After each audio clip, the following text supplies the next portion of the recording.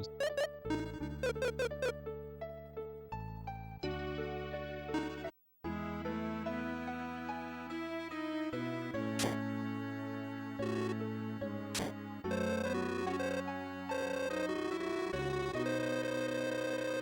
Hey, Tan Fish, thanks for the luck.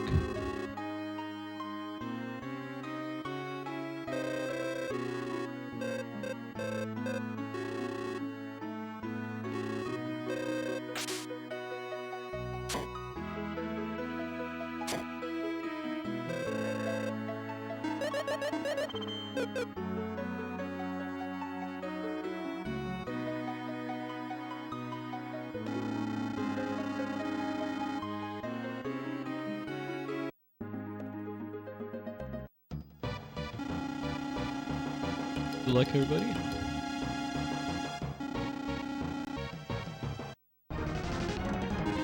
Yeah, for sure. I mean, when I got back into this game last year, first to do a casual play on the bug fix patch, and then to learn the speedrun, and also to beat the ancient cave for the first time, that just gave me tons and tons of appreciation of how ahead of its time this game was in so many ways. Like having a randomizer before randomizers were a thing, having Pokemon before Pokemon were a thing, having a really advanced battle UI with stuff like the selective multi-targeting.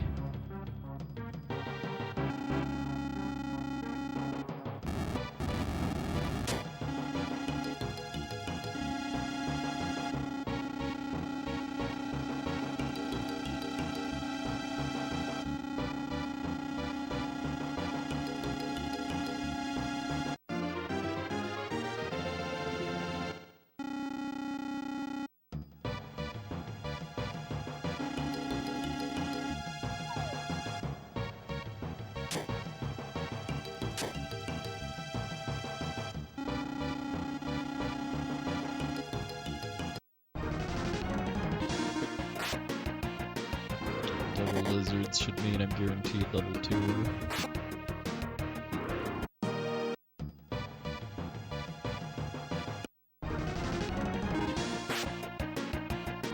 Yeah, the soundtrack to this game is so good. And I won't say like every single track is an absolute banger, but I mean, at its worst, the soundtrack to this game has inoffensive stuff, and at its best, it's some of the finest music on the Super Nintendo.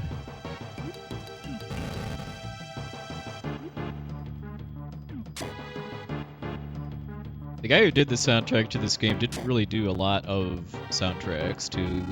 His name is Yoshinori Shiono, who was Neversoft's in-house composer, basically. Did the soundtrack to Lufia I and Energy Breaker. A very small number of other games that I don't remember.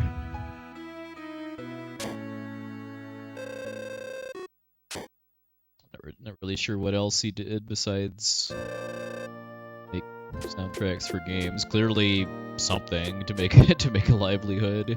Because I mean, like the guy who did the soundtrack to Final Fantasy Mystic Quest was more of a professional musician than a composer. Hey, N. Casey, thanks for luck.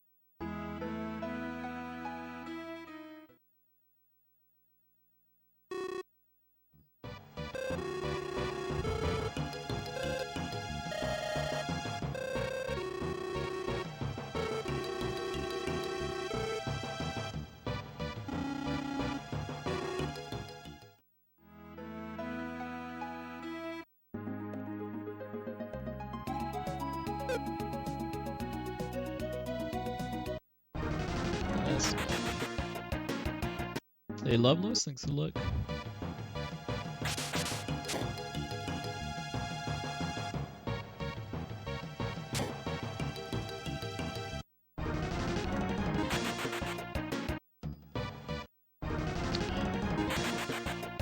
move again.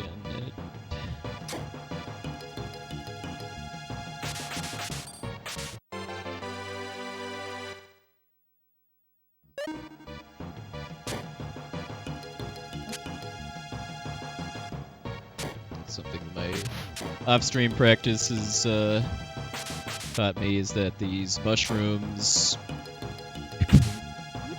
movement is purely based on yours, so I don't, as long as I follow the same movement pattern, I can always guarantee just dodging the mushroom in that last room. It's the moth I have to worry about.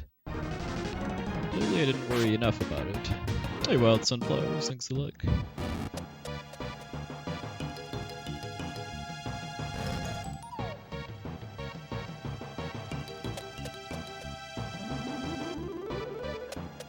That actually, because of being level 2 already.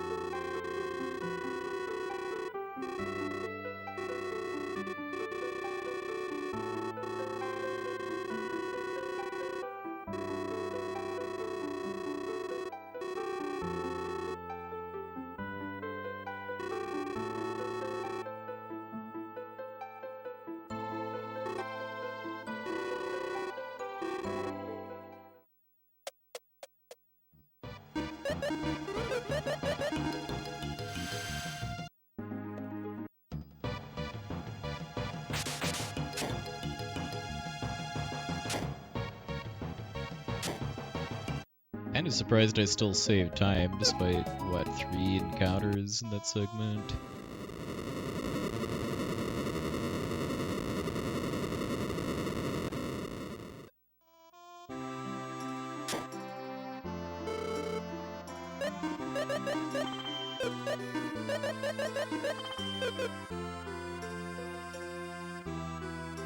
Sold 2 potions to afford an extra boomerang, but eh.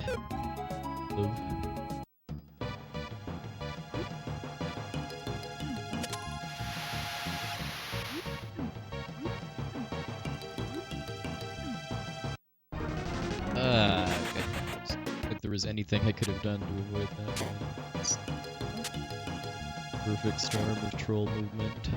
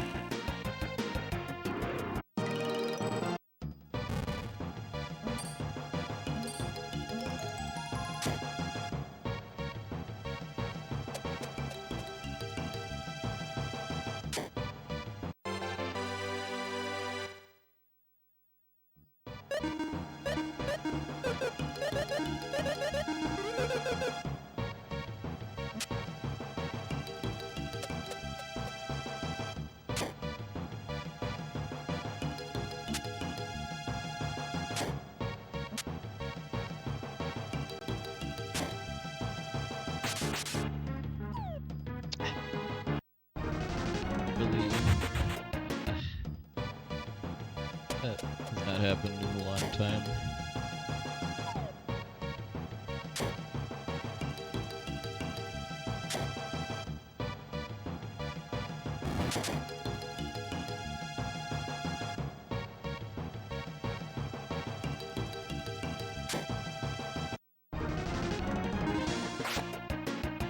What I get though for doing a lot of practice on different controllers than the one I do actual runs on, so there's slight differences in the delay and stuff.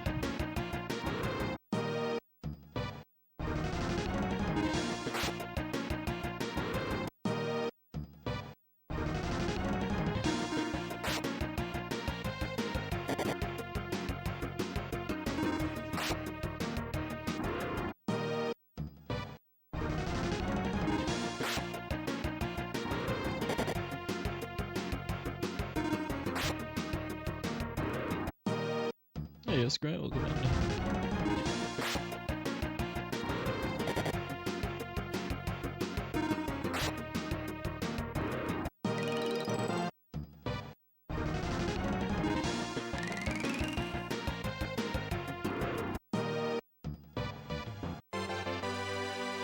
Barely hit level 6, too.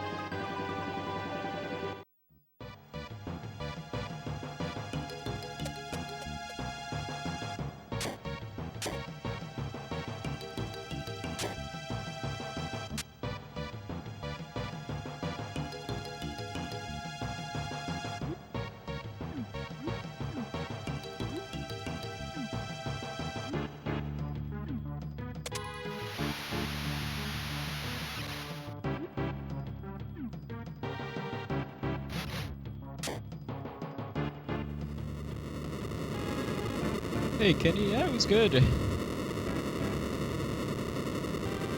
GQ again for the first time in 3 years.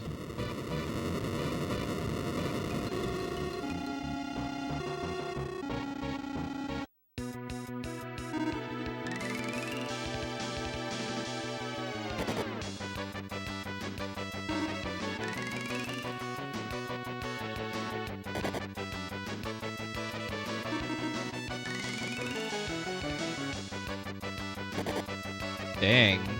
Pretty badly, Catfish.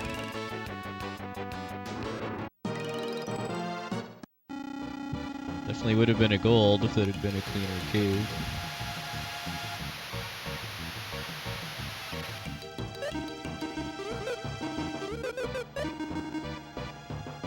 Oh, I got the Catfish Jewel. Well, unfortunately, I actually need to throw it away per the rules for this category, because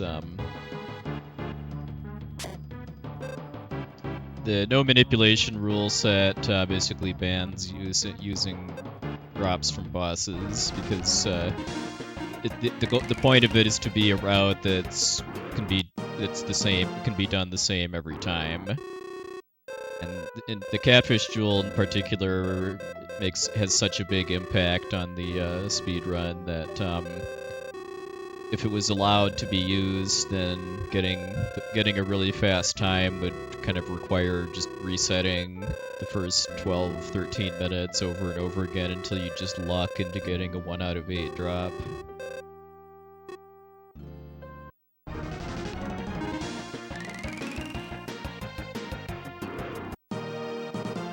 Yeah, all the mistakes I made were clearly to manipulate the Catfish Jewel.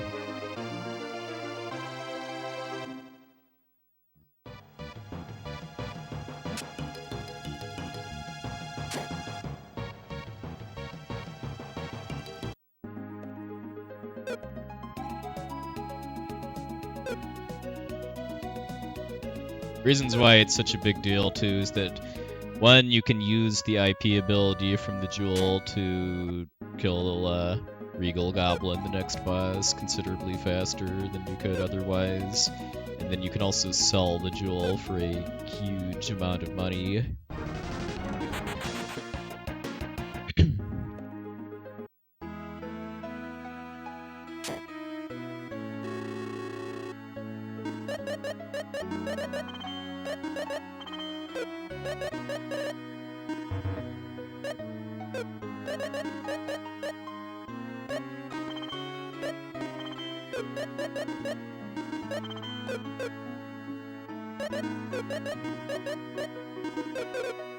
If I'd have actually sold the jewel there, then that would have invalidated the run.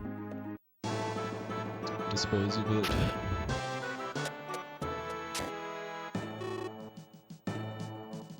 If I'd have actually noticed that I got it, I would have thrown it away when I was healing after the catfish fight. 'Cause I was in the item menu at that point.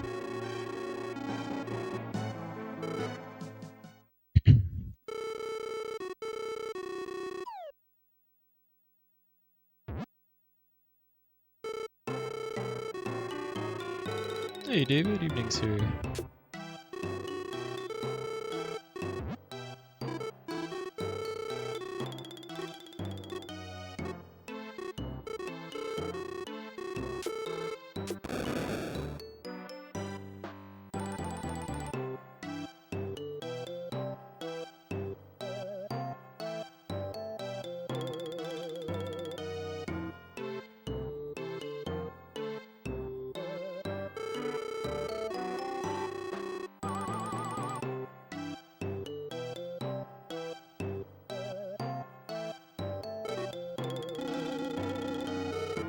Huh, if I knew that, I forgot. Are they just chilling in the castle trying to steal the ruby icon or something?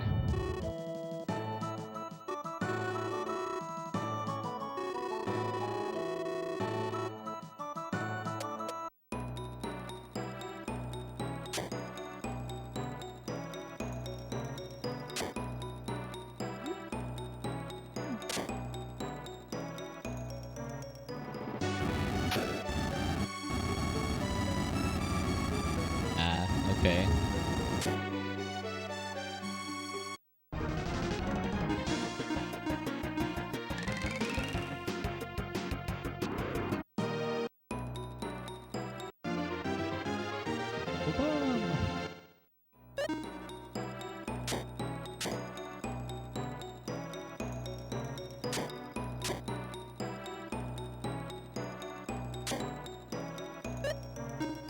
Hey, Monica, good evening, sir.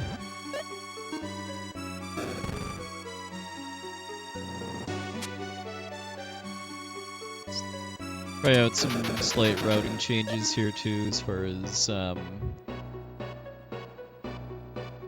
kind of waiting until after I'm past the kobold room before making extra fights for building up to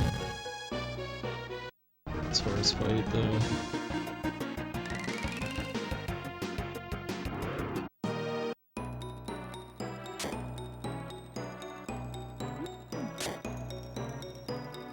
Ooh, I like that Warmac emote chain.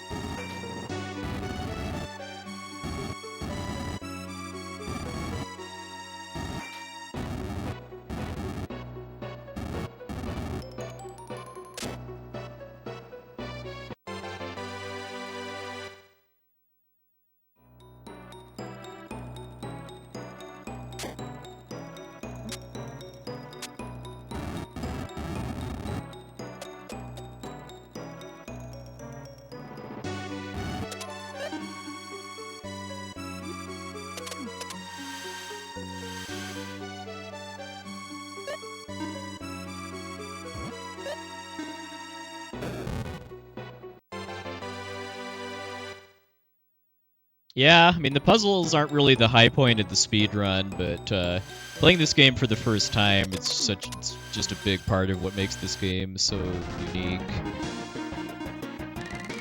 Hey, T Murdoch. Ah, cool. Looking forward to seeing you and numerous others about 5 weeks. Hey, T-Bo.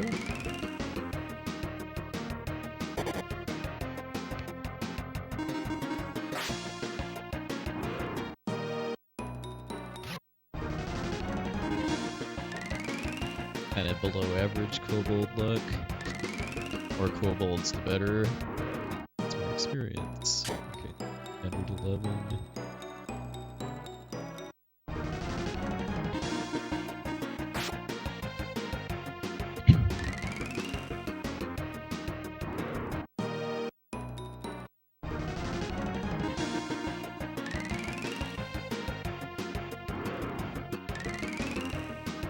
Maxim slash that one.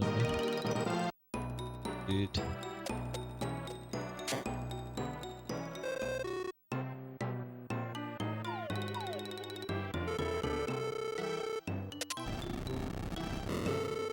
I still don't have level 8 by the end of this place. There's a crab fight I can take in the next cave to top it off.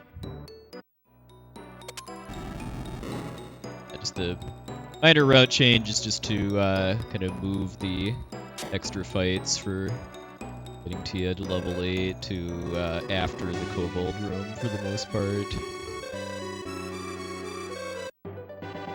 The hopes that I get a lot of kobolds and don't have to do extra fights. I'm waiting. I am in no rush at all to play FF16. I'm a lot more hyped for FF7 Rebirth than for FF16, personally.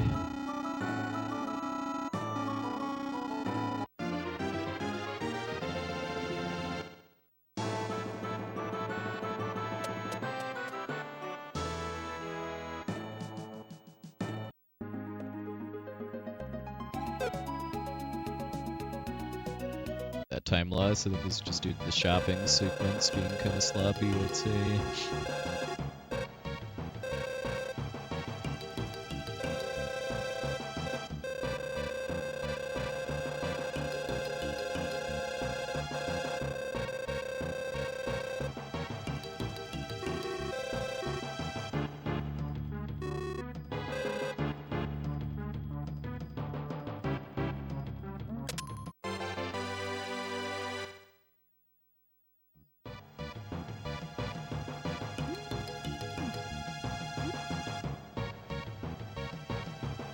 The reason I'm not in a hurry to play FF16 is that I've actually banned myself from any more casual RPG playthroughs until after Limit Break. Focus a lot of my gaming time on this.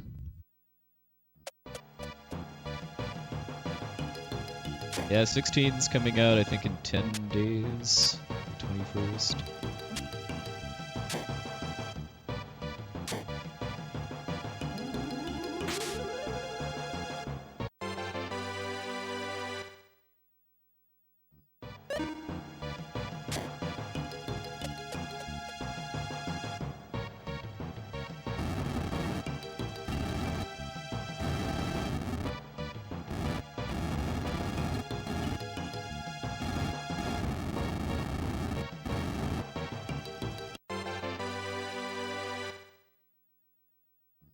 Oh, haha, nice. Okay.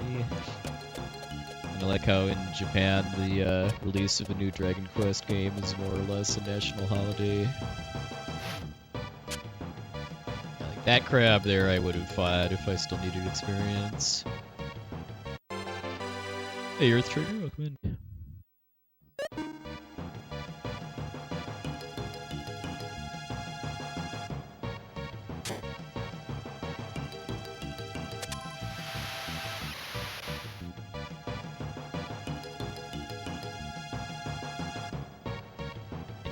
Having to make just on-the-fly decisions like that about when and how to level up those, something I really like about runs like this, where it's not manipulated.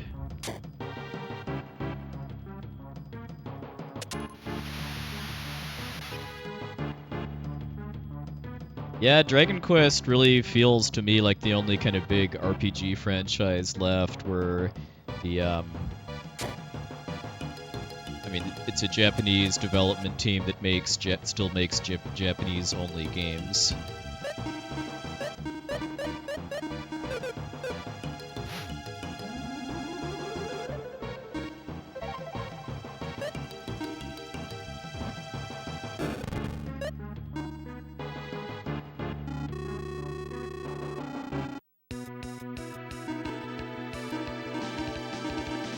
See some sleep action here.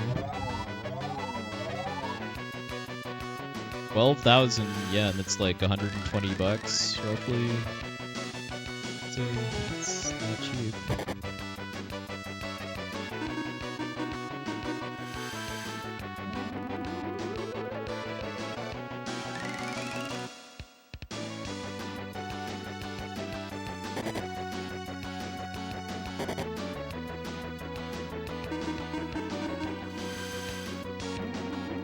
Yeah, I usually just kind of think about a yen as being the rough equivalent of a cent in US money. You know, it fluctuates a lot. Come on, stop hitting Tia. Hey, Zach, thanks a look.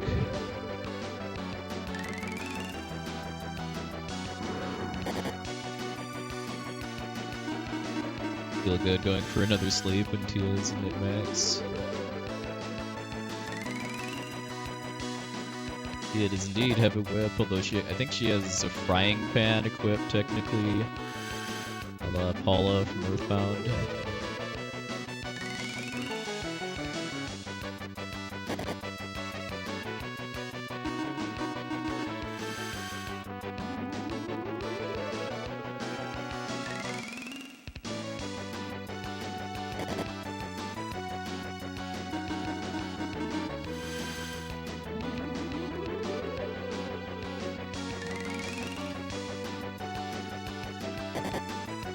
Yeah, this is not good as far as the luck I'm getting.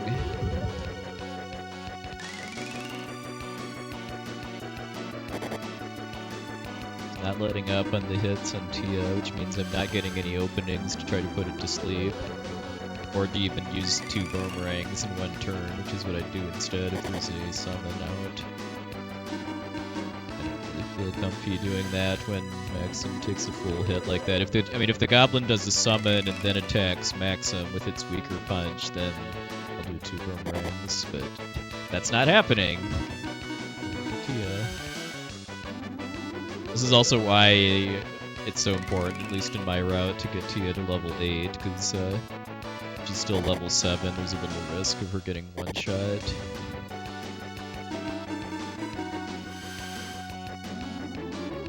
Ooh, nice.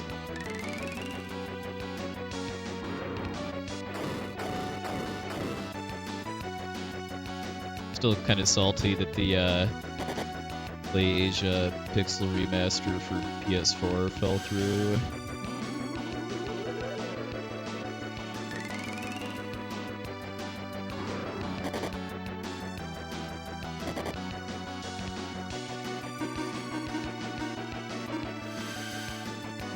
Gonna run out of magic because I'm just not gonna I'm not getting any turns to do boomerangs with her.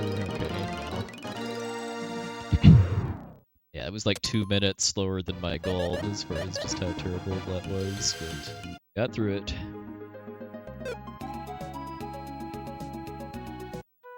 Clearly my PB's Regal Goblin wasn't very fast either.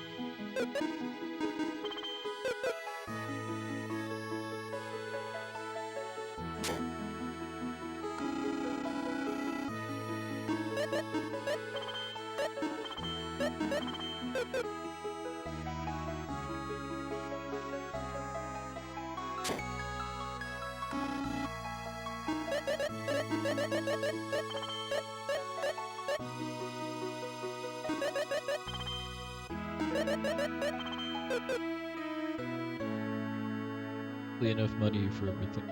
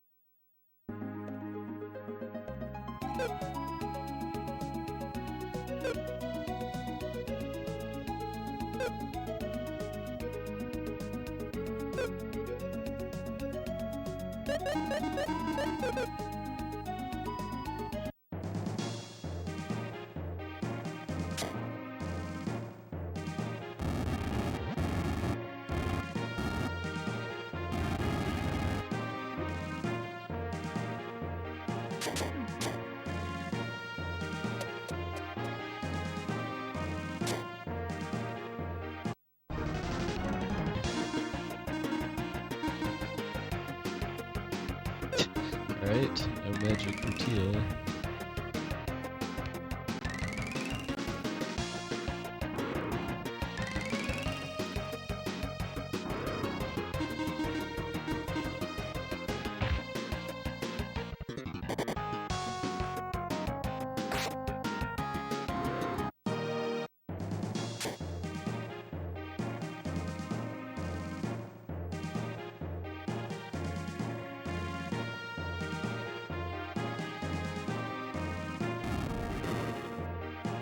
Hey, I see you. Welcome in.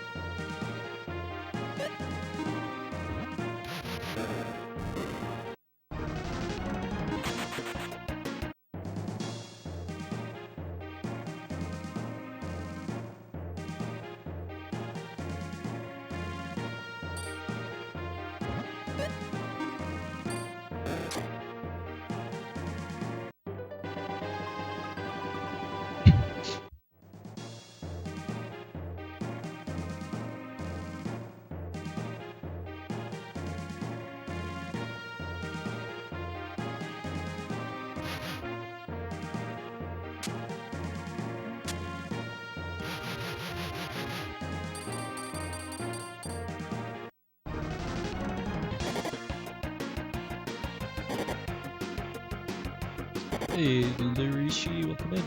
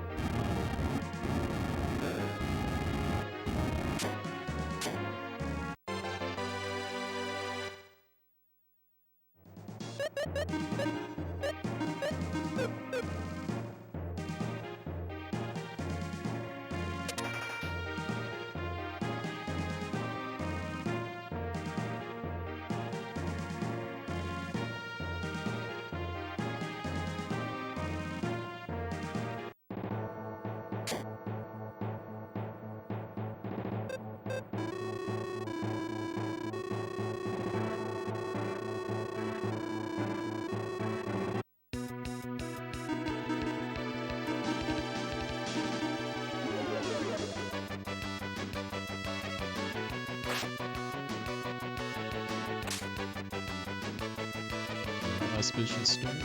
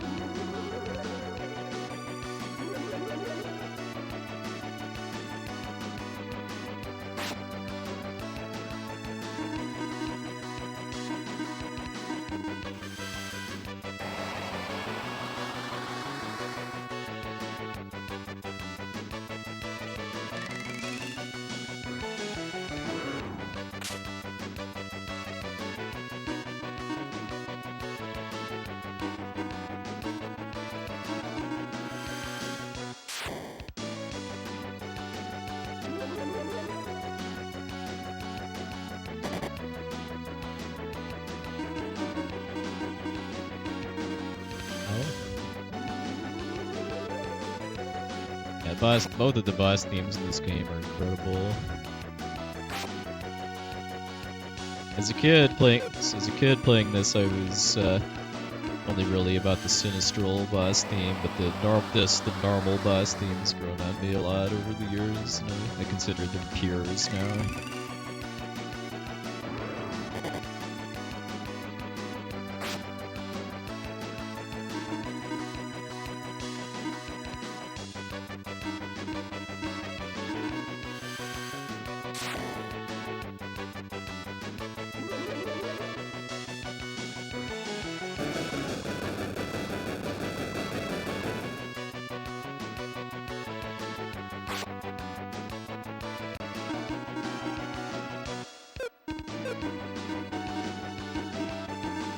He's dead this turn.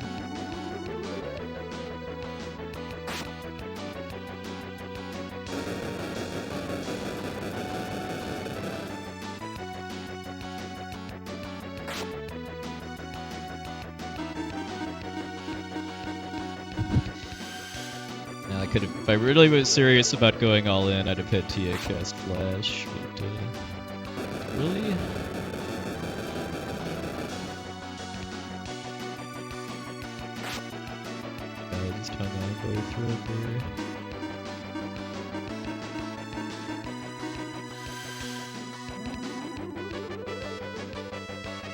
Yeah, the FF4 boss theme is so good too, especially how the start of it's kind of a throwback to FF1's battle theme. I really should have just gone for the kill there. Yeah.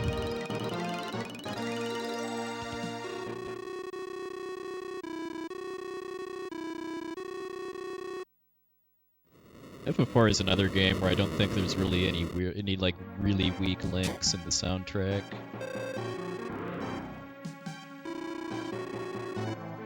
The music's all either very, very good or inoffensive. There's nothing I would say is bad. I haven't run Chrono Trigger for a while now. I mean, I used to run it a lot, but past couple of years I've just been running other games instead. I'll probably run Chrono Trigger again at some point. I just don't really know when or what category or anything. Hey, Liam Atlas, thanks for the luck.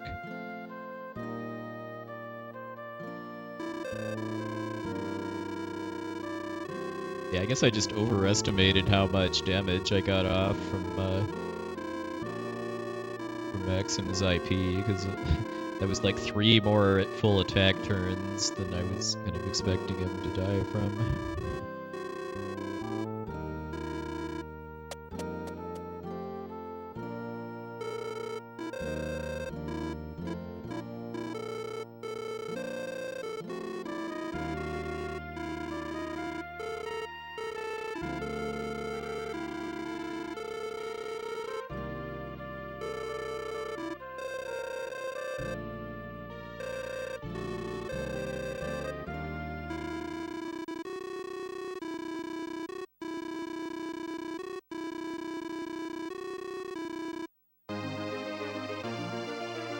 Yeah, it's such a, yeah, Chrono Trigger is such a good game. Deserves its reputation as the best 16-bit RPGs. There's a reputation I think this game deserves to be in on too, to be honest. But game wasn't quite as well, didn't get quite as many people playing it, unfortunately.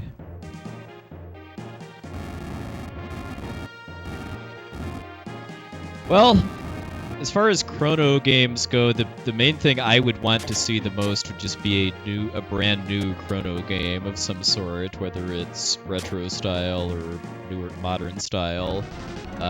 Based off the choices you just put out, I would say I would rather see a pixel remaster than a full-on remake. Hey, Michalink.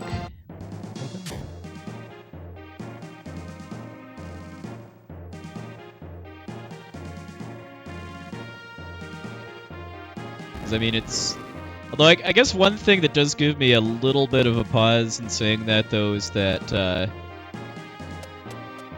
I was blown away at how good Toriyama's artwork looked in Dragon Quest XI. And if there is an actual Chrono Trigger remake, as long as the Toriyama artwork is all kind of faithfully upscaled and redrawn, like it was with Dragon Quest XI, then I'd be interested.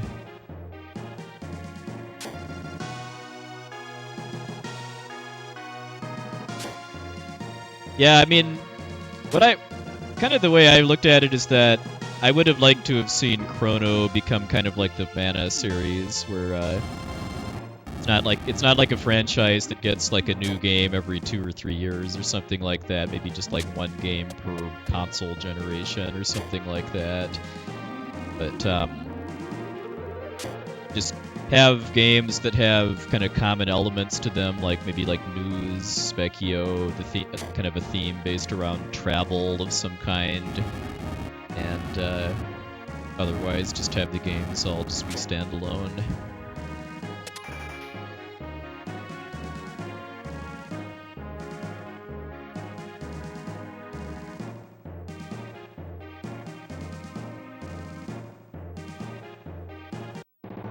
I'd say that's pretty decent advice, Michalink.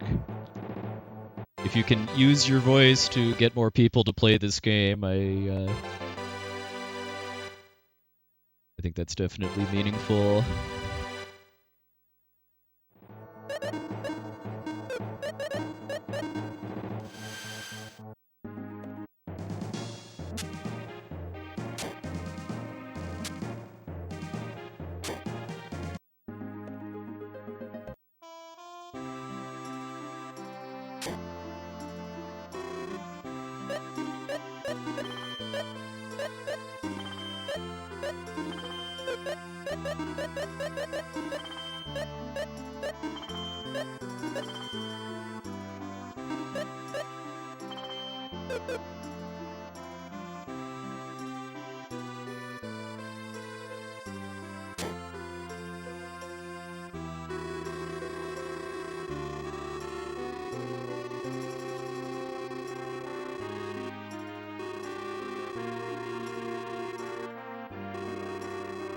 Yeah, I'm very glad that the PC version of Chrono Trigger got fixed after its initial release, which had some pretty serious problems. I haven't played it myself, but from what I've seen, it looks like a pretty nice way to play Chrono Trigger on modern hardware.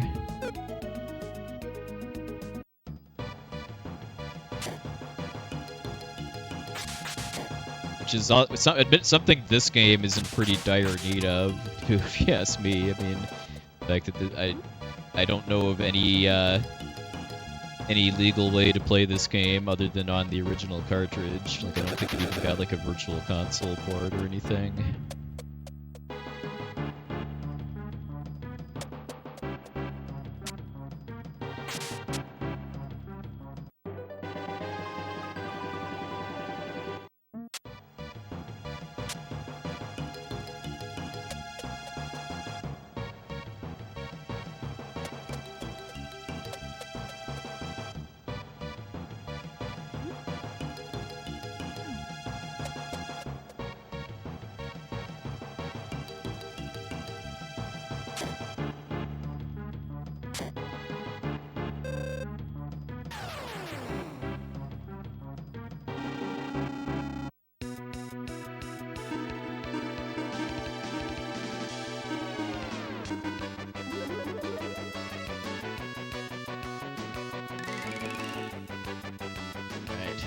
Let's have a good boss fight for a change. Every boss is well, I should say except Catfish, I guess. But since Catfish, every boss has been a pretty big jerk.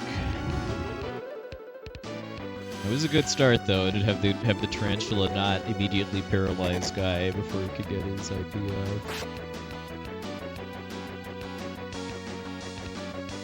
Alright, good.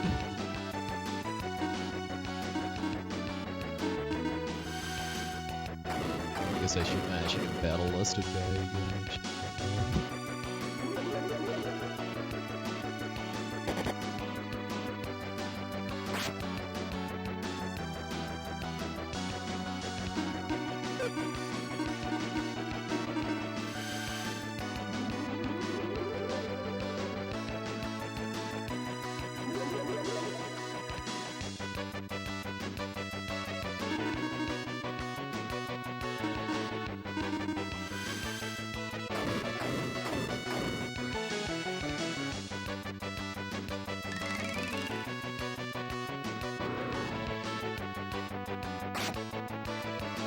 I will say, part of why this game could certainly use like a pixel remaster or something too is for the inevitable Steam achievement to get all of the Iris treasures. That finally getting all the Iris items actually does something for you.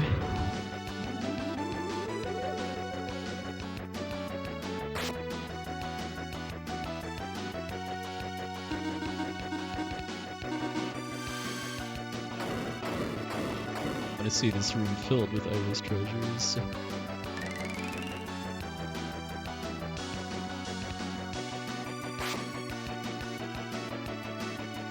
Should be dead this turn if it doesn't heal. Probably debatable if I even need to bother with the spark, but not that.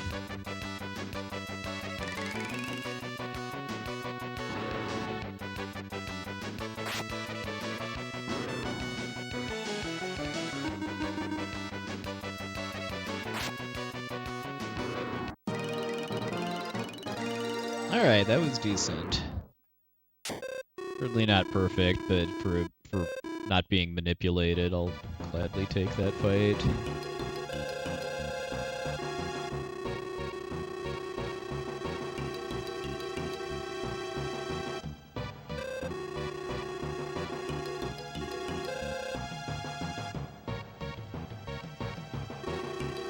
Yeah, the rubies are all fake. They're all made of glass.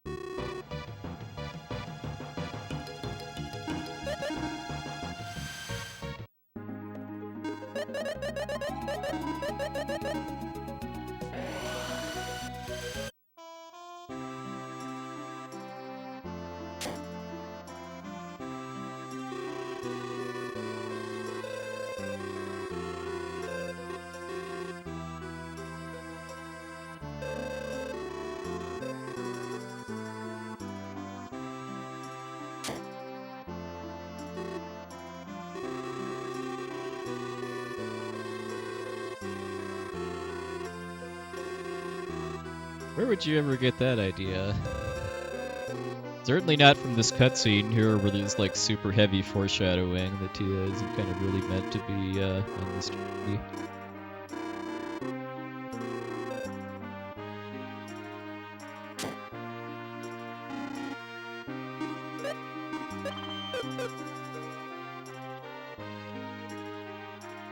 Grab that just for safety for Idura.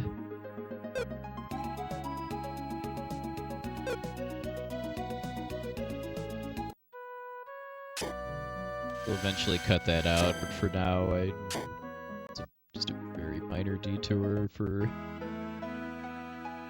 extra safety on us in about an hour.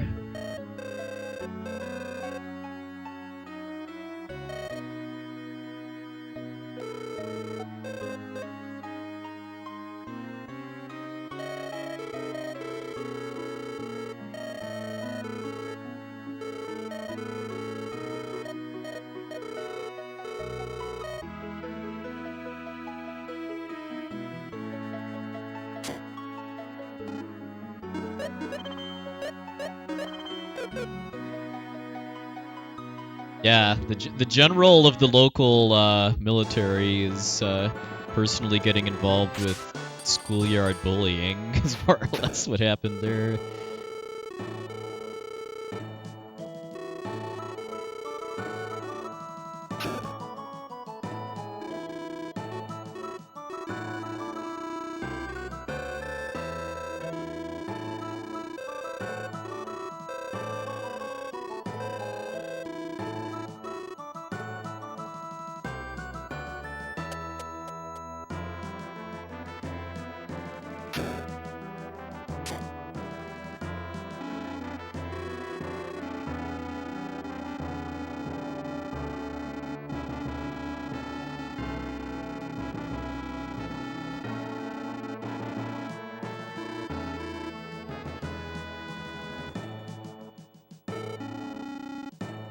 That would be useful.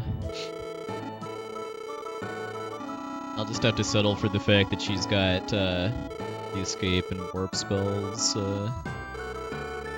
naturally.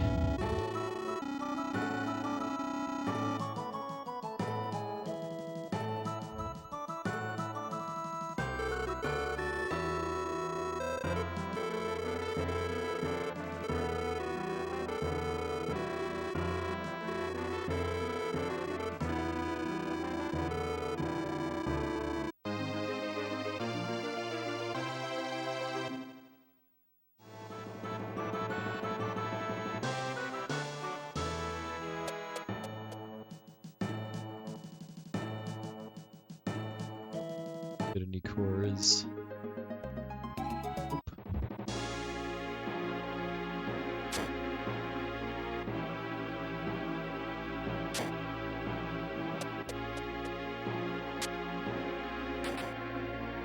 I intentionally don't use the menu cancel trick whenever I'm on Seam Island, because I can get cores there, which are this game's equivalent of metal slimes.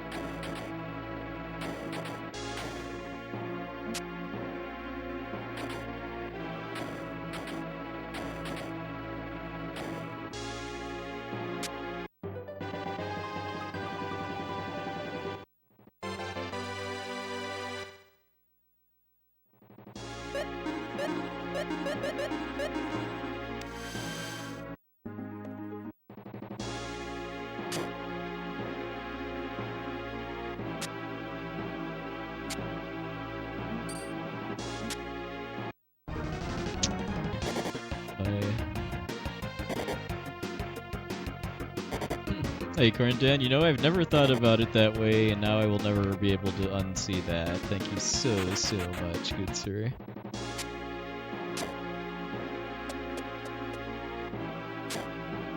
Give yourself a nice weekend.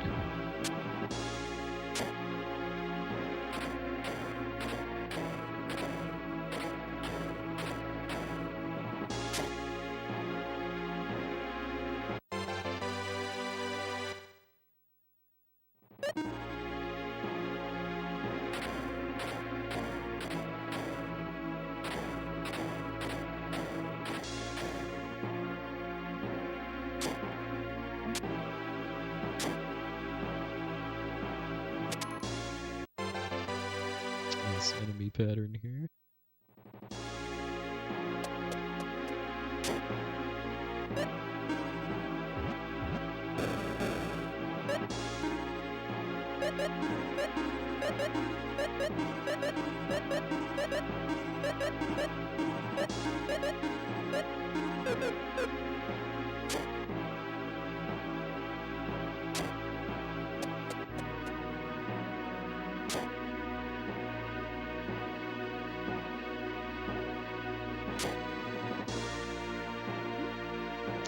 This puzzle that stumps a lot of people their first playthrough because the game has good hints on what the goal of the puzzles are, but it doesn't, in this case, tell you that lining up the blocks diagonally counts and is also required in order to solve it.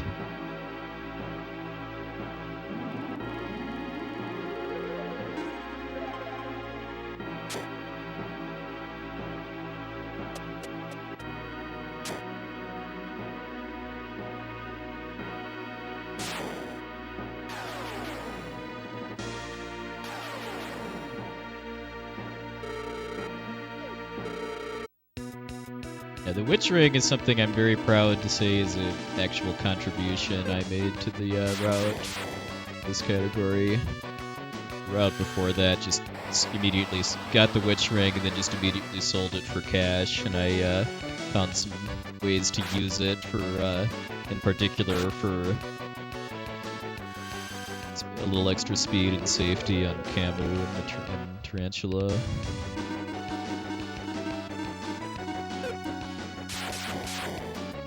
What it does is it increases the wearer's magic stat by 10, which if you put it on Tia, makes her healing stronger.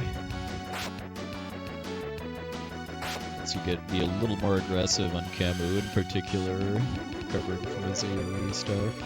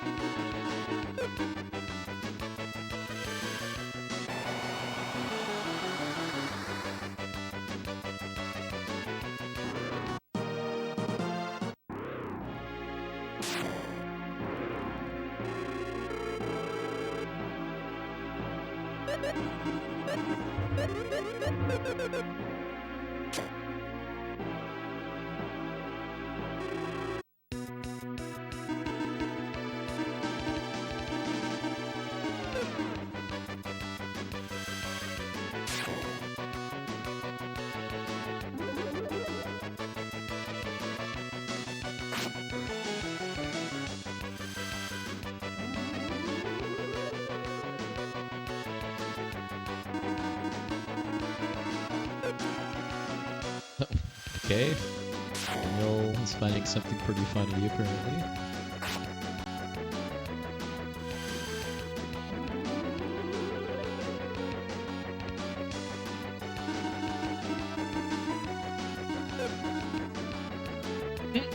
Triple laugh, huh?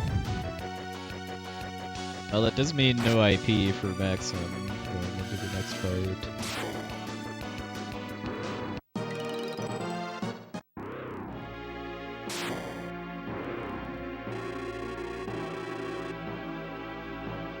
Really could skip this too, but please.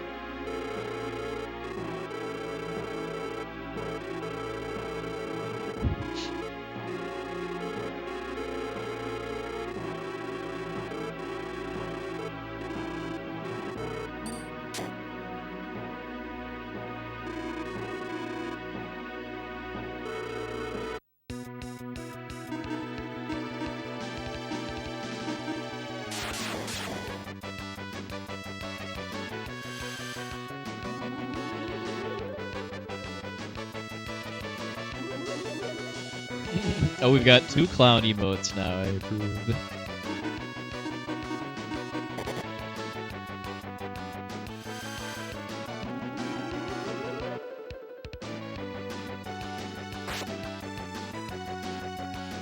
Make that 3, okay. Triple the nightmare fuel.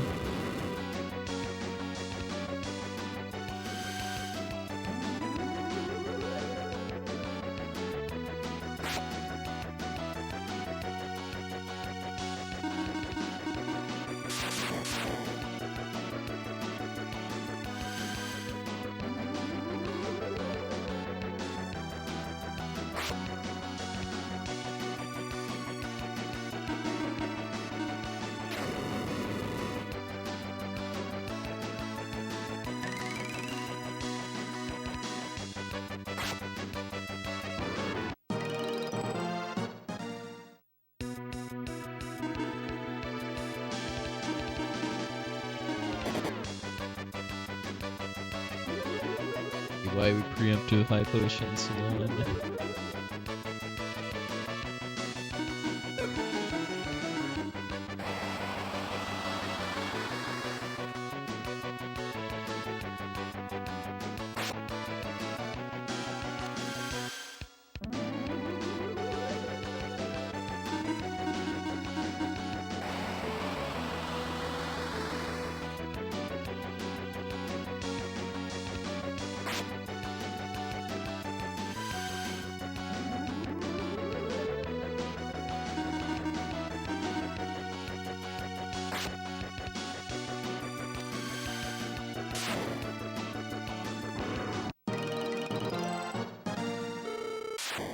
Alright.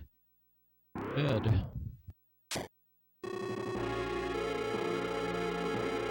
Hoping to save a bit more than that because of having practiced the movement in the shrine and stuff, but I think I owe that kind of bad, well, the room with all the fast-moving enemies that ambush you from the pillars, that was kind of sloppy. Not that not being the gold.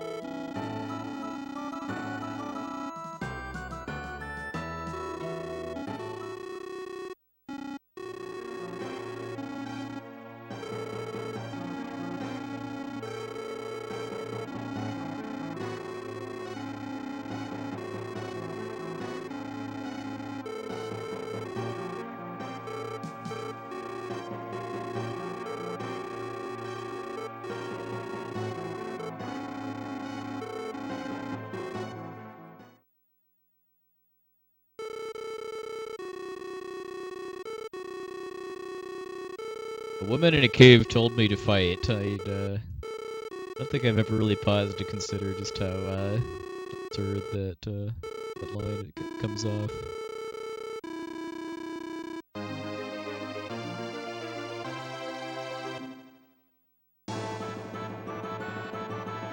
Subterranean ladies dispensing prophecies is no way for a system of heroics. Hey, Rotorstorm, thanks for the raid. I like where you're going, Kenny.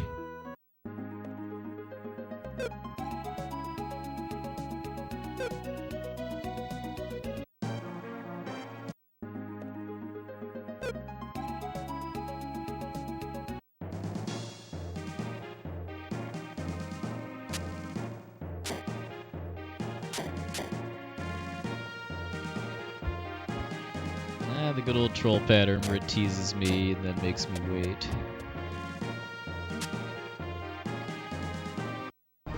Ah! For it.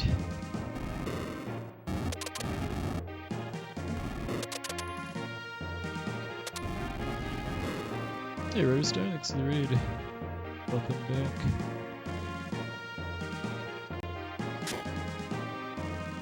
Definitely feels good to be back on the grind after a couple weeks off.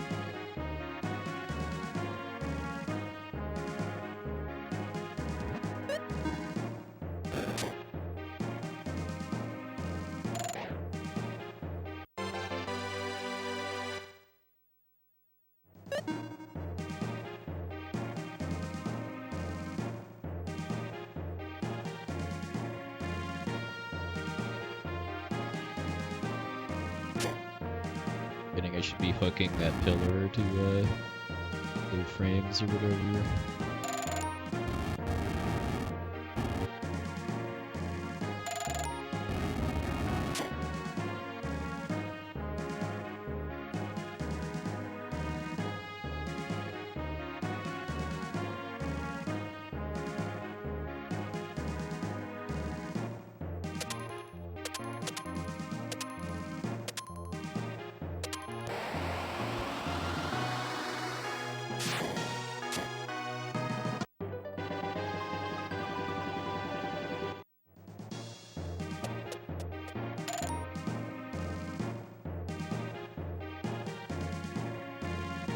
Yeah, and a very healthy number of Iris item jingles, though, if you ask me.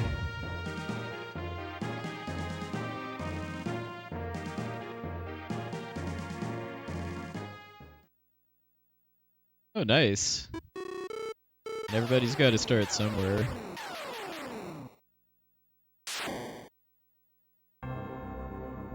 Under 6 hours sounds pretty respectable to me for a early run.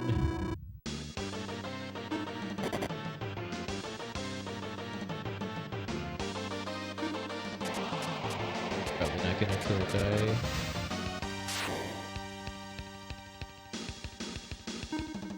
And of course he does it again for Maxim return race.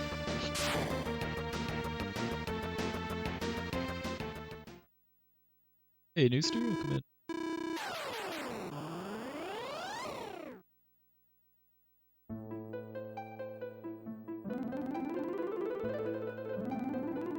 So I probably owe that time loss a bit too to the fact that Danielle didn't really do much other than laugh across both fights. Well, I got one laugh, I think, on the second fight, which is the one that matters more for how much health Guy has coming out of it. I think she laughed on the last turn. Because if she does really anything that causes damage to Guy, then that should put him in the range that the Destructo Wave will take him out. 80s.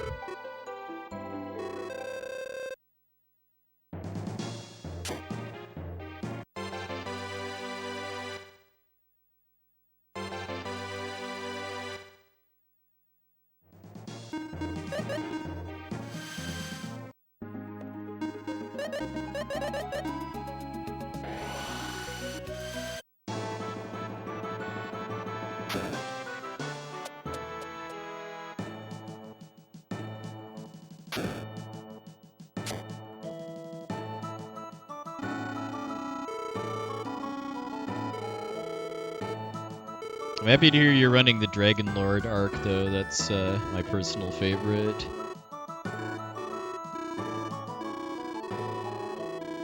If I ever run the game myself, I'll definitely be doing Dragon Lord story.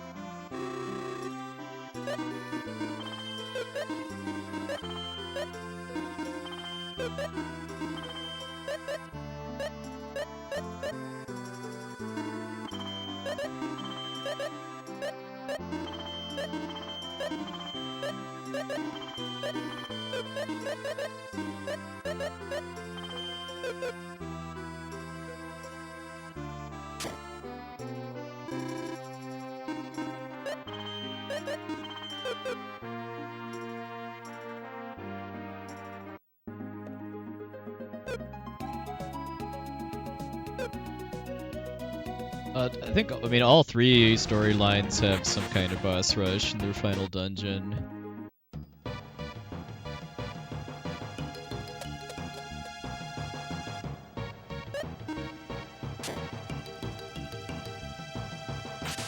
haven't played the game recently enough to really remember which boss is in which storyline, but I think it's like at least 2 refights.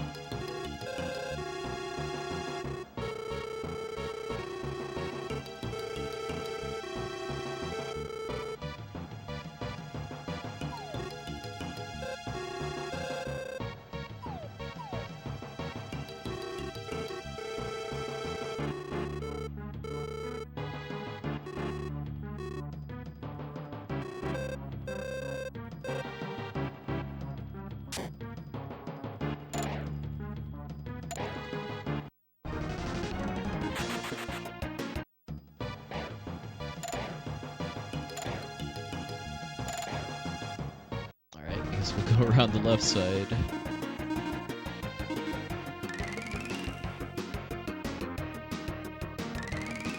Like that's a first as far as the orcs all moving generally left.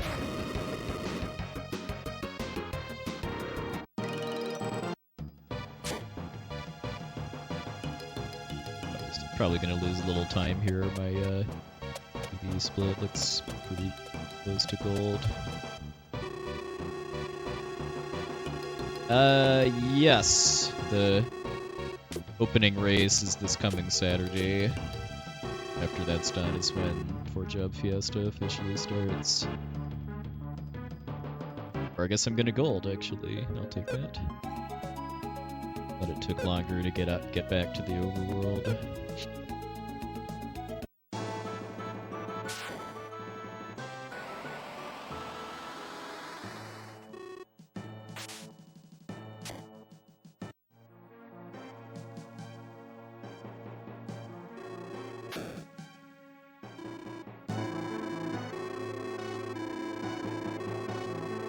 The right audio channel just went out for a few seconds.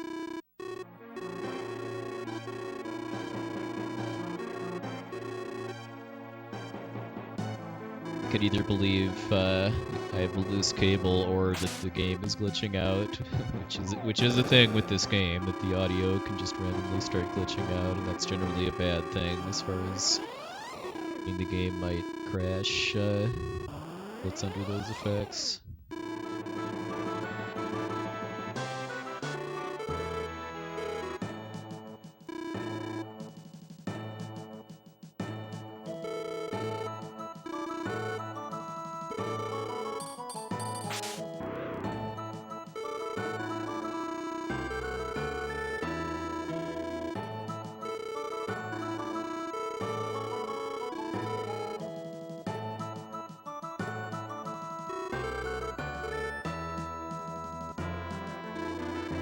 Yeah, I think I'm gonna pass on 4-Job Fiesta this year, mainly just because Limit Break. Both this run that I'll be doing, and then I'm also going to be doing commentary for the Valkyrie Profile run by Mocha, and I want to prepare for that too.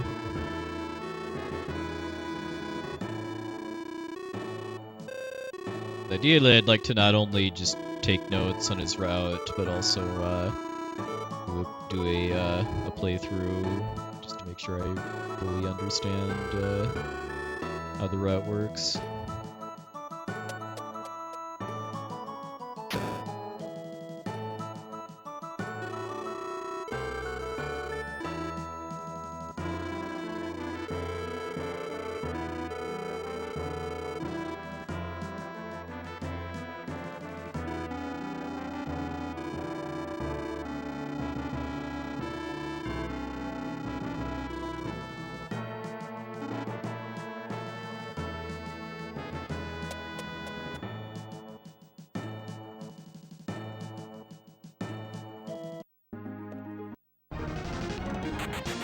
Okay, at least that wasn't wisps. An encounter with will-o-wisps in the desert that time because all of them go before you and they generally all cast spells.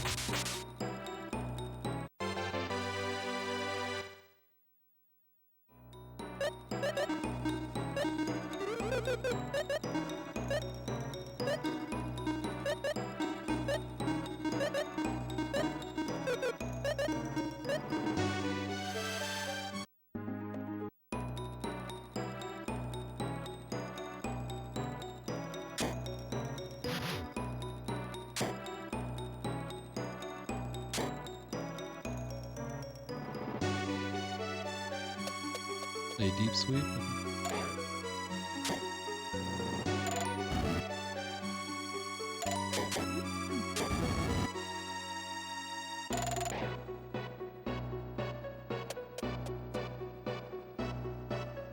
Buckshot stun there is a swag trick I learned from watching Elmegas play the randomizer for this.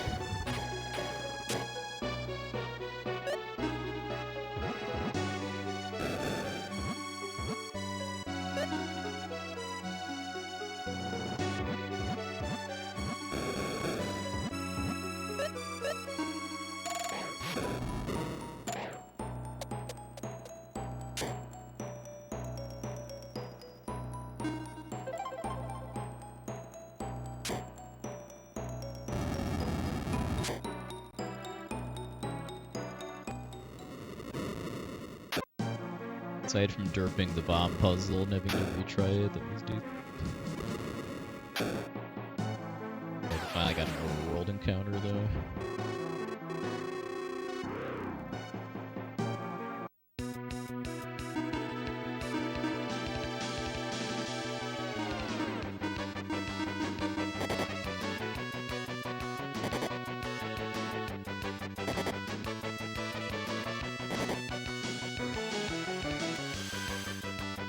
Like on League of Legends.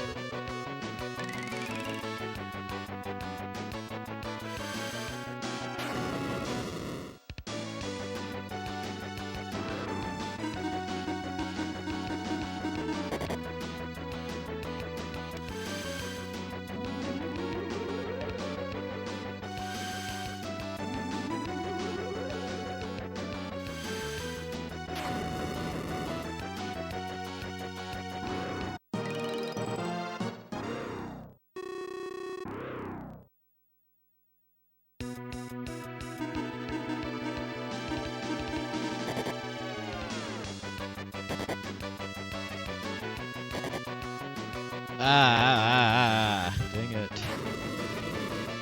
Worst case scenario.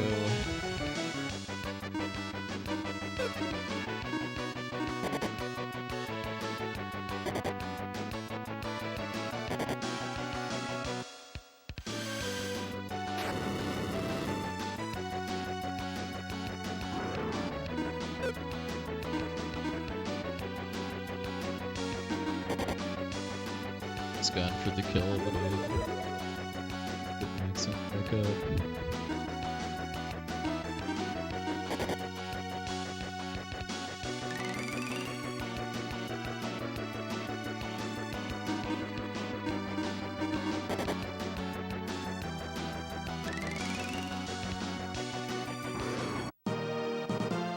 Glad I did too, because now he's got really good IP, which is important for the Gades fight. Might have just gone for the kill with Talon, then I would have been at risk of Maxim having 0 IP going into Gades, which would be really bad. Maxim's IP is my main source of healing.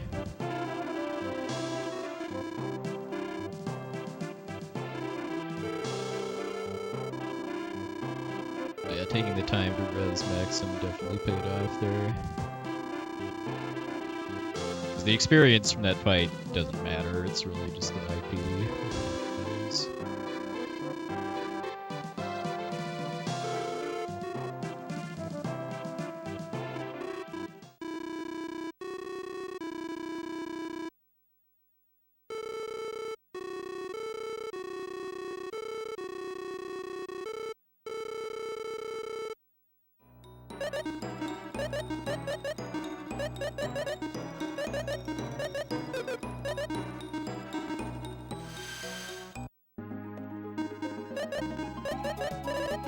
That's pretty much literally the only way that that fight can go off the rails, is if both or if Tia gets killed and Maxim gets paralyzed, because it's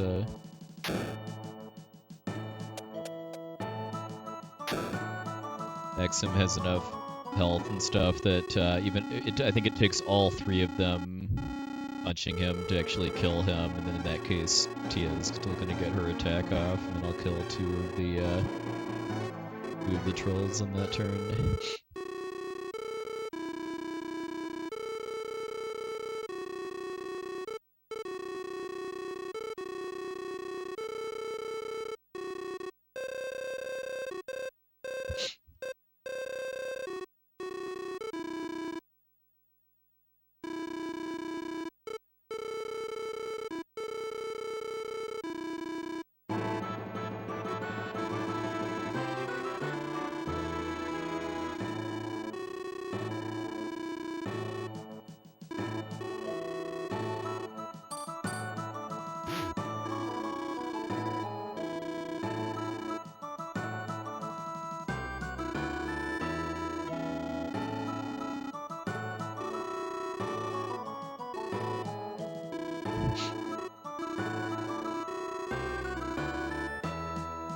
Hey, Katsu, it's a look.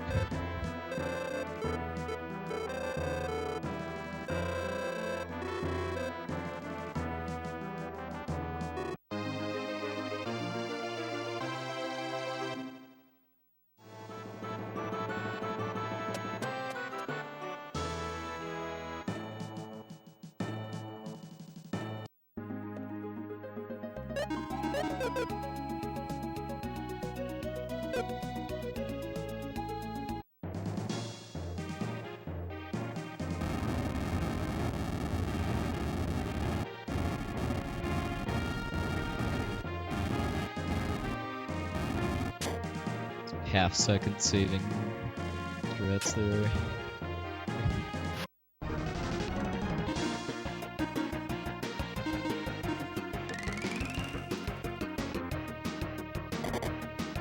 Well, at these levels, there is absolutely no way that Guy would beat Dakar in a fight. If they're both the same level, then I think you're probably right.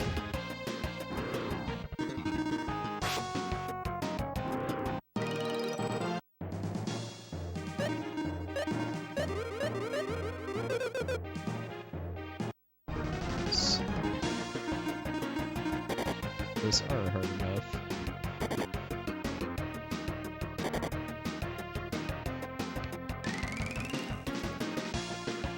Even if I come out of the trolls with no IP on Maxim, I do have chances to get IP off of these fights. So what I'd ideally like to happen, though, is for them to be preemptives, in which case then take damage.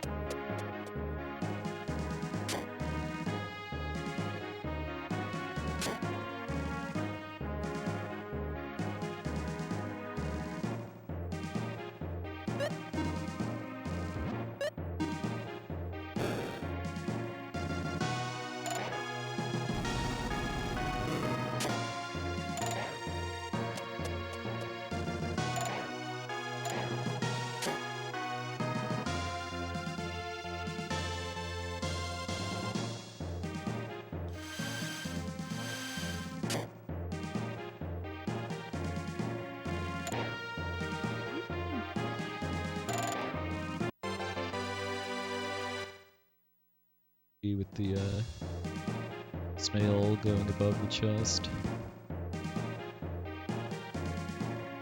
I know, yeah, this is a really odd dungeon as far as your only mage at all is Maxim.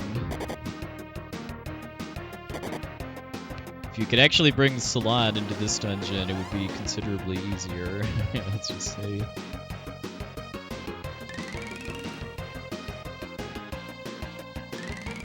Especially the Gades fight.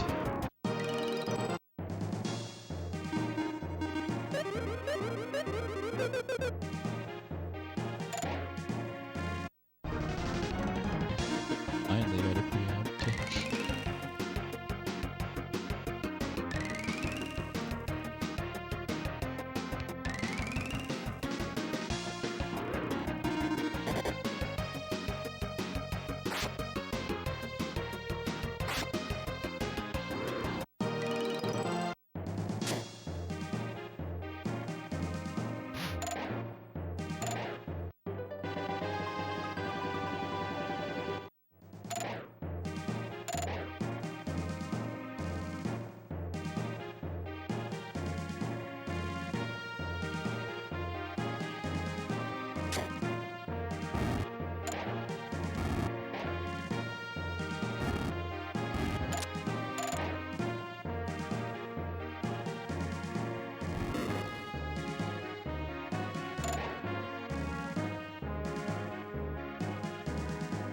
Oh, I tried.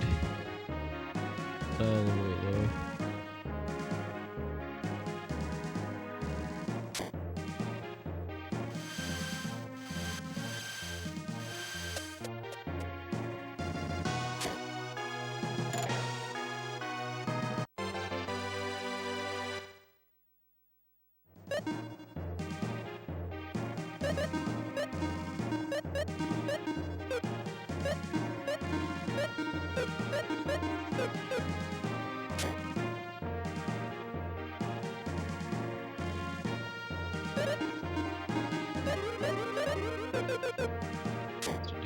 Last menu.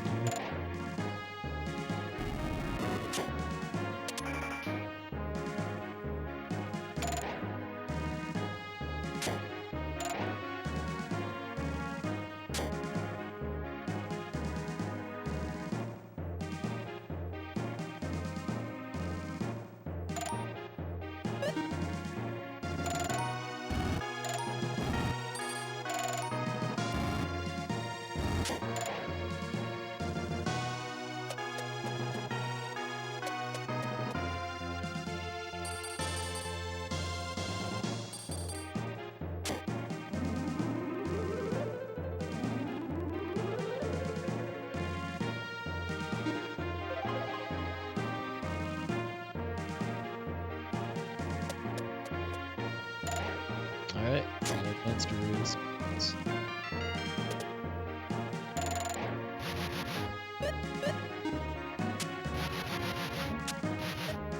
Alright. Not perfect, but not atrociously slow at least. Perfect is just literally one movement. It just teleport the skeleton just teleports directly onto the goal. I don't have to like shoot arrows and stuff at the other one. Cheat.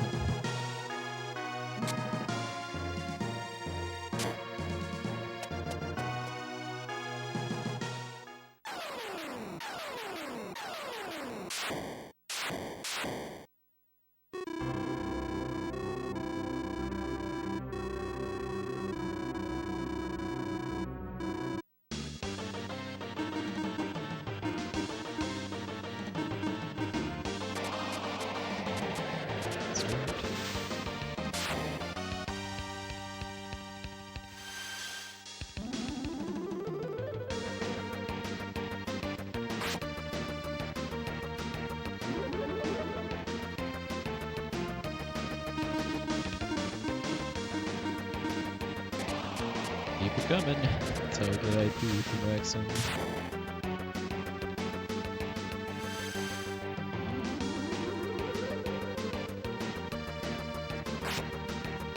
Really good spot with Guy now. He should be able to use Holy Energy next turn.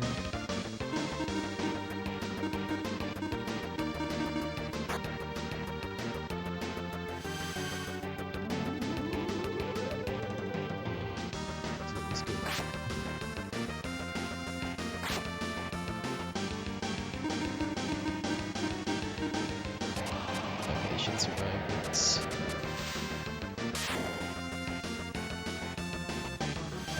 by should, I mean die by 2.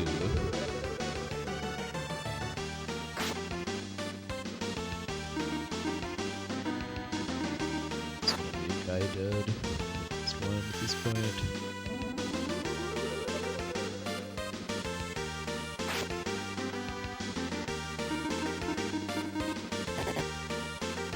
To guy missed the experience, but trying to get him back up is going to probably be more trouble than it's worth.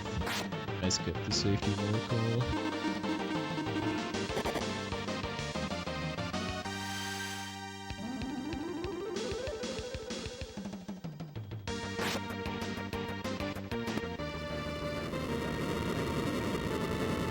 And that could have been pretty fast if guy hadn't died. Time though, just barely missed building.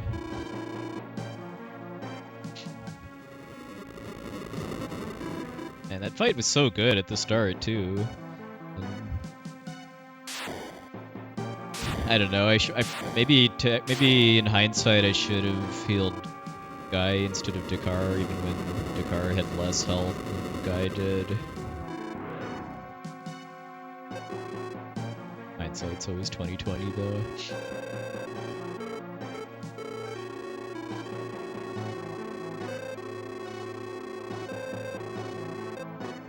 We'll find out if Guy missing that experience really matters.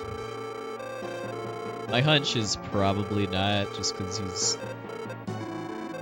he's tanky and slow, so missing a little bit of stack, or being a little behind in stack growth really should off any upcoming boss fights.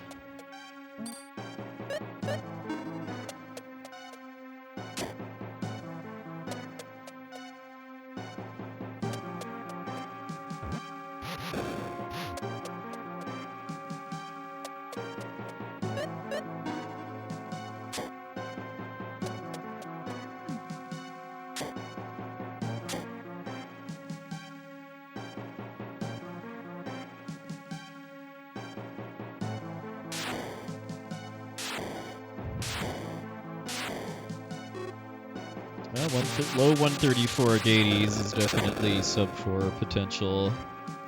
I'd really like it to be more like a 132 or better, but some pretty slow bosses in the first run.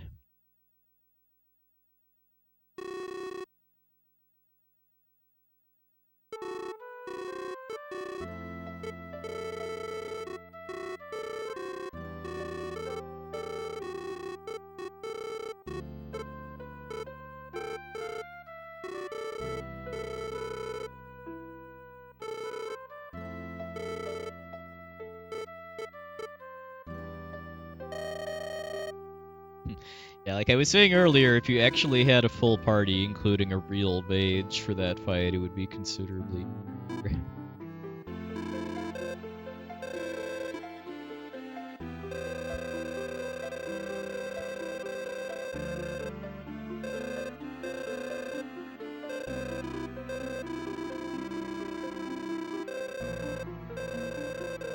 But I do wish there was a bit more compelling of a story reason why Gades is so much weaker in that fight than the one where he beats you.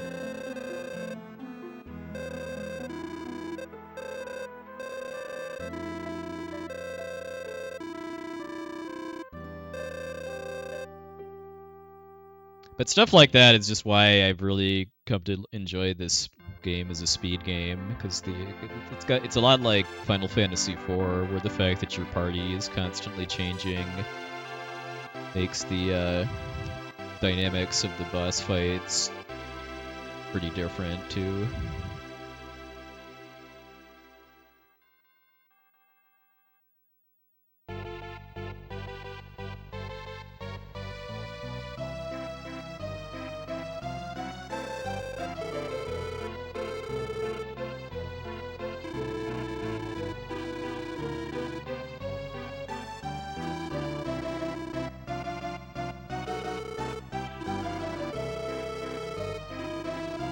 Oh, nice, Rotor Storm.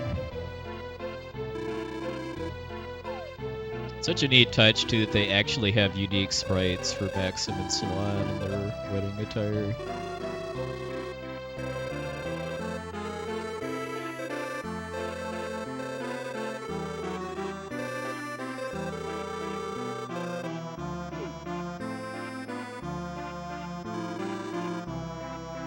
Are you sure about that, Rocco? Well, I guess the wedding has already happened at this point, given that they're coming out at the church. So yeah, I guess you're right there. Though they're going off to fight monsters at this point. Wedding did in fact happen.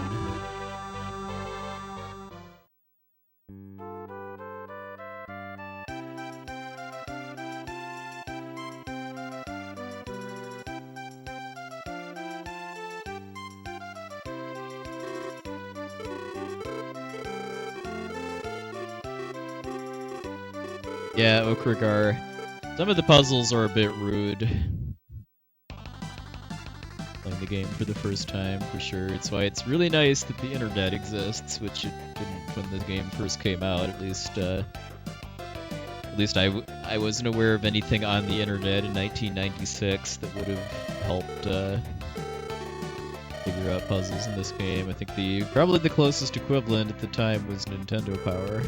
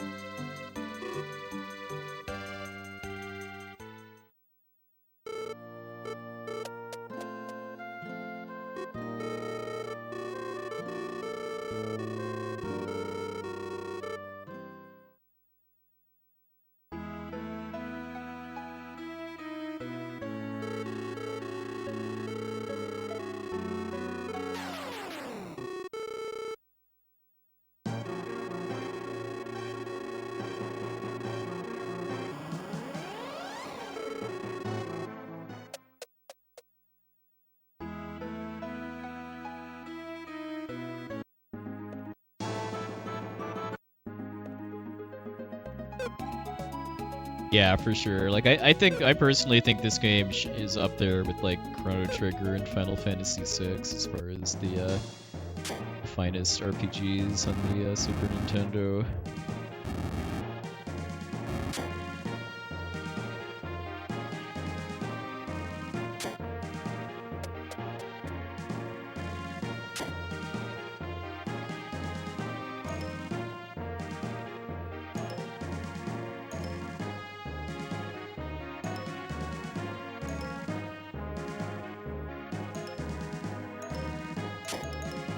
To sneak like one peek at my picture that time. I'm pretty close to having that memorized now.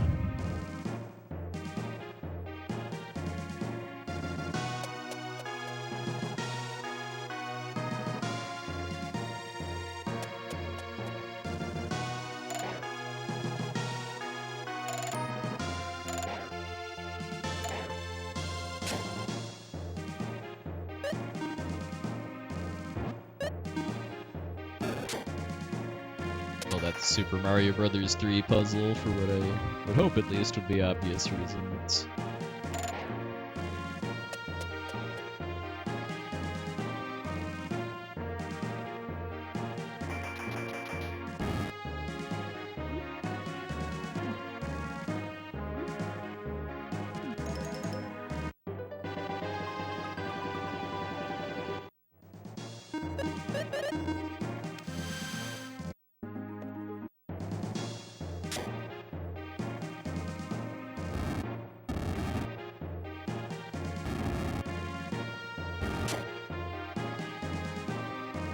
Hey, Emily, thanks for the luck. For having yourself a nice weekend.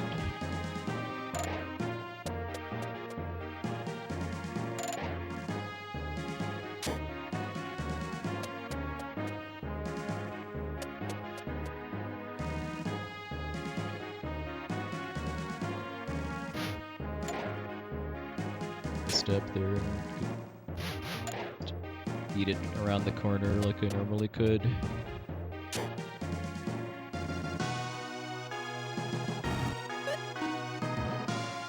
Yeah, I'll agree with that. I mean, this game's ending is pretty emotional, but from like a technical and presentation angle, yeah, FF6 and Chrono Trigger definitely do better.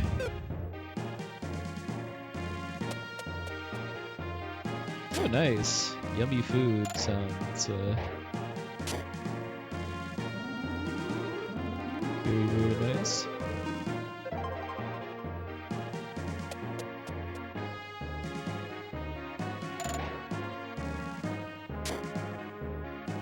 Mostly just been enjoying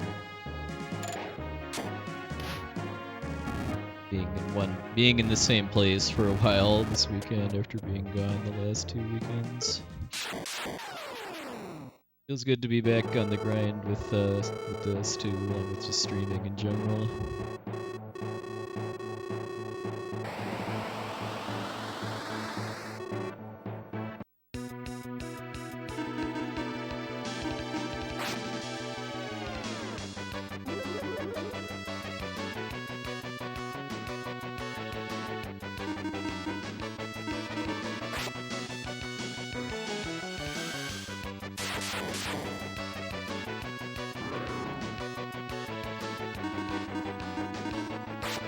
One of these fights I see where he just calls flunkies over and over again and doesn't give Maxim IP to beat him up with. Okay, there we go. Enough for Facial Blast though, sadly. One more good punch.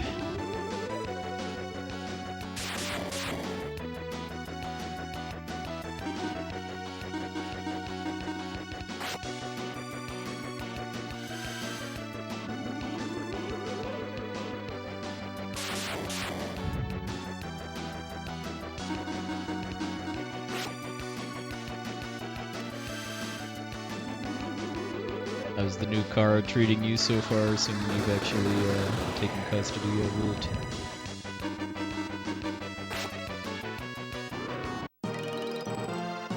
Not bad. Could have been a bit faster if he'd have done less all companions, but didn't at least run Salon completely out of IP for killing them. Yeah, that's that's certainly a thing in the open world randomizer to have Tridura or Quadrura.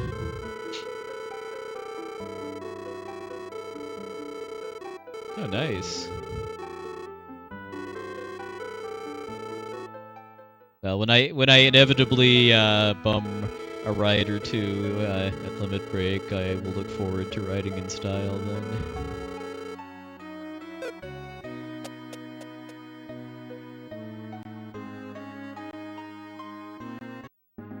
Oh wow, I have not actually seen multiple tarantulas yet.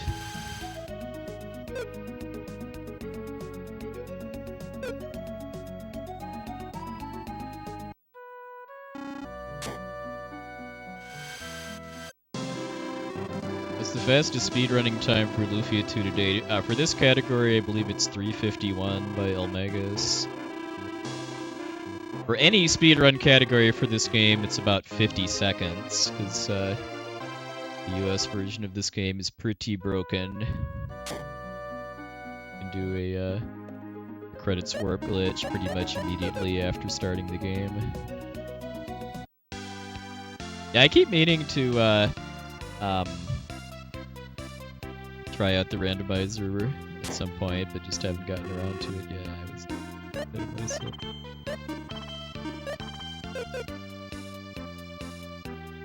It's time to go get the ship or something, but no, it is just time to buy stuff.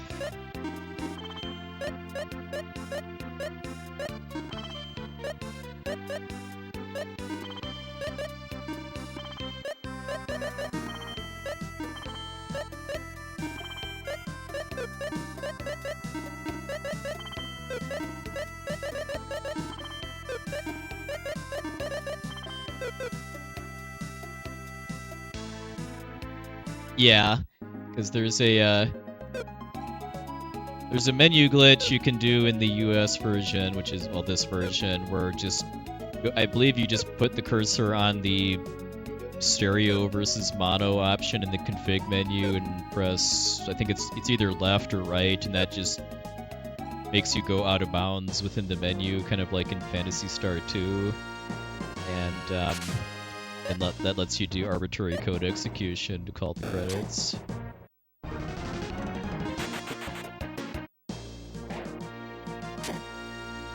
I do not actually know how to do it yet, but that's planned to be a donation incentive to show it off after my limit break run, so I will need to learn how to do it at some point.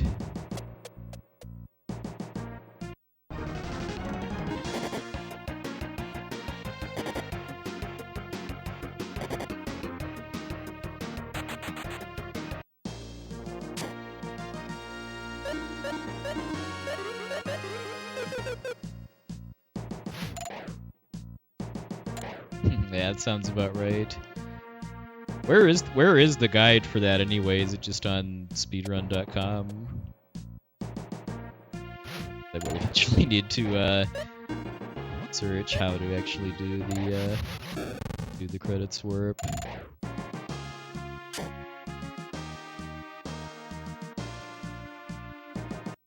Okay, cool.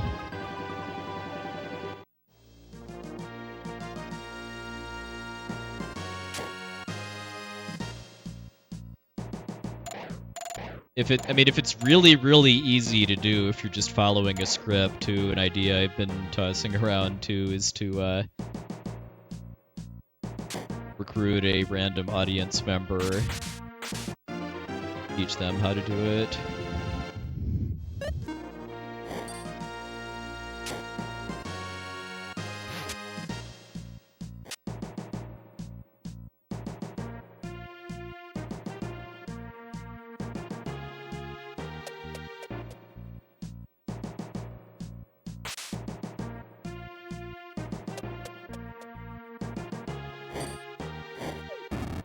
Well, I will keep that in mind.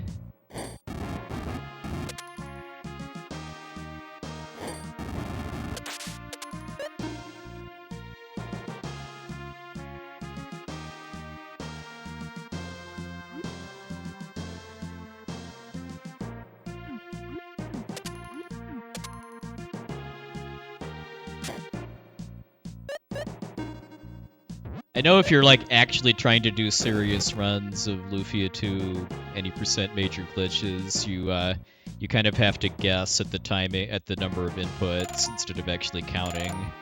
Kind of just hold the D-pad and hope that you're hitting the right number of inputs.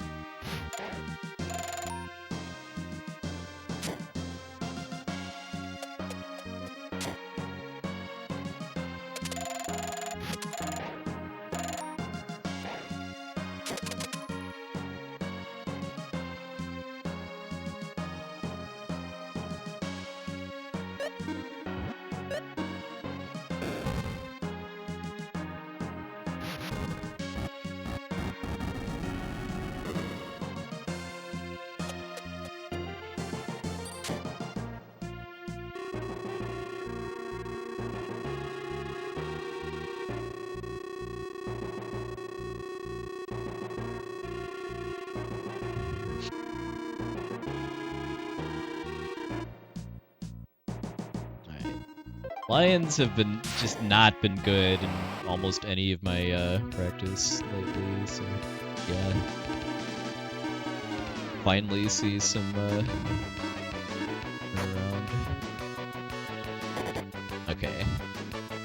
I mean, the worst thing that can happen right off the bat is for Salon to die before she gets immobilized off. But not only do I have to get her back up, then I have 0 chance of paralyzing either of them.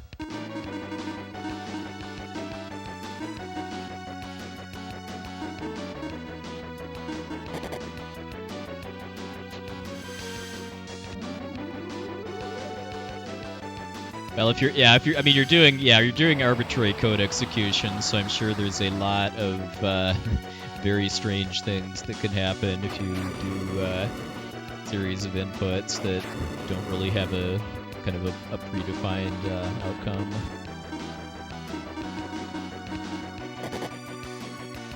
I'm sure a lot of them just result in crashing the game. Often the case with ACE.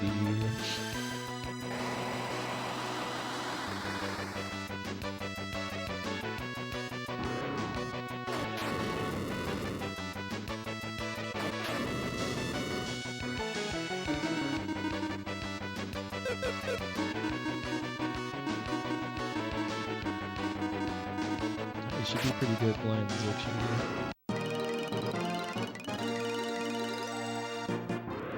Shame the I dropped a bit in town before coming here, and I got an extra encounter, which probably was what held us back from being gold.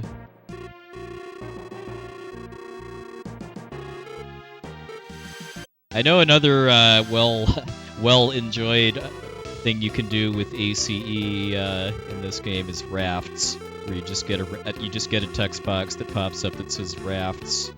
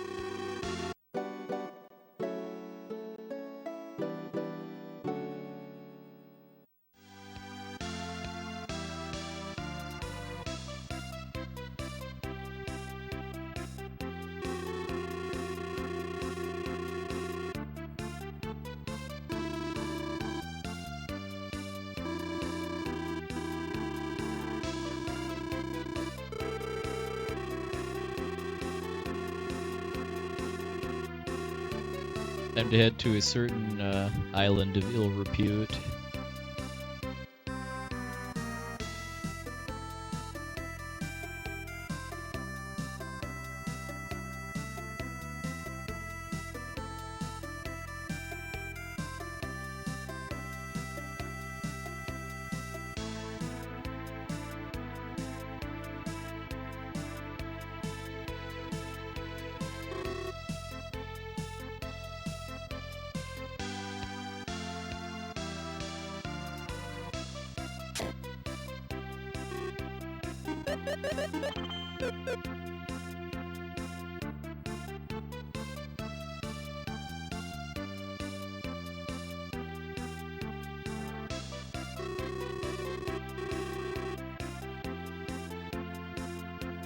You'll need to actually time speed if there's a speed difference between as far as which order you go to Gruberic and Narcissus in, but the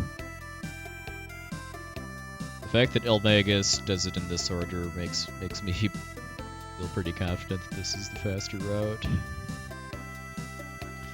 Yeah, some of my favorite TASs that I've ever seen involve doing really elaborate arbitrary code execution with Super Mario World. Like literally using like 8 controller inputs through a set of multi-taps in order to program a completely different game within Super Mario World. Like I think I did GDQ once, they showed off Cosmic running Super Mario Brothers 1 that was programmed from inside Super Mario World.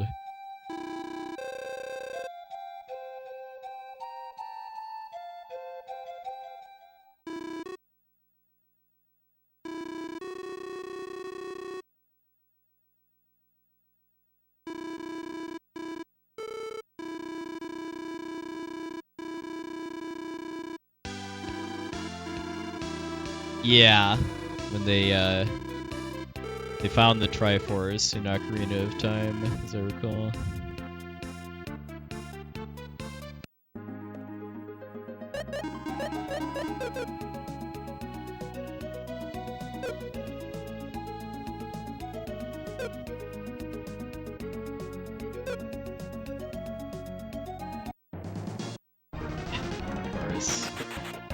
right into the Draconian like a moron.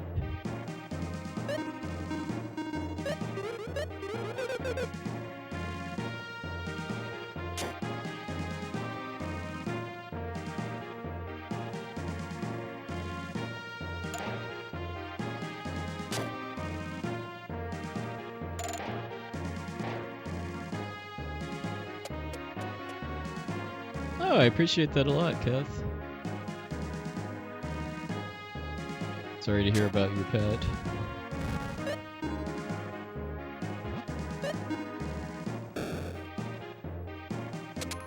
My streams are helping you at all with dealing with that, then very happy to hear that.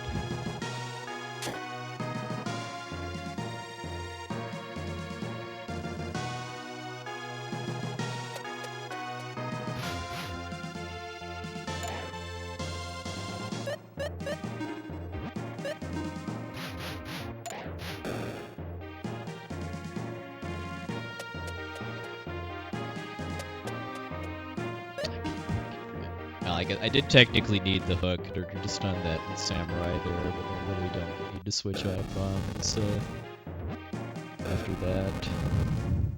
So I need to blow up those pillars there.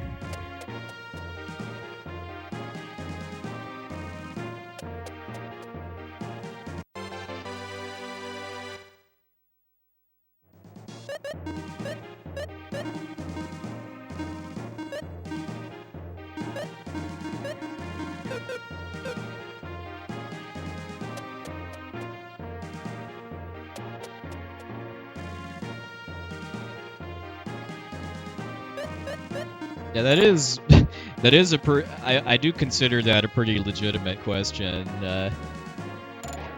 If you're using really heavy glitching to just make the game print the end screen out of nowhere, are you really beating the game?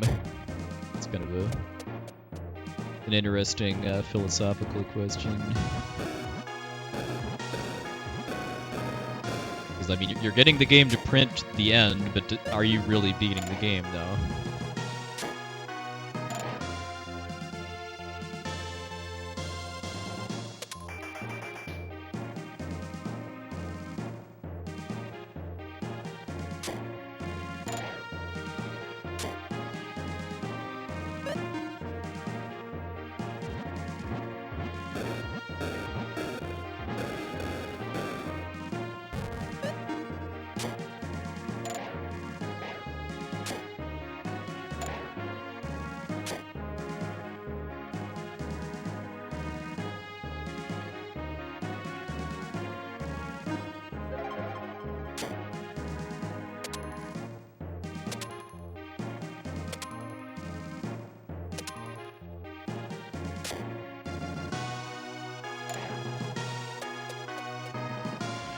Bonking the Draconian, that was a decent tower sacrifice. Hey, Abisoft. Well, pretty much just getting back on the grind after being off for a couple weeks. I was keeping up on practice while I wasn't doing it full run attempts though, so.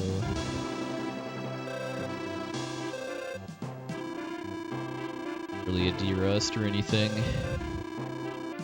It's been going okay enough. I've had some pretty horrible boss fights. Just mostly bad luck, but some risks and decisions that didn't pay off in a couple of cases too. They were definitely still on sub 4 potential pace though. Hey, Bitwise, welcome back.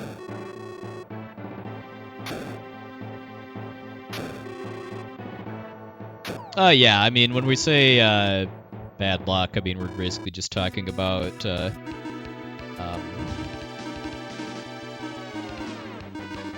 stuff happening in the run that's just totally outside the runner's control.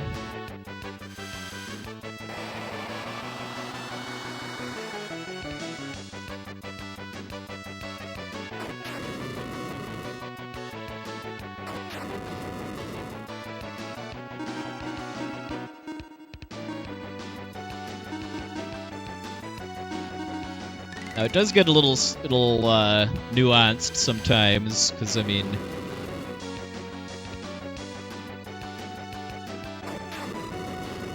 there's times where I mean, bad luck stuff happened outside your control, but you as the runner also made some choices that led to luck mattering in that situation, if that makes sense too.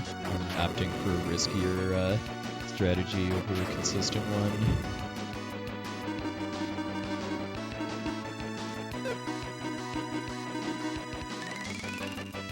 Yeah, I love that scene too. Especially like the dissonant piano banging sound after the car gets trapped, and then just doing pure brute force to get out.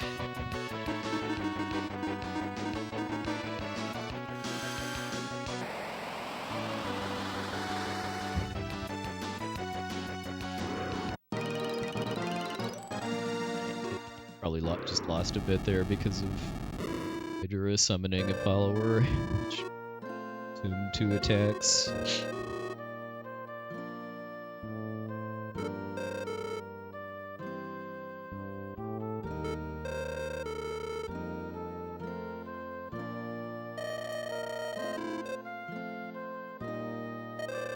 Yeah, Becca, I feel like that's kind of the final form of routing for almost all very RNG heavy RPGs.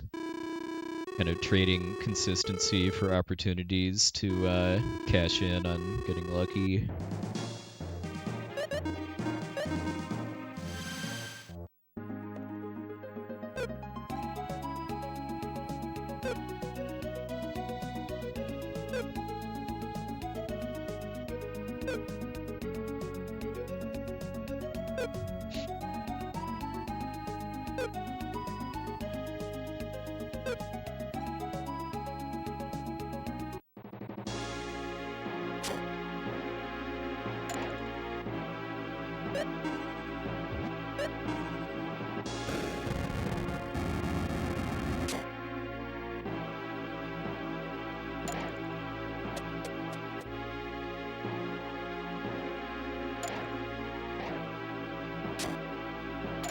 Yeah, if you're not using Minep, dodging the encounters is can be pretty reactionary sometimes as far as what the what movement patterns you get to have to work around. Well, yeah. I mean, to clarify, when it's no manipulation, it's no RNG manipulation. Manipulating enemy AI is totally valid. Oh, nice, Ambly. Yeah, I do not recommend just avoiding all encounters throughout the whole game playing casually, because you are going to have a very, very bad time with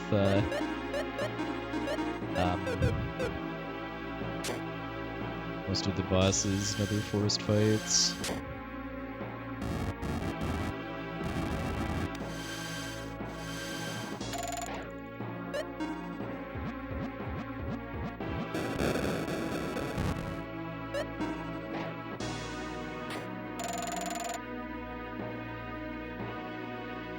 Practice this room a little more as far as preventing the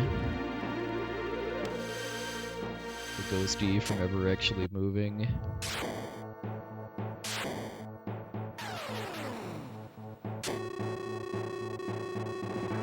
Oh, the overworld cancels, gotcha.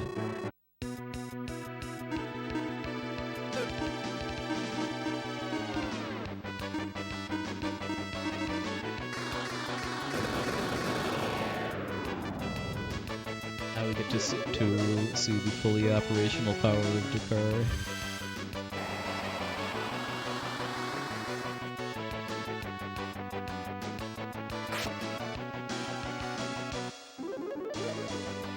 To the year 1776.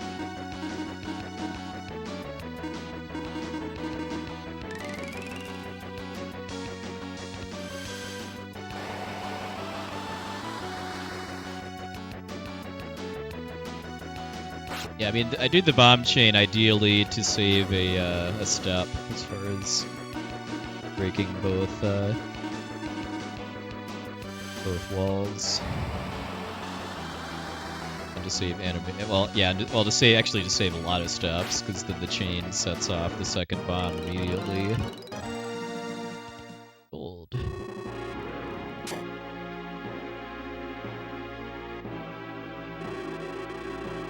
No, I do have to think a fair bit about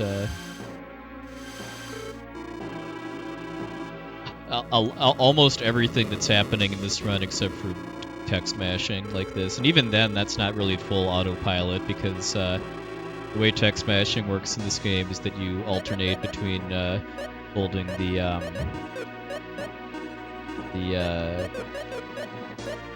A button and the L button to buffer closing the text boxes in the first frame you can. And because you can't just hold one, you have to alternate between them. You do have to pay attention to the speed of the text boxes drawing out. But that's still, I'd say, the lower concentration part of the run.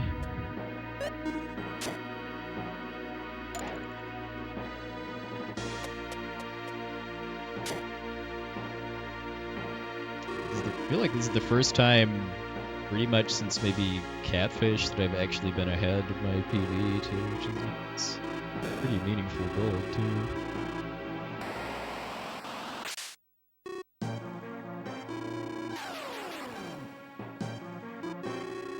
Yeah, I mean, this game has a lot of inspiration from Zelda games, like Link to the Past in particular, because that's the Super Nintendo Zelda game. Bombs do hurt you in that game.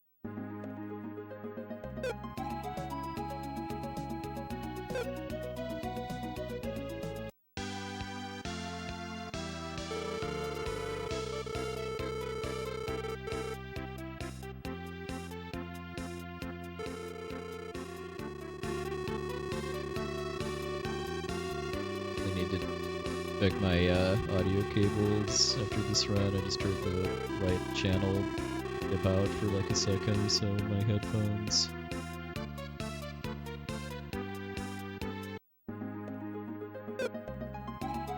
Doesn't necessarily mean there's something going on with my capture setup, given that weird audio issues are just something that can happen in this game. The US version is very, very buggy.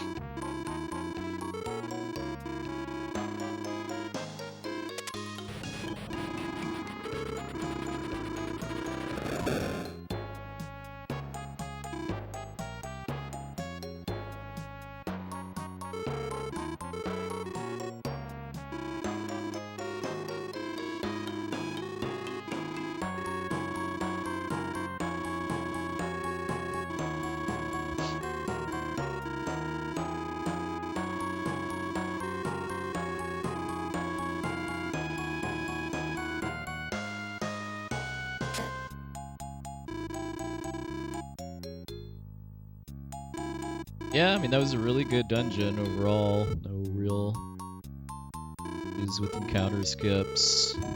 The teleporter ghost could have been a few seconds faster, but it was still pretty good. And then Got a good pattern from the boss. Well, in particular, that it didn't call a companion.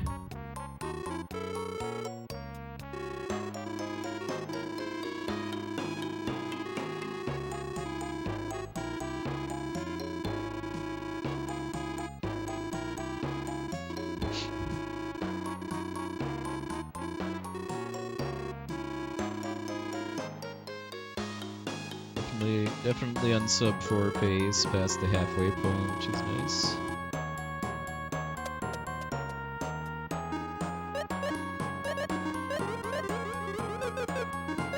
Especially given that the second half of the run is overall more consistent than the first half.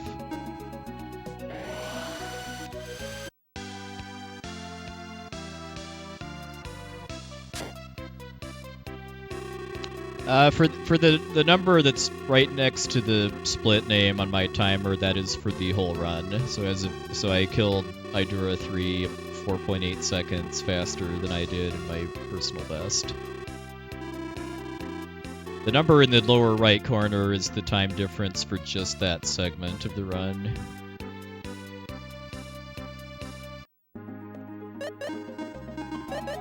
That means that from Idura 2 to Idura 3, that segment was 22.9 seconds faster than my personal best.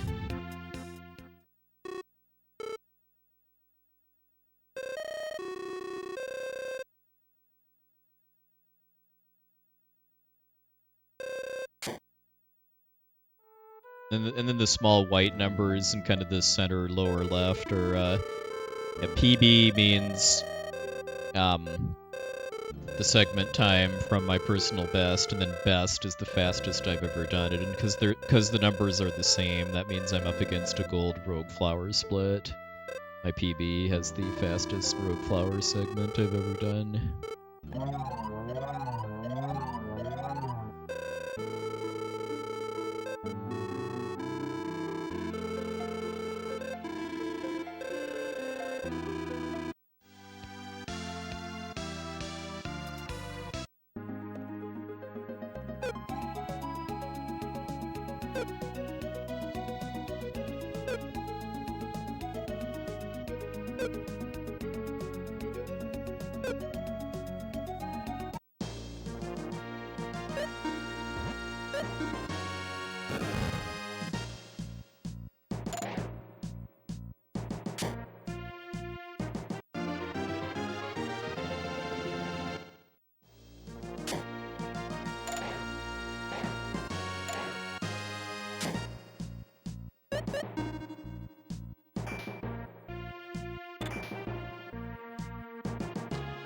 Trolls were just the luck was very bad on the actual trolls fight, which is the last fight in that segment. It just went very slowly because Maxim got paralyzed and Tia got killed. Turned what's normally about a two-turn fight into like a five-turn fight.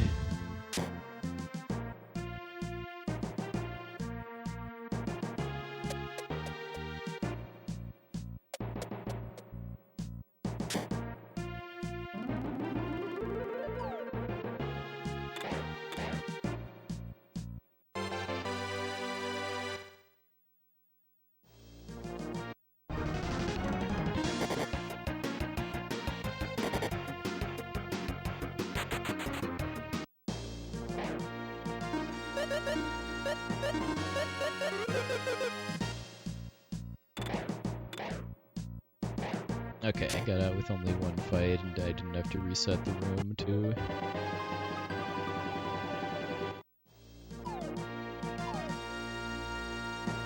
Yeah, I'll admit that my hype levels for FF16 aren't particularly high. I'll get it and play it eventually, but I'm in no rush at all.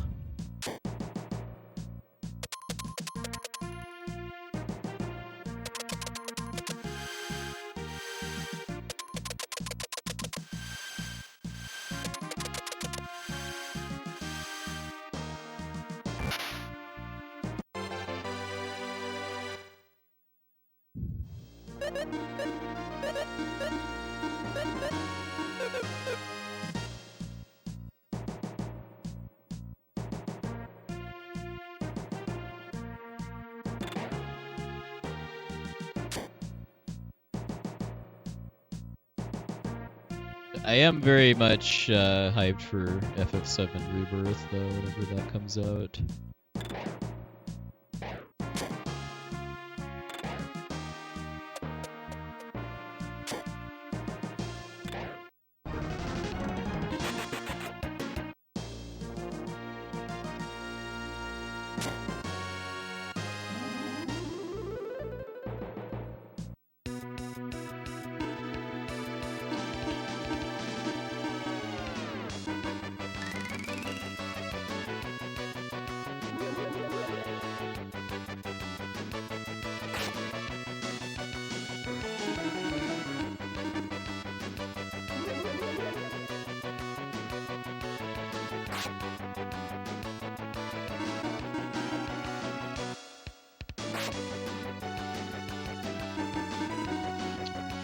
Quite a nap here.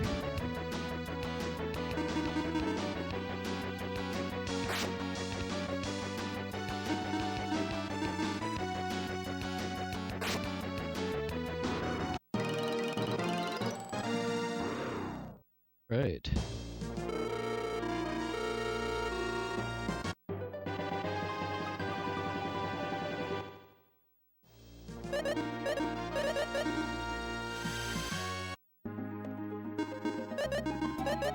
It's a really, really sturdy flower, I guess. I believe its Japanese name is Blood Rose or something like that. Certainly a more threatening sounding name than Rogue Flower.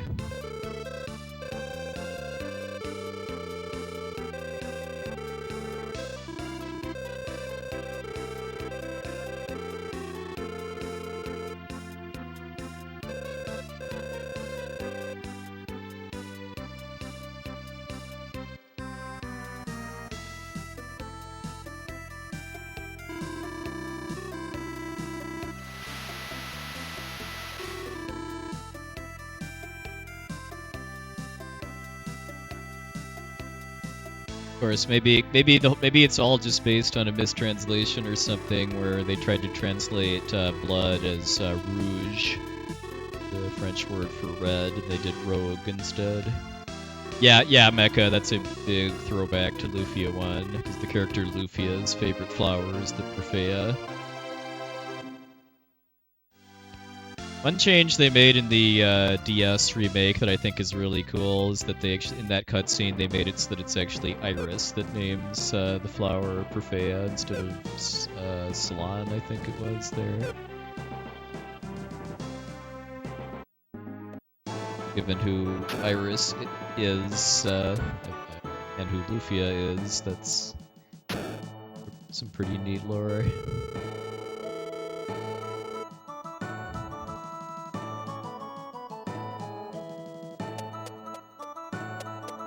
Yeah, the fun reason that they had to invent for the game to be called Lufia in Europe and Australia, given that the first game was not released there.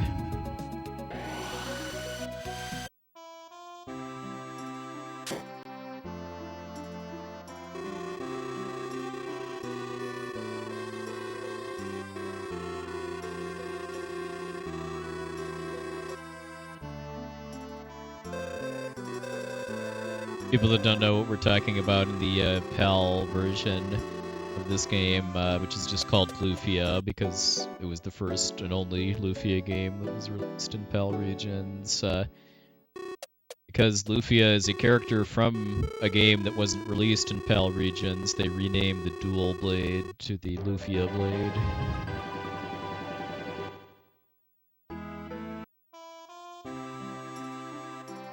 Yeah, PAL means Europe and Australia. Well, as for the most part, I know there's some other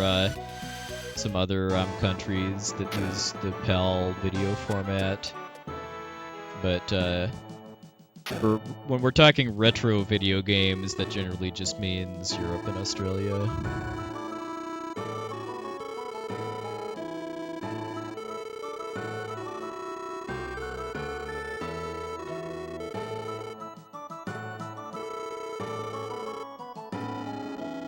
back like when this game came out, for games that were made by Japanese developers, usually the game would come out in Japan, and then like a year or more later it would come out in the US and Canada, and then another year or more after that it would come out in Europe and Australia. For this game, that aside from the goofiness with the name Lufia, it ended up kind of working out for the better because the European version actually is way less buggy than the US version.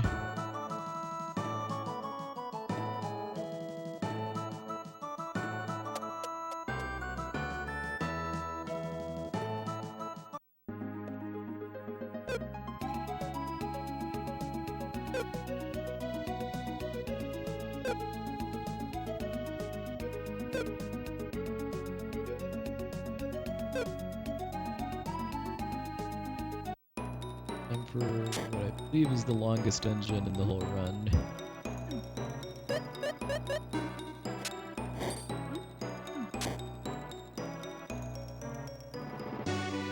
Really kind of feels like two dungeons that were merged together in development for some reason.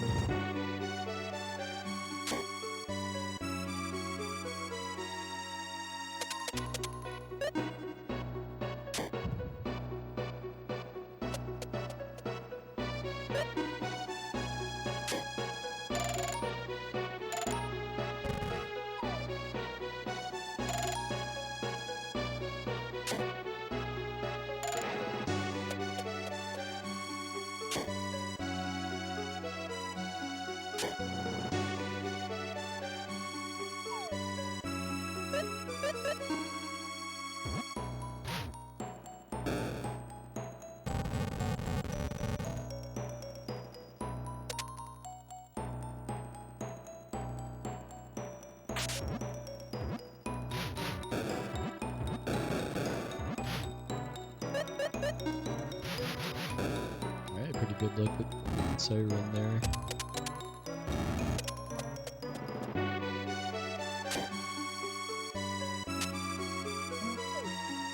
Well, I'm actually playing this on an original US version cartridge, but which I basically do all of my speedruns on if I have a choice. But for people that do either emulator or flashcard, generally it's the NTSC US version or the Japanese version, depending on the game. 'Cause there's a lot of games where the Japanese version has faster text and the community doesn't consider them separate categories. 'Cause like for this game, I mean, yeah, the Japanese version is a lot faster and is kind of different too, because there's some other differences in like dungeon layouts and stuff besides just text speed, but it's a different category. Which personally I think is the way it should be.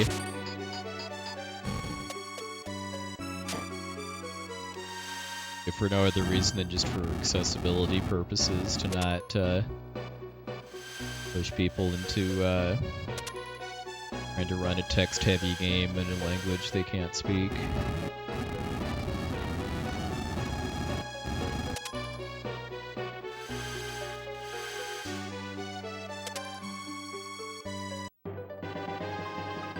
Well, when we say community, that usually just means like groups of friends or Discord servers. There's a website called speedrun.com that has leaderboards for a lot of games on it. I don't personally participate in leaderboards, but I mean most other speedrunners do.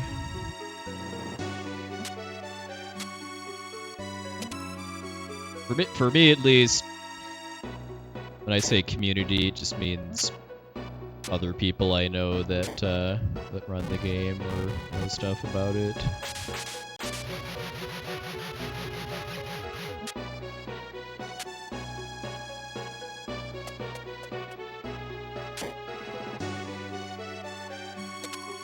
I mean, it's just the community for each individual game is generally who creates rule sets, and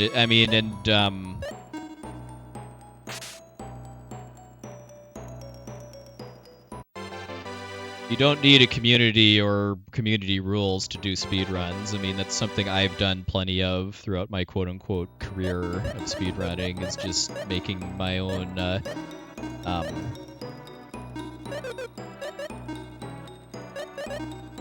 making up my own category rules and stuff because to kind of fit to a way that I want to run a game.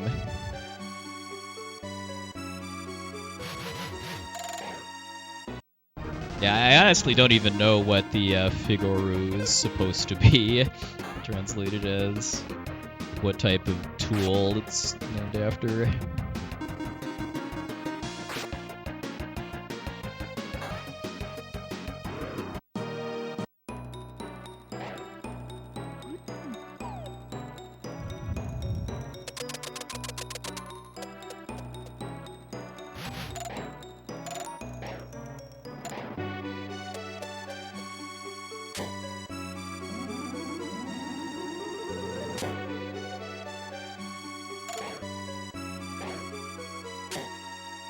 Well, then I can. I mean, I can do pretty much whatever I want during a run as long as I don't stop the timer.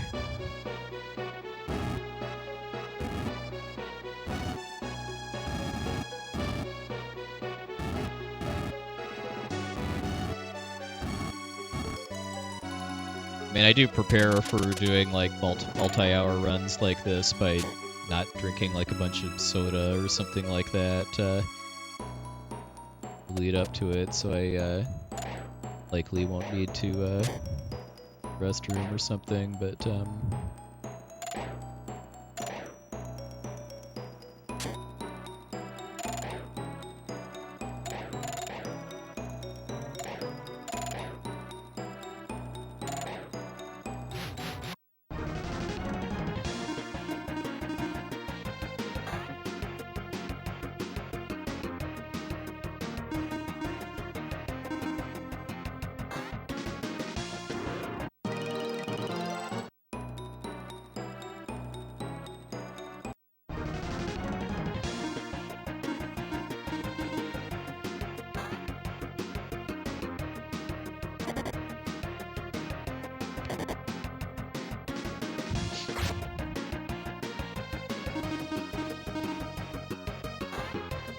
AMP King, let's look. Come on, 3 fights. Get 2 of them as preemptives, but ideally like 1 or 0 fights. Pretty atrocious luck with the shadow movement here.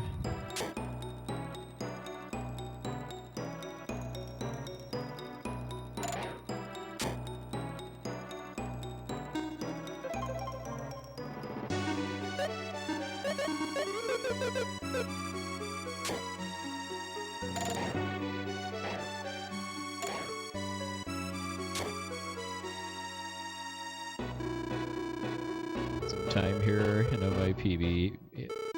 My PB is 14 seconds off gold, and I know my gold is pretty improvable here. Like I think both Elmagus and Voltas, the 2 runners that have faster times than I do with this category, both have sub 12-minute golds per segment.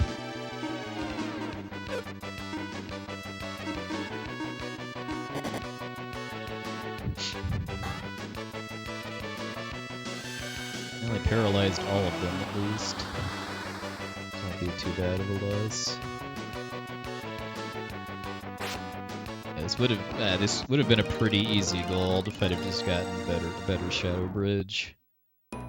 Probably even one less fight would have meant a gold split there. But I mean, that's encouraging though, as far as just dungeon movement practice paying off.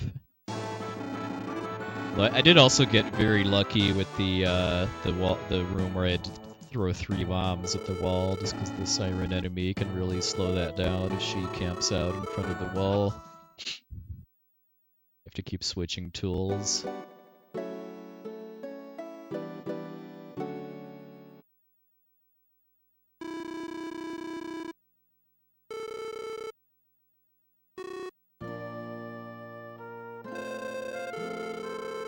I guess the upside to getting 3 shadow fights is that I should be pretty good on money as far as buying terror balls for the gargoyles.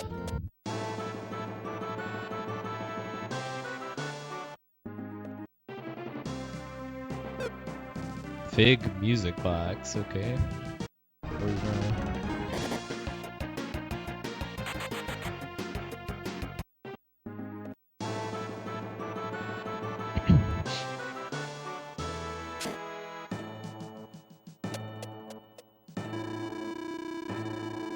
Yo, Zeal, thank you very much for the raid, good sir. Definitely enjoying some cozy Breath of Fire 4 today. Hey Zeal, thank you very much for the raid. Nice to see Breath of Fire Sunday making a comeback too.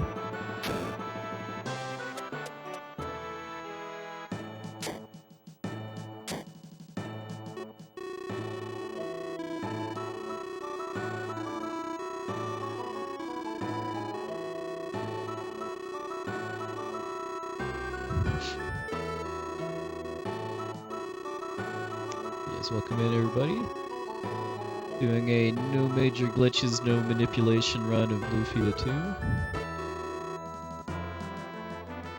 Well, right now is sub 4 hours, but we shall see where it goes from there. As of now, at least, I'm definitely have a chance at that.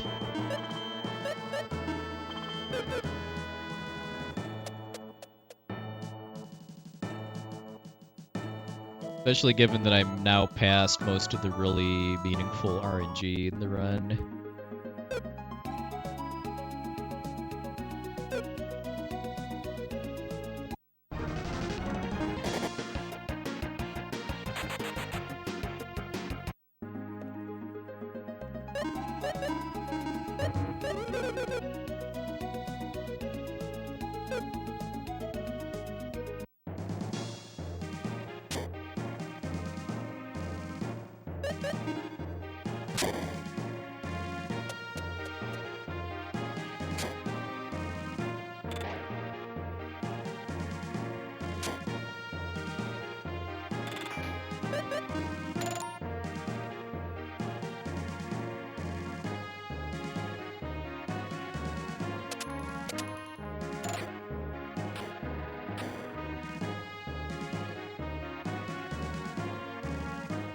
Tower is home to some extremely scary enemy dodges, though. Like this guy right here, the ninja. Total of 3 of these guys I have to dodge. If I fail and get ambushed, I can just flat out game over. I passed 2 of them. There's no RNG at all to the ninjas, though, so as long as I don't screw up, I can get past them every time.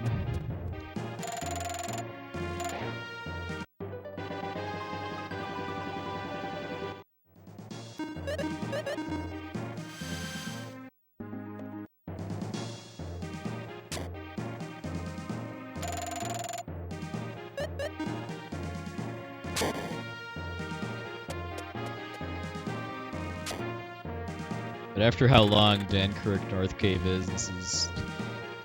Especially given that this tower has no boss in it, it's like half the length.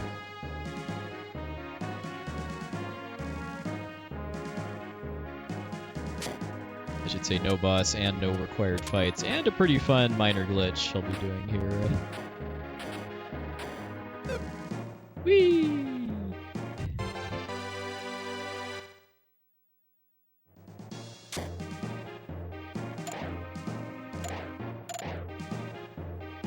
Suggestion I'm choosing to disregard completely in that room.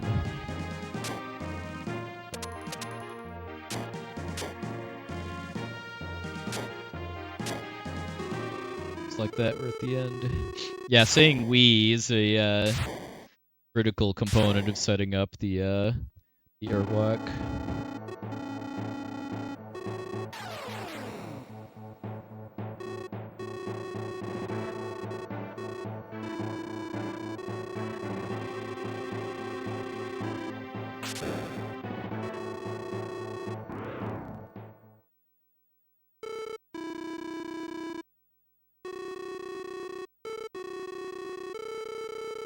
No, his name is Gadisu in Japanese. So Gades or Gaddis is a pretty good translation. I don't think his name is really meant to be a overt reference to anything else.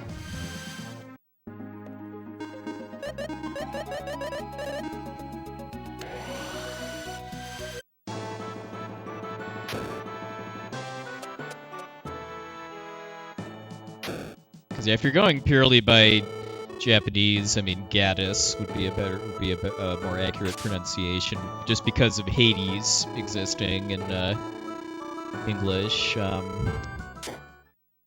Most people I know that are familiar with this game pronounce it Gades, including myself. Hey, free kill. Oh yeah, there's a lot of there are a lot of legit typos, especially in names of monsters. Like we have leeches instead of liches, gorums instead of golems, torrent instead of treant. Ogre, that must be a different ogre battle game than the one I'm familiar with then, which is March of the Black Queen.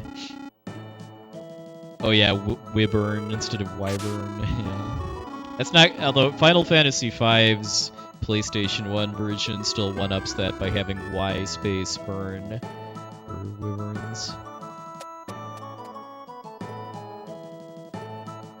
Hey, why not burn?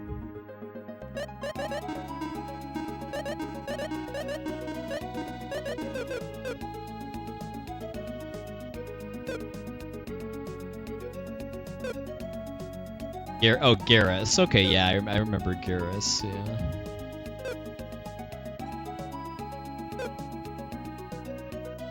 Garrus the Black Knight.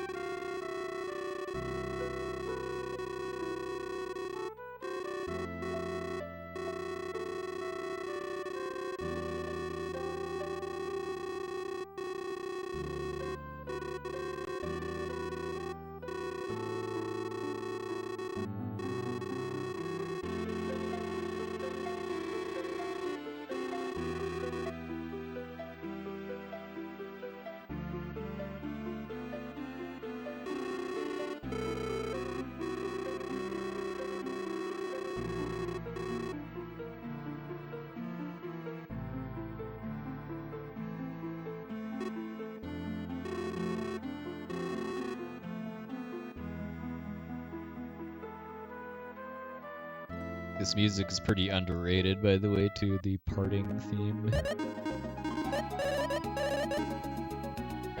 It's music for kind of introspective moments like that.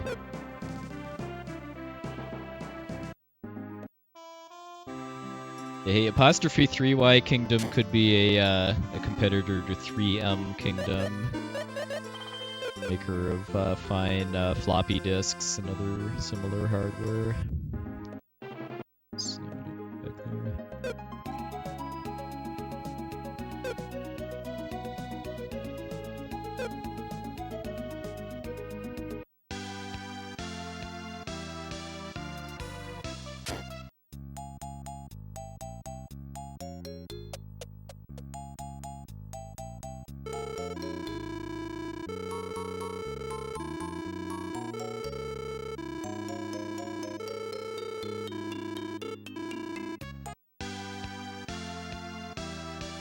What I really love about apostrophe 3Y Kingdom though is that if you save your game at the save point at the start of the prison, the location name on your save file is apostrophe 3Y. It's glitched out badly enough to even reach into the game track save files.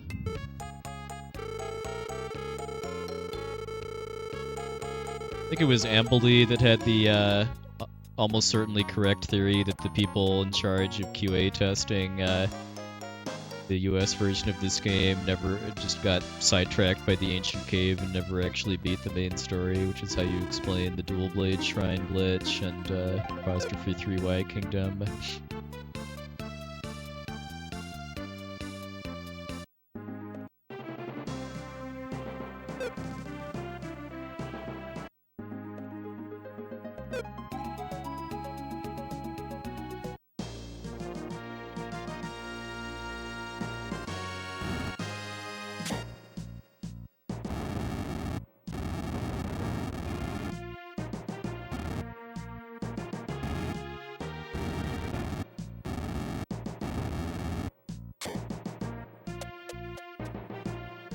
Hey, Notre Dame, evening, Siri. I mean, I really like to meet somebody that that could figure out how to beat the jelly around when this game came out, and there weren't like commonly known strategies and stuff on not only how to fight the jelly, but even how to get to the jelly.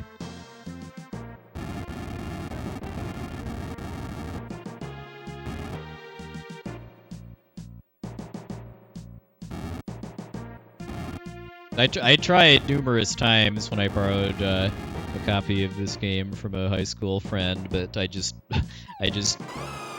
tried to fight too much stuff and then just ultimately always ran out of resources and died.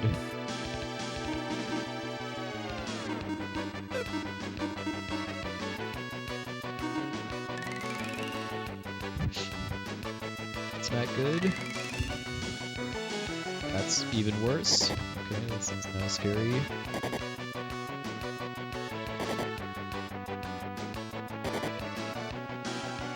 Alright. Nobody died.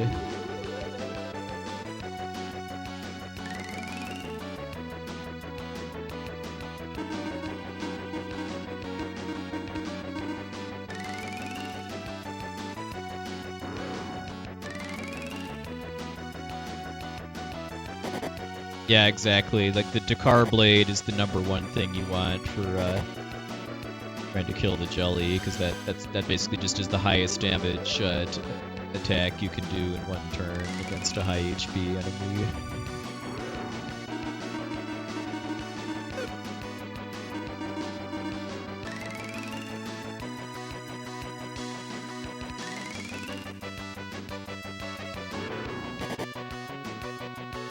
Hey, Lack, welcome in. Nice to see you here. If you're doing yourself a good one, that's a nice split.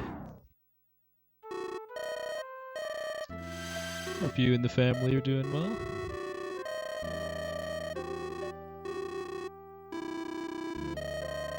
That was not a fast Gargoyles fight. I had way too many Terror Ball misses, which are 50-50 odds, by the way, for Terror Ball to hit a Gargoyle.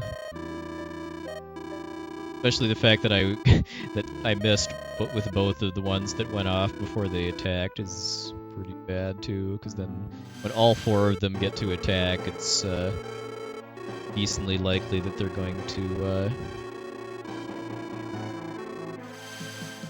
kill somebody, which isn't like a guaranteed wipe at that point, but it still just makes it scary.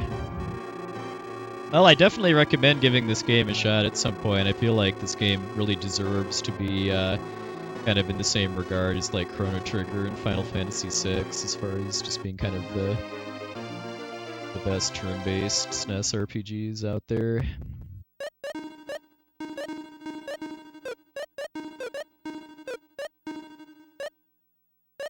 If you do ever decide to play this too, I can hook you up with a really nice bug fix / retranslation patch too. Like a lot of other games of this era, there's some fairly significant glitches and mistranslations and stuff that through the magic of ROM hacking you can make a non-issue for your casual playthrough.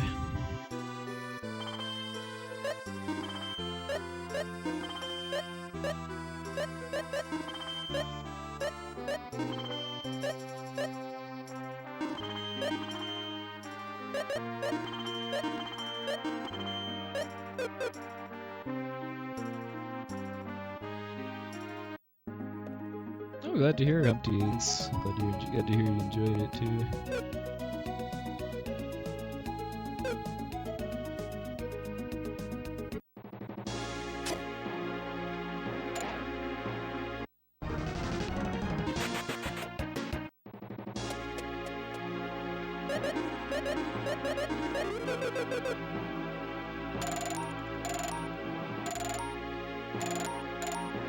Central puzzle of the hit that switch actually, but the central puzzle of this dungeon is that hookshot maze there. So if anyone's not familiar with this game has some pretty heavy Zelda inspiration as far as having tools that you can use to manipulate the environment outside of battle.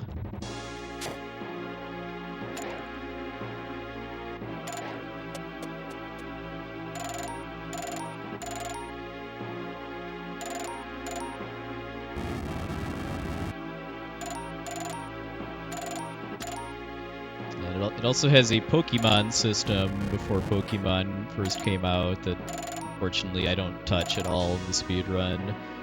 And it also has a randomizer built into it too, called the Ancient Cave. Long before randomizers were a thing.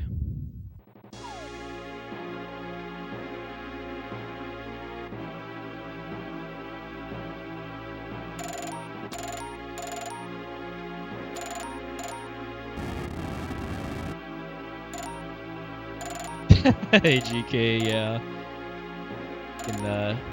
We can leave that as a surprise for really, really fast readers.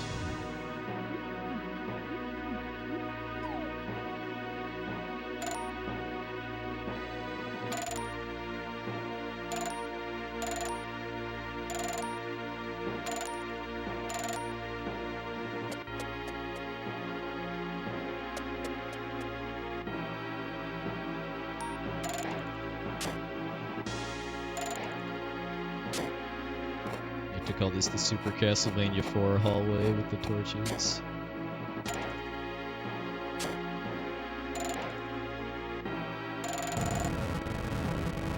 Oh, was that one of the panels at SGDQ, or was this a different occasion? That sounds pretty neat.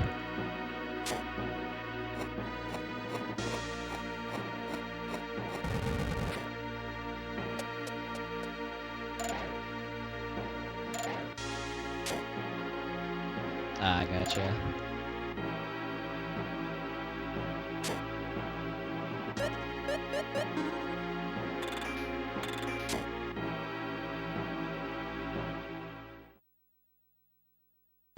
Ah, so this even beat Virtual Highlight. Nice.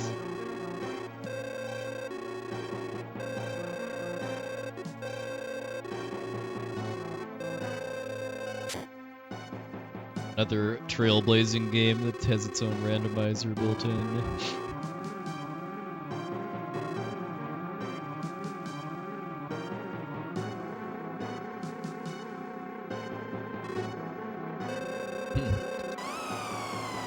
Yeah, like it's hard for me to see that word in the context of video games, not think about this, how the spell that wakes up sleeping characters in Phantasy Star 4 is spelled AROWS, which I think as a kid, well, or a young adult, I should say, when I first played that, I thought that was arrows, but no, it's actually arouse.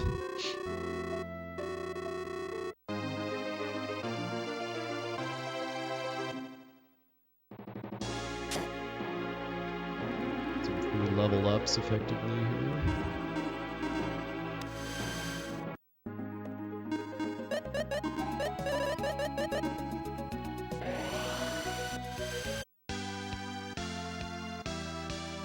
Split again. I'm supposed to split when I teleport out.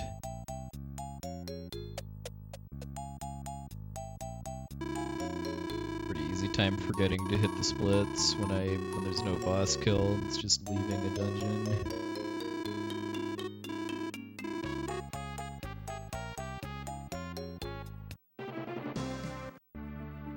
We have the submarine, we'll be using that pretty heavily for movement because there's no encounters underwater and the movement speed is the same.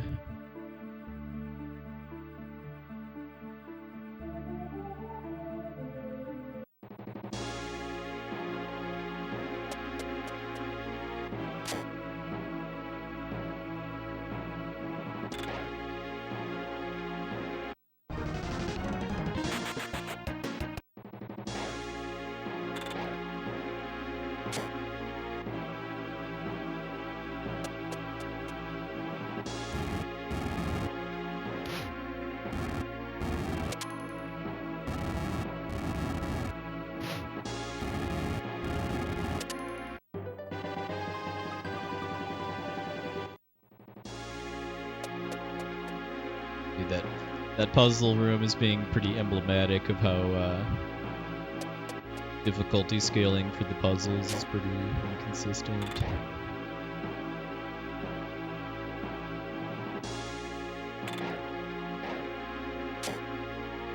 Memory serves, the actual hard puzzles and the Shrine of Vengeance, well, maybe not even hard, but just harder puzzles in the Shrine of Vengeance are in the basement area that you don't actually have to go to.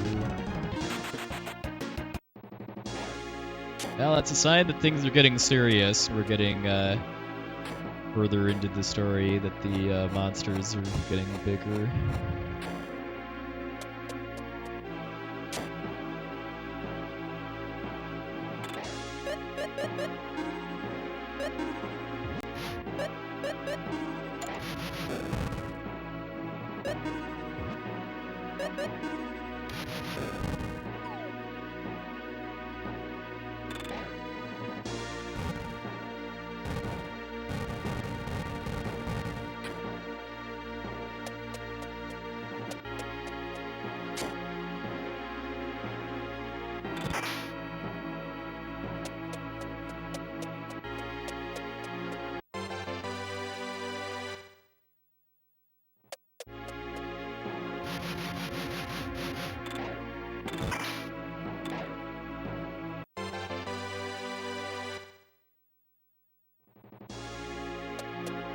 Pretty careful in that room to avoid getting boxed in by the Dullahan.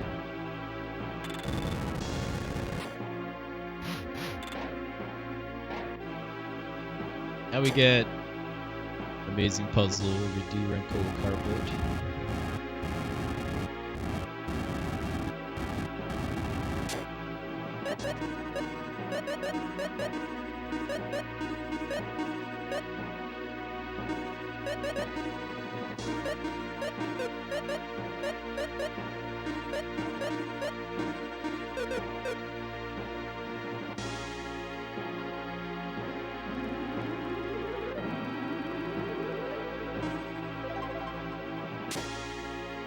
Optimally, pretty much before every set of healing tiles, I should just heal my HP in the menu when I'm doing other stuff, and then only get the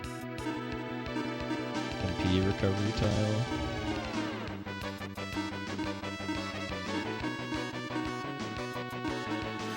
Our obligatory undead boss. He doesn't do anything nasty to Salon. That doesn't happen. This is a one-turn fight.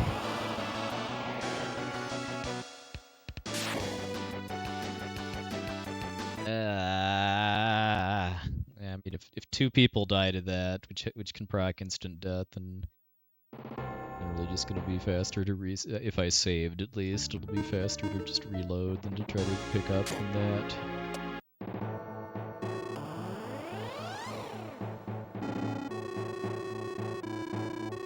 That would have been a nice time save if that hadn't happened.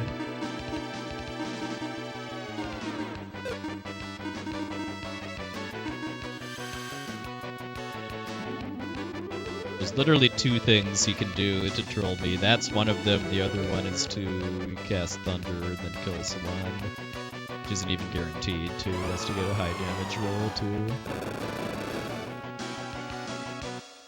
Now we're gonna see the better outcome.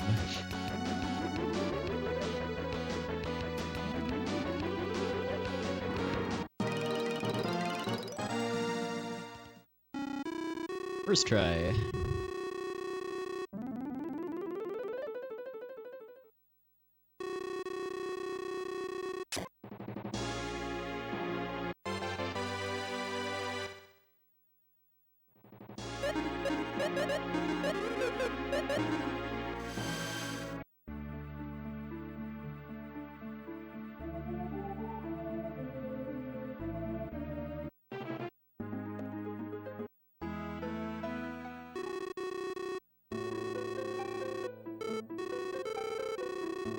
And we got a pretty, if you ask me, pretty odd plot thread for this late in the story where Lon is getting jealous of Iris.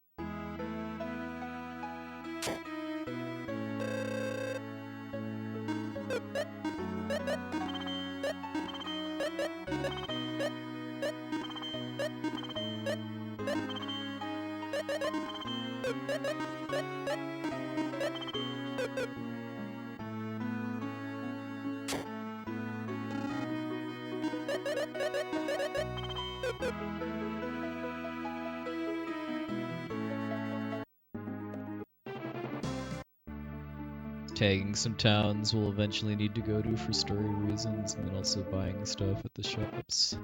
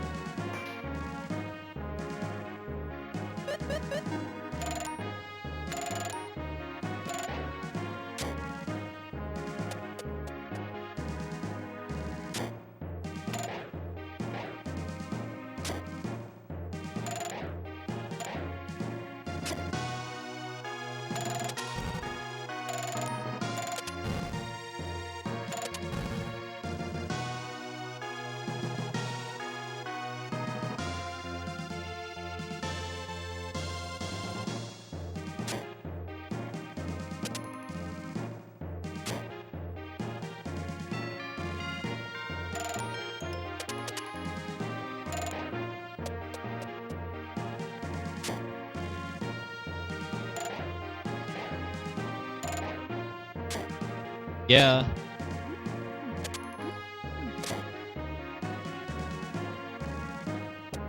Like the flavor they give a lot of the dungeons, even though in a lot of cases they are kind of reusing tile sets. They do spice it up enough to make the towns and dungeons feel. That's what I like to call the mosh pit.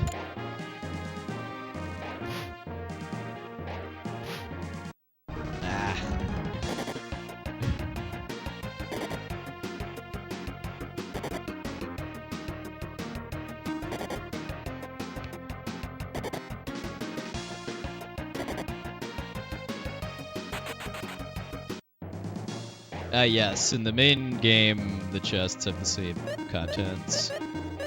The Ancient Cave, they're randomized.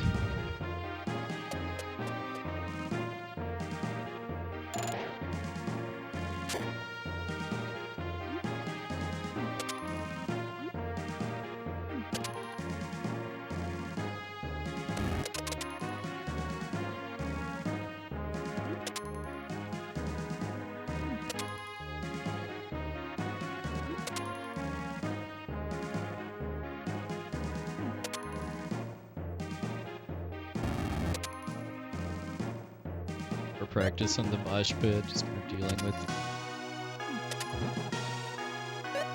different scenarios that can come up. I don't know if I've ever had that particular one come up where just the enemies all just start bunching together like that in the corner.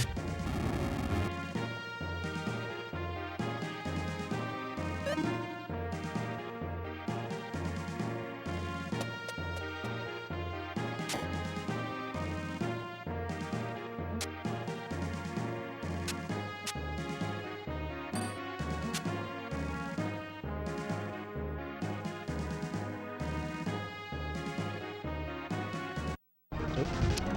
Almost had a really clean second mosh pit, was it? Because they didn't give any IP that I need. If anyone's not familiar, by the way, too, this game kind of more or less pioneered what later became the, well, what got ripped off to become the limit break system in Final Fantasy VII. It's called IP, or Ikari points, in this game. Take damage from enemies, it fills a meter that you can use to do special attacks that are based on what equipment pieces you have on.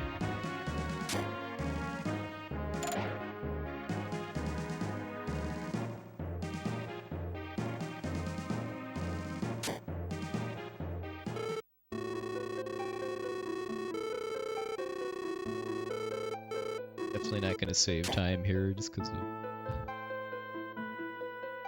kind of slow encounters in the mosh pit.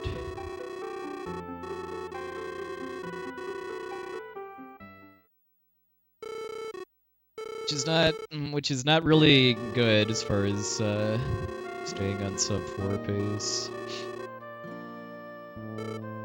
I know I've got some pretty solid time to save on the Fire Dragon, but if I'm losing time here, then that's going to make sub 4 kind of dicey.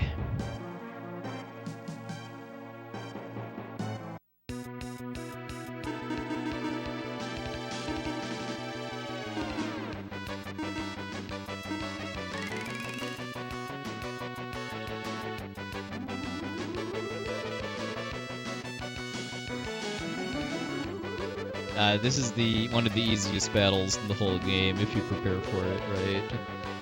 Like, having Dragon Teeth, which do bonus damage to them, and also having a character that can outspeed them, namely Artie. They have 580 health, and if they're like at 75% of that, I want to say they're scripted to cast Stronger, so Artie outspeeds them and takes them down to healing range, and then they don't heal back up to full, and then Salon kills them in the next turn. Or not even the next turn, the next action. If you don't follow that exact setup though, then the white dragons are very, very dangerous. They have a pretty nasty ice breath attack.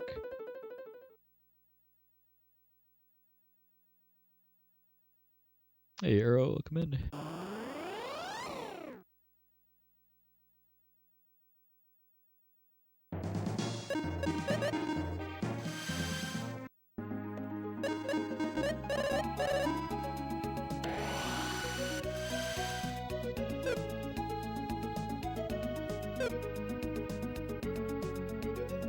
Boy, did having to reset on Venge Ghost really hurt those for it to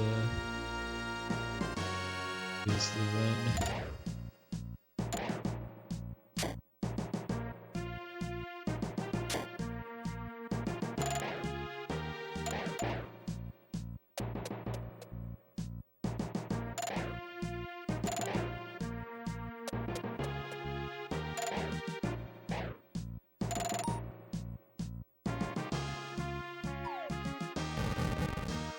No. This is actually a very easy game, casually. If you're actually fighting stuff and leveling up, I mean, really, none of the bosses are really that difficult.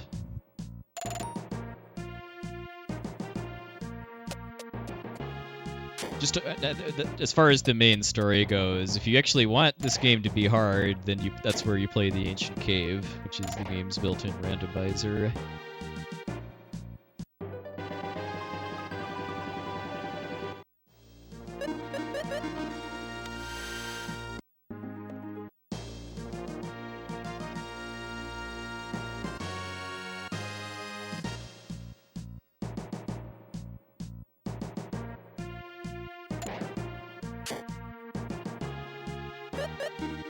And I mean, there's nothing wrong with that too. Not every game has to be hard. I mean, I do like it when, like, modern games in particular have difficulty options, so you get to choose what your experience is like.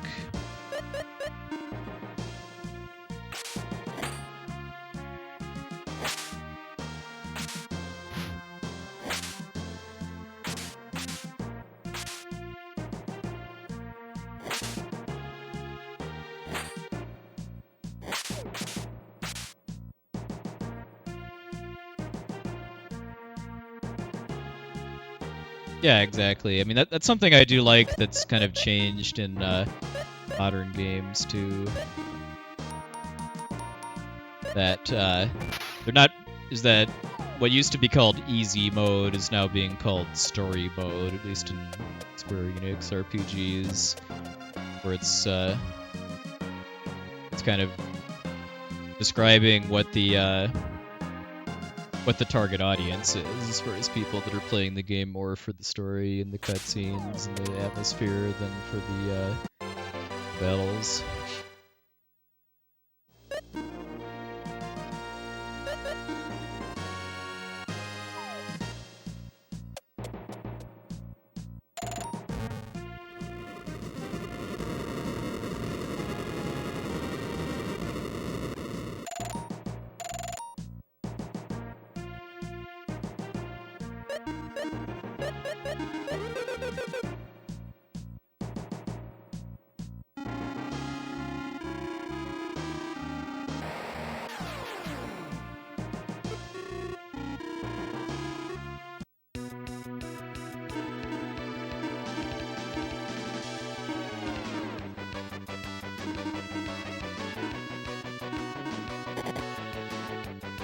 Good IP and the characters that matter. Hey, Brood, thanks a lot.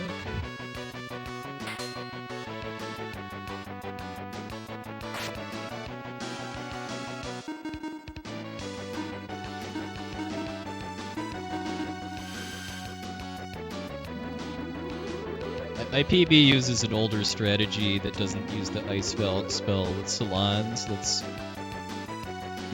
definitely worth like 30-ish seconds or more in most cases, depending on the RNG.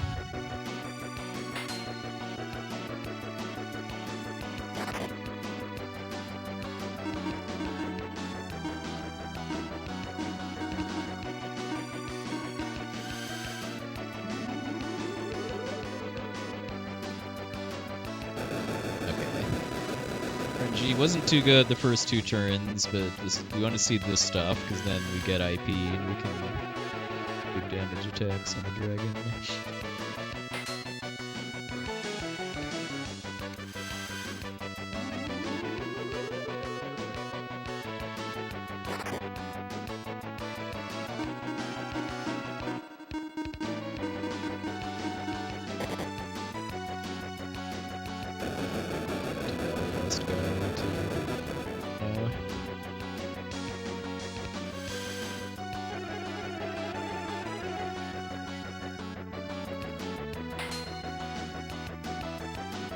If you're talking about RNG manipulation, that's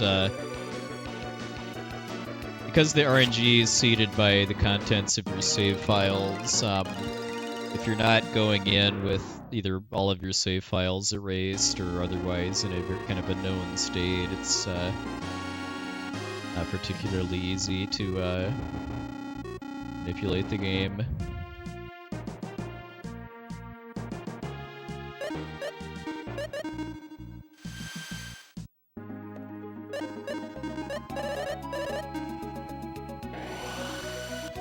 Time savings there mostly from the Ice Valk strategy on the dragon. That was okay-ish RNG. It wasn't like amazing or awful.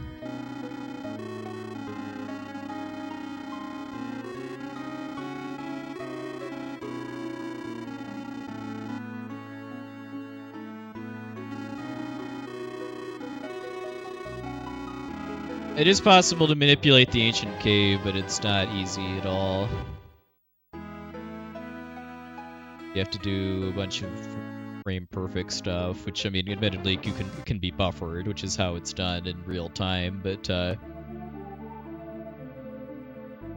it is absolutely not something that you can just do.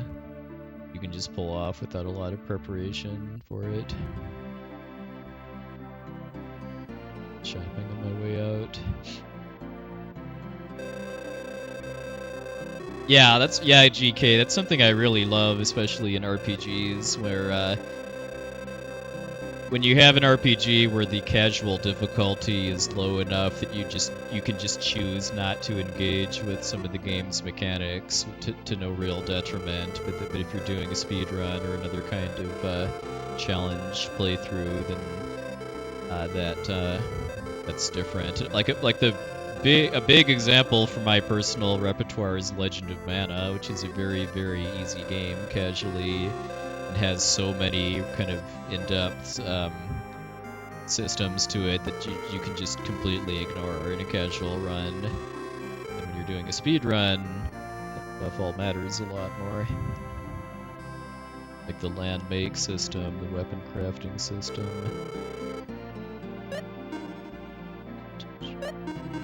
Even just like how combos and special attacks work.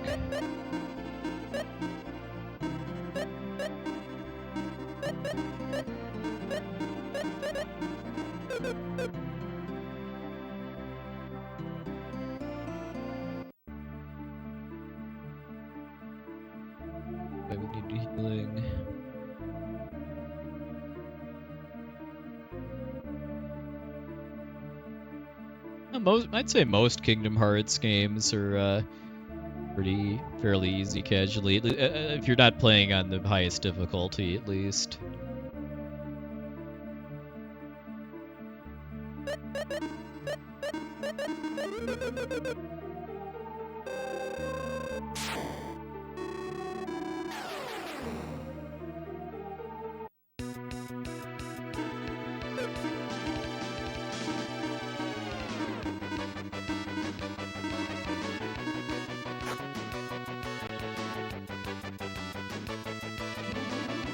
Yeah, I guess I'd agree 2 is probably has the biggest disparity between casual play and speedrun as far as engagement.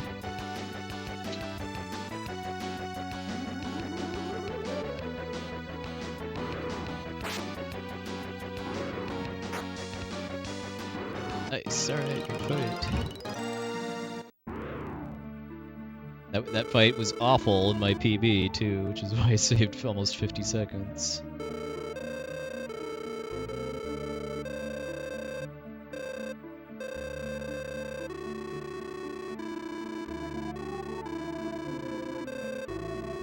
I got lucky too in that the ghost summon went into the back row. It's a really subtle thing that I never really picked up on, either casually or in like my very first speedrun learning too, that when enemies, or I should say when bosses call companions, it's random which row the new monster goes into, and if they go into the front row, then that will push the boss into the back row, and in a lot of cases that's bad as far as robbing you of some damage output.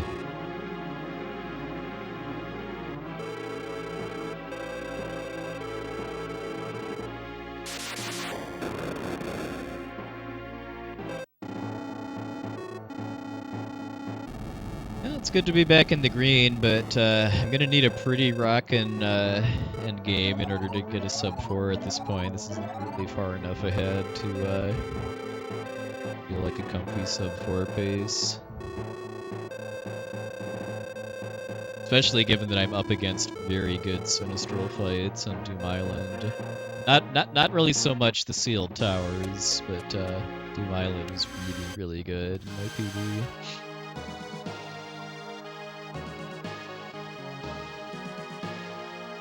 But it's been several months now since I've actually PB'd at this, so I will happily take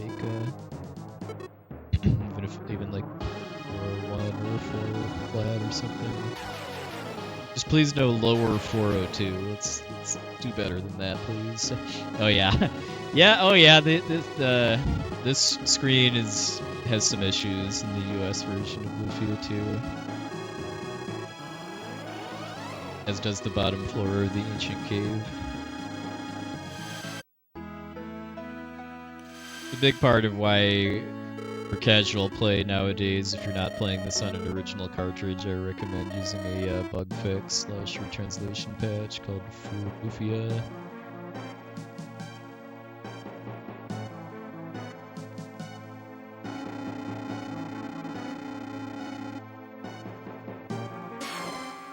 Hey Dareth, welcome in.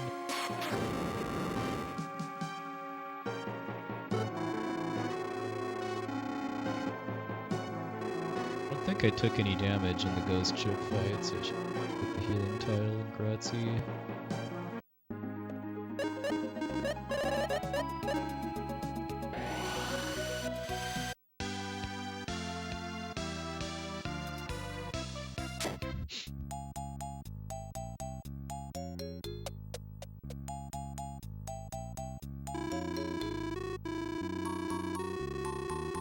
I have a favorite run of all time. If you mean just a favorite individual run, I would probably say my Chrono Trigger run from SGDQ 2019, which not only was the backdrop for GDQ hitting 3 billion for the first time, it was also just a really, really good run on my part too. Both gameplay and commentary. If you mean a favorite game to run, no, I don't. Basically every game I've speedrun I enjoy for different reasons.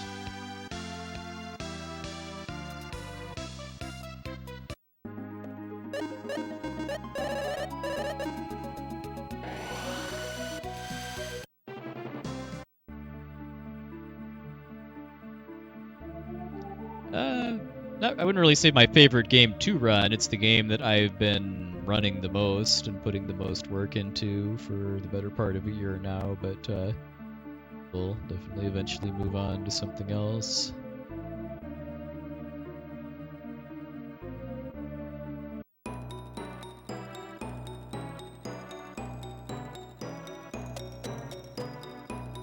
Yeah, yeah, the fact that I was able to keep my focus. Oh yeah, shoutouts to '3 White Kingdom, by the way. Keep my focus with a pretty wild audience behind me was pretty neat too.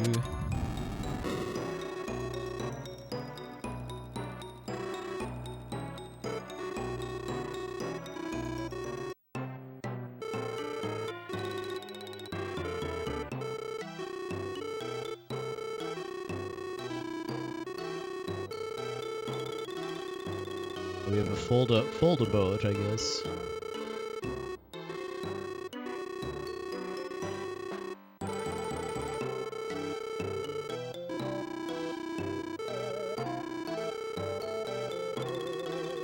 Still honestly don't even know what game I want to focus on next, if I want to return to something I've done in the past and improve my time, or if I want to learn a new game.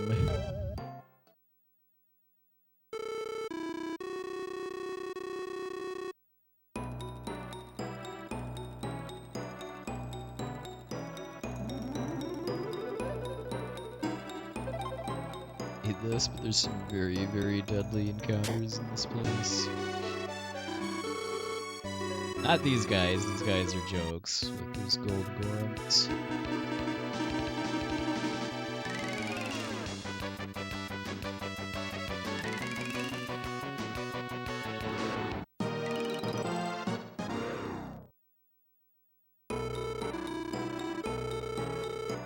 Not true. I mean, they're probably used to dealing with unarmed prisoners as opposed to very, very heavily armed individuals such as myself.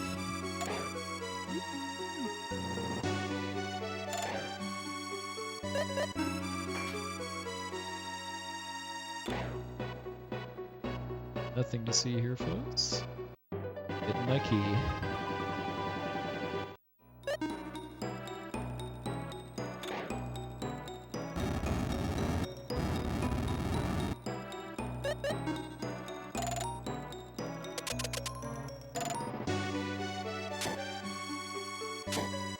golem can very easily just wipe me if I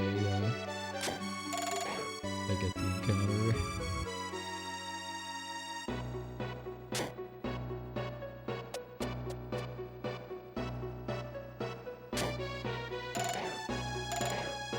Yeah, the traditional setup for that glitch is just memeing about how it's not a major glitch.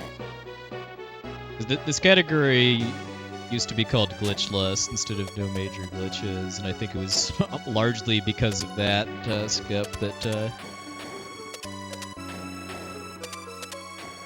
people renamed it to no major glitches.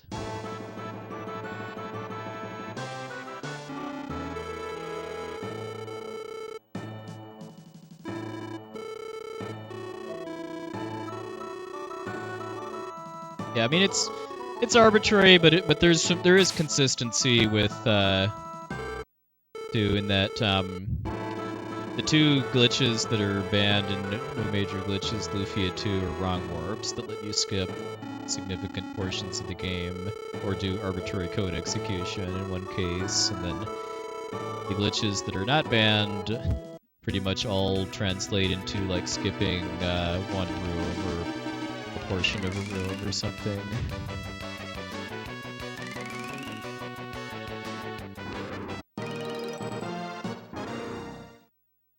Yeah, if you mean walking on thin air in the Baron Northeast Tower, yeah. So now we're gonna headbutt a tank. That's what we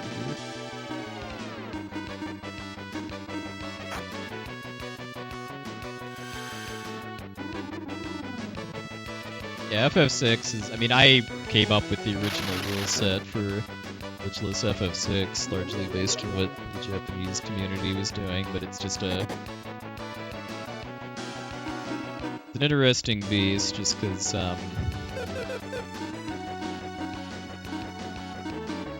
when you're you're dealing with slots, which isn't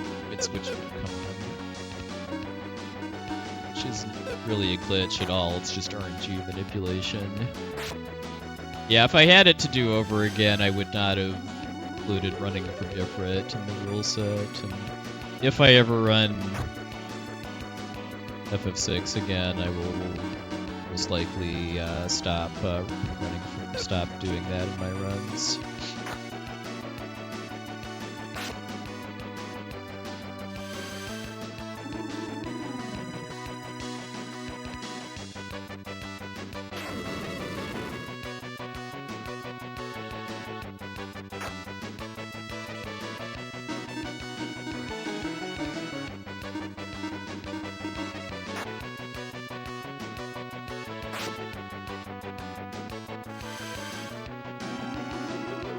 Headbutt the tank again, because that's what we do.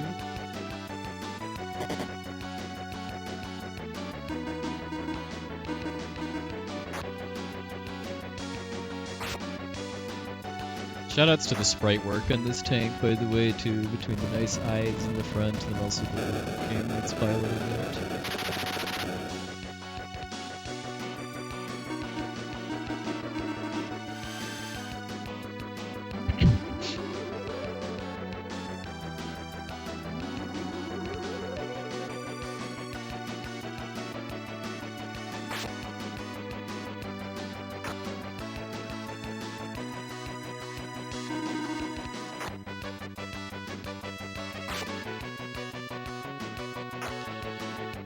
Not going particularly well. Okay, well that's better than doing the single target attack.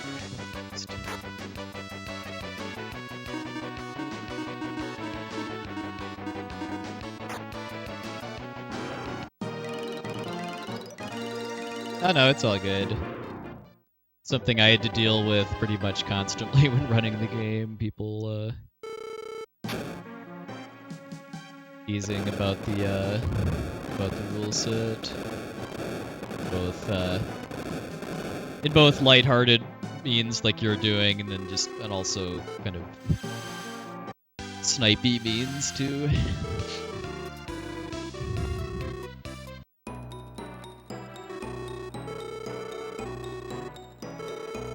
It's just kind of hard to adapt a adapt just a rule set that is just just what the Japanese runners just kind of do in their runs to summarize it in a pithy way. I don't even really know what other than not really wanting to run from Ifrit and Shiva because of now knowing about cool alternative strategies to doing that. I don't even really know what I would have done differently, given that again, slots is banned or slots manip is banned in that rule set, but there's no real grounds to call that a glitch.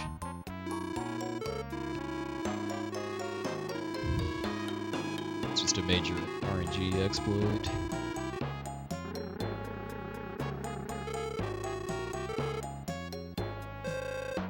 I'll save some time on the tank at least, even though it wasn't like amazingly good. I did get some incendiary bombs at least to refill Guy's IP. I only had one single target attack. Kind of what's a little better to see is machine gun attack, because it doesn't require a prep turn to set that up.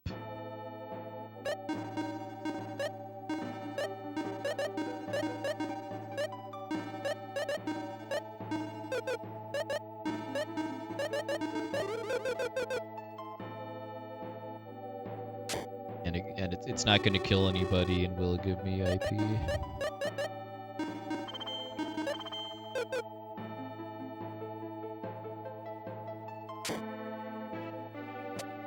I just like to do my own thing. I like to run games just with my own rule sets, whether or not those line up with what speedrun.com admins decide.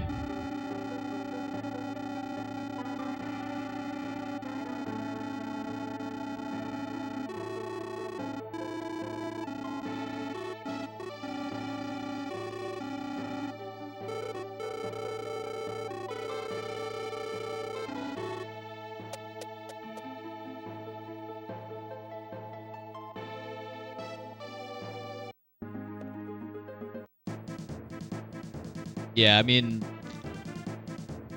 without dwelling on it, yeah, there's a lot of drama with leaderboards and rules and that sort of thing too that I just don't want to get involved with if I can avoid it.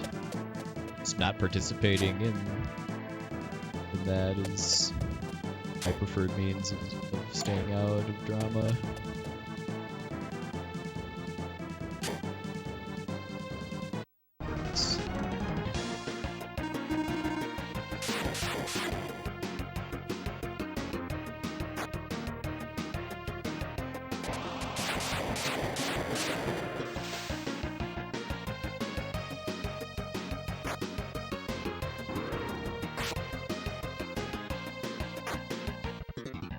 That was scary.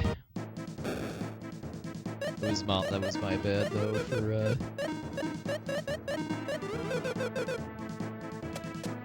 up the preamp setup.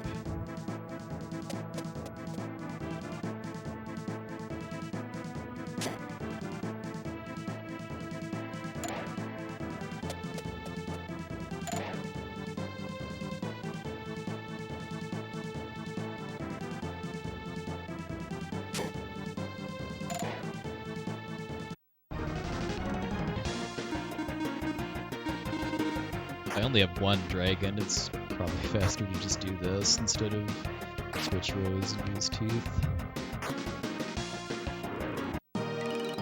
That's pretty rare though. Feels like it's been quite a while since I've only had one dragon those fights.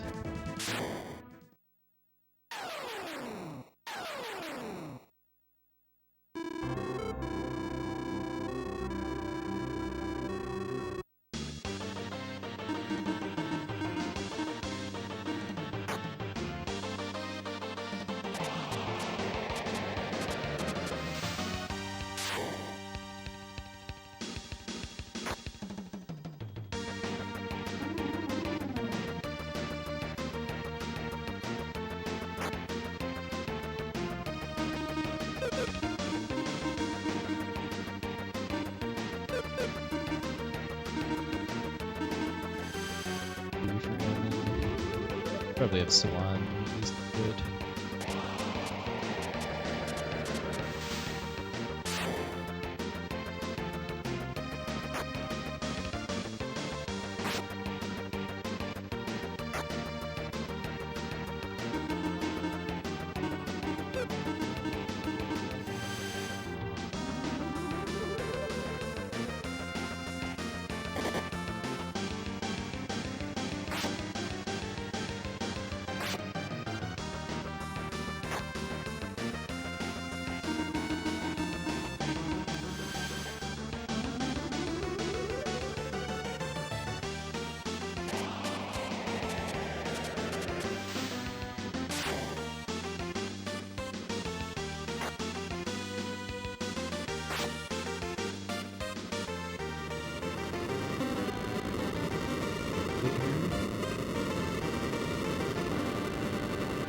Next split, I know I do have some meaningful time saves on because I went to the wrong tower for it.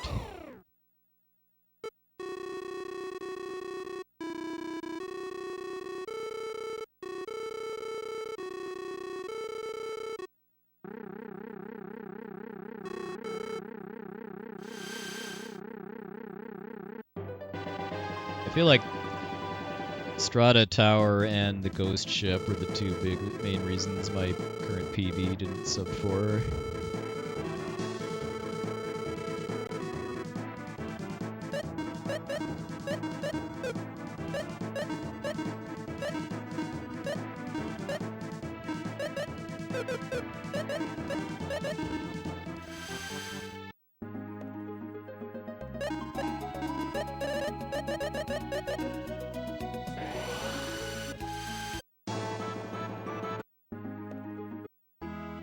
Down instead of right to go here.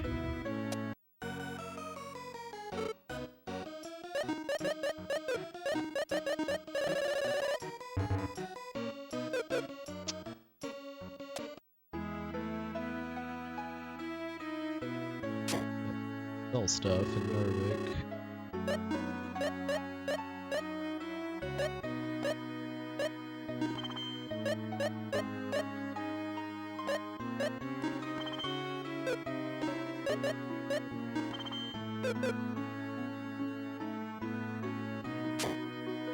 That more or less costs probably about the same amount of time that I lost to going to the wrong tower.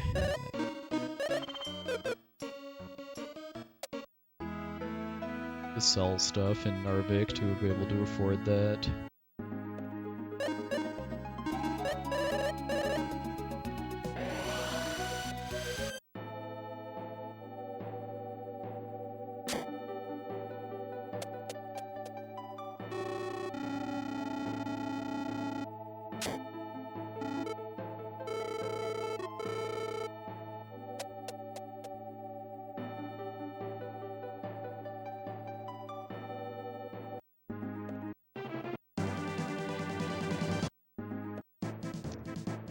Plenty of time to save in the next run, at least.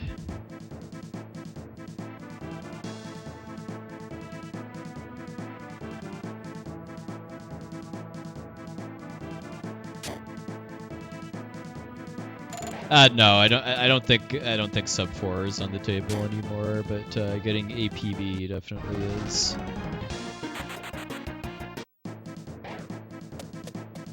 This split is pretty much the last like meaningful time save I feel like I have. My final boss rush is very, very good in my current PB.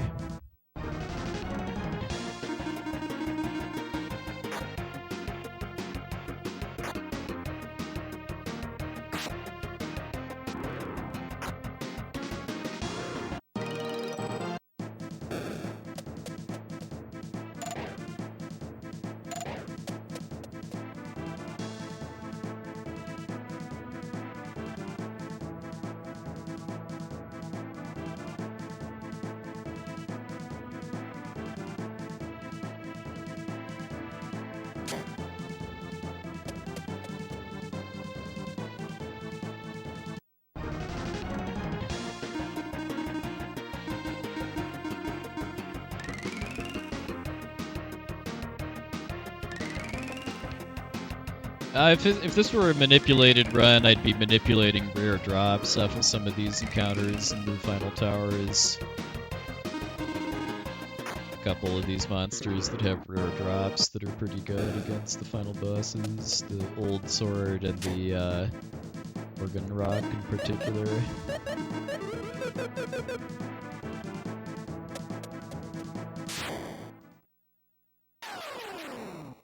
So I squandered some time on shopping, but at least I've got really good IP for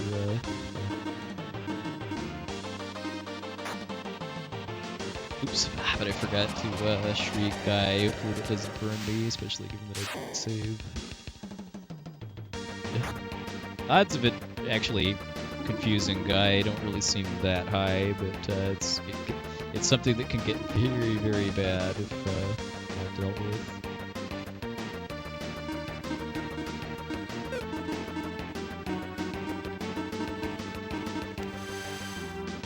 Hey, viability bones, okay. Yeah, in a manipulated run, I'd be trying to manipulate that specific attack as much as possible too, just because it's the fastest animation it does.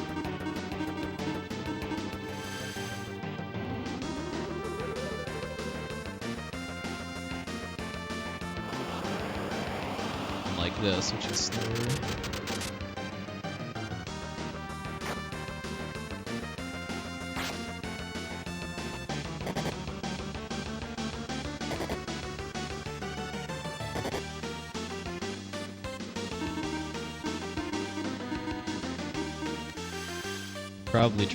Probably have tried to just kill him with Artie, but I chickened out. Probably should have gone for it, actually.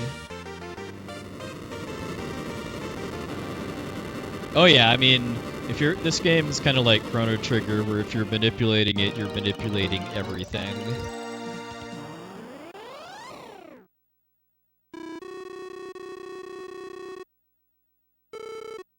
Not just in battle, too. I mean, you can manipulate, like, the enemy movements outside battle, drops. Just everything can be manipulated if you know what you're doing.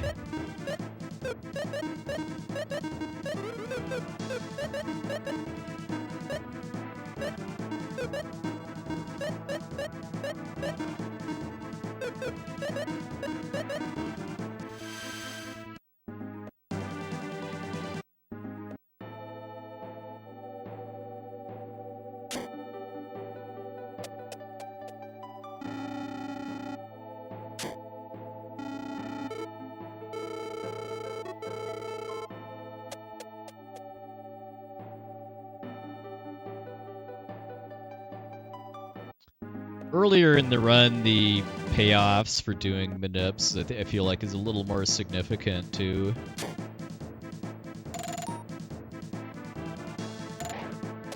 Because it's not just, like, manipulating the best outcome for kind of fights, it's also manipulating outcomes that are extremely unlikely to happen, too. Kind of like winning the lottery.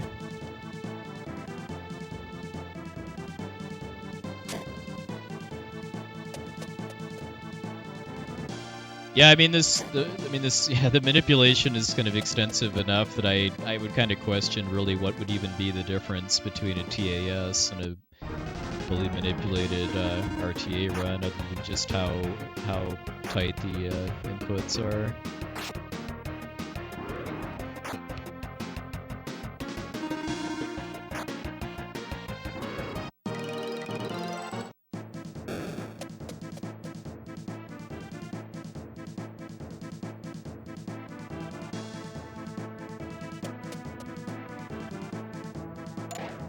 Well, I mean, that's a big part of why very few people run the main story mode in this. I mean, because the no manipulation category was created maybe about 2 issues or so ago at this point, and breathed a bit of life back into it. But before that, I mean, the run for this was kind of like, say, like Chrono Trigger any %, where it's 3.5 hours of just non-stop, super precise manipulation.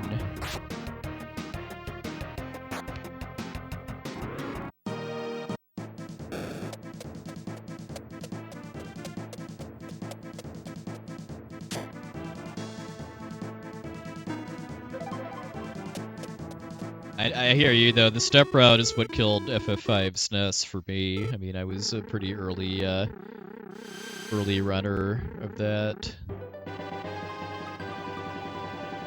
But I just, once the step route became a thing, I just didn't love the game enough to want to put myself through that.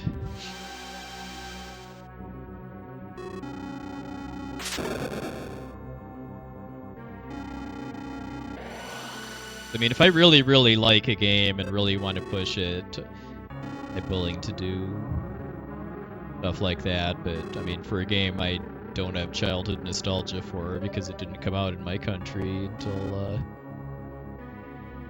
after the heyday, not really.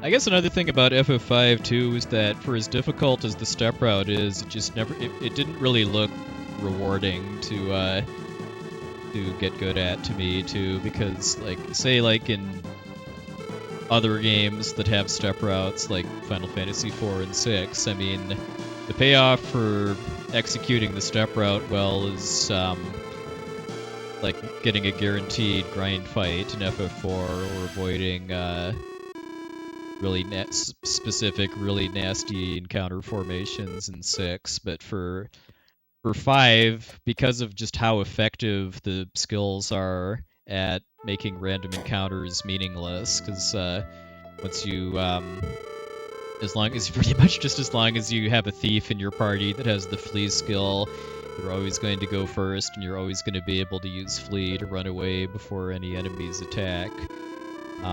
Just having just less encounters, period, just doesn't really kind of feel as fulfilling to me as just making other really nice stuff happen, if that makes sense.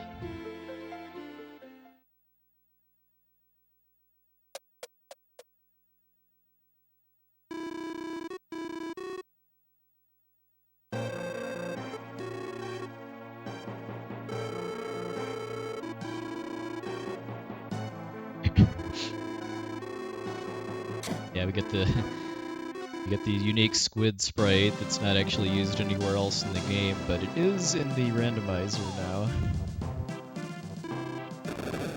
The triumphant return of Dakar.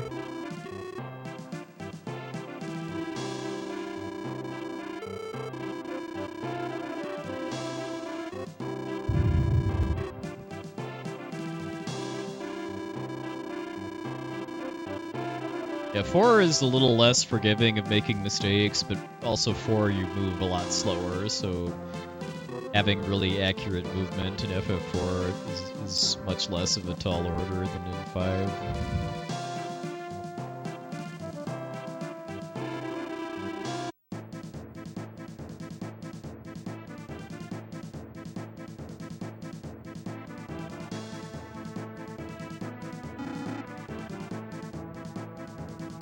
Good 7. Alright, you yourself a good one, Rotor Storm. Thanks for stopping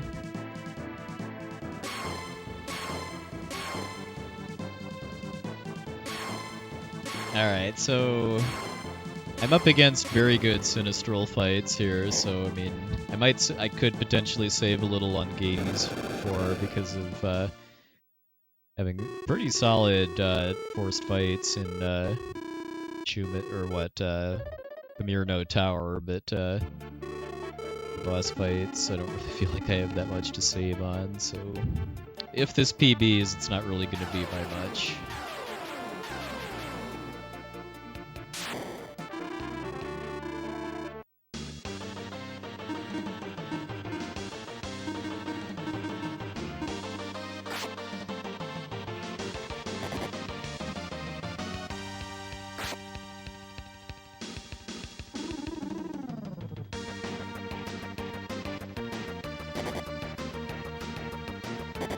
Hey, I'll take it. I mean, it's been a couple of months now since I've actually PB'd at this game, so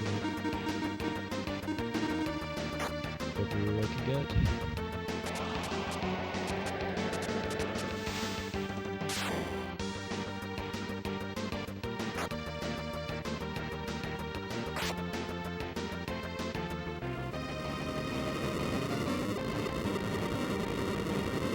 It's a little bit of a save, I think mostly just because of the glass tower.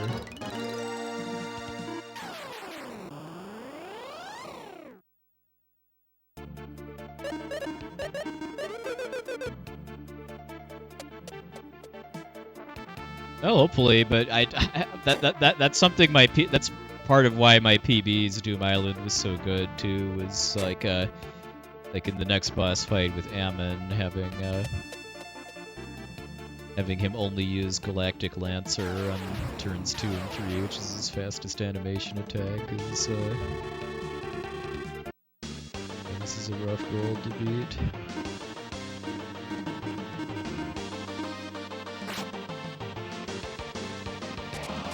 He always does Chaos Wave on the first turn, but after that it becomes random. We especially don't want him to do is to punch characters, because he can kill Salon if he punches her.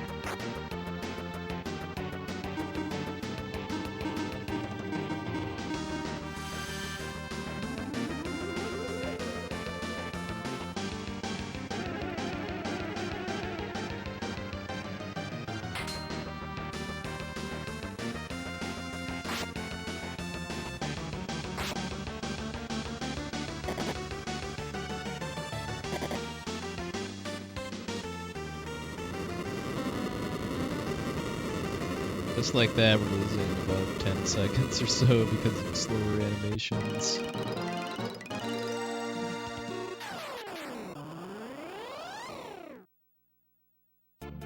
Yeah, the Ice Valk is very laggy too, on top of the animation being longer.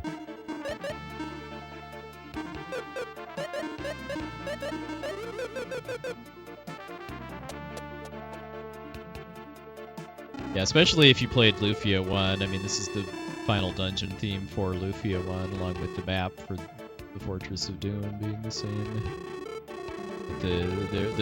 The sound font for the music is pretty different, even though it's the same melody.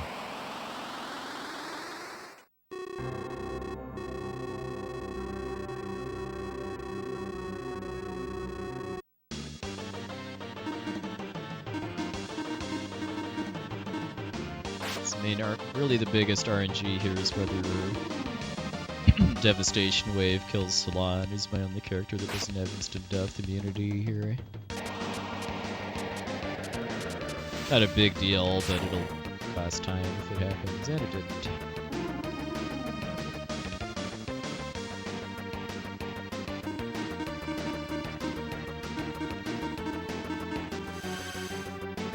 Fight's totally scripted, she's always gonna do Dark Fright in the next 2 turns.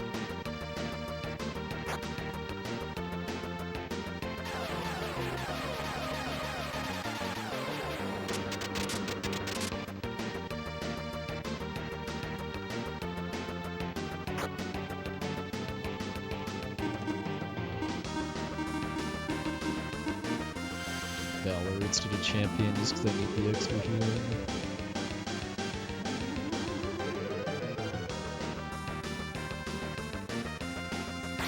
Hey, McDougal, come in.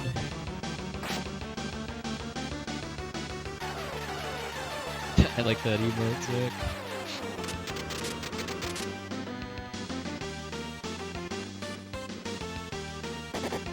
I think probably my single favorite Lufia emote that I've ever seen, though, is one for a no-core running away. Where the core just sprouts legs and runs away.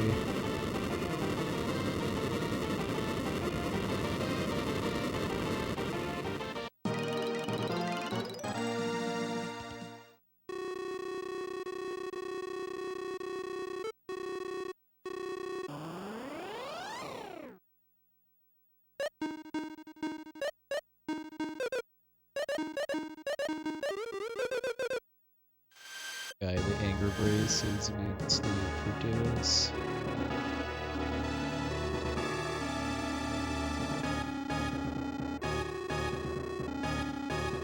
How fast or slow the Deus fight is all depends on if I get any bad status conditions on the first turn.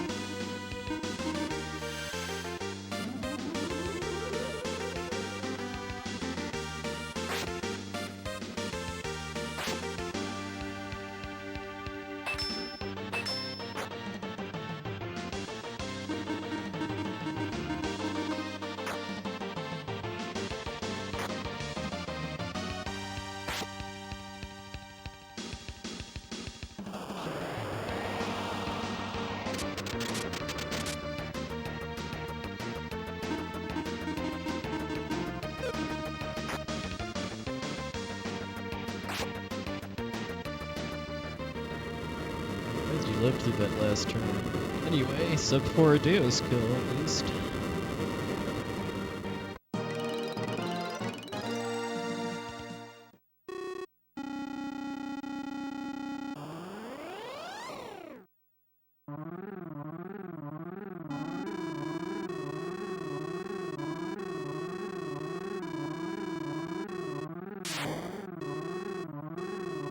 Yeah, I mean, again, that fight mostly just comes down to if bad status conditions happen on the first turn. Taking a few seconds to equip the anger brace onto Guy at least means that he can't go to sleep, which would be pretty bad if that happened. Because if it did, it'd be before he got his first action to use the Hydora Rock IP.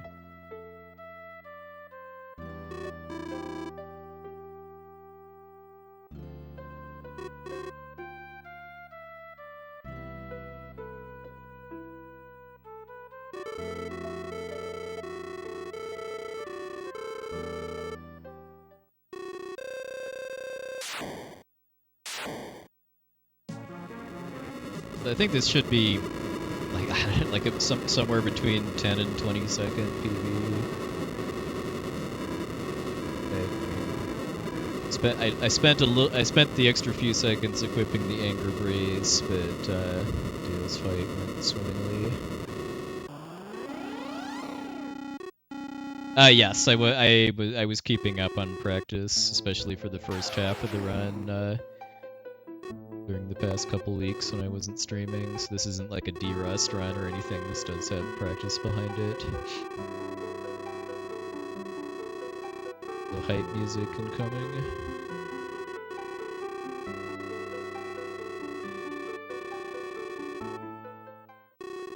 Savior of those on Earth.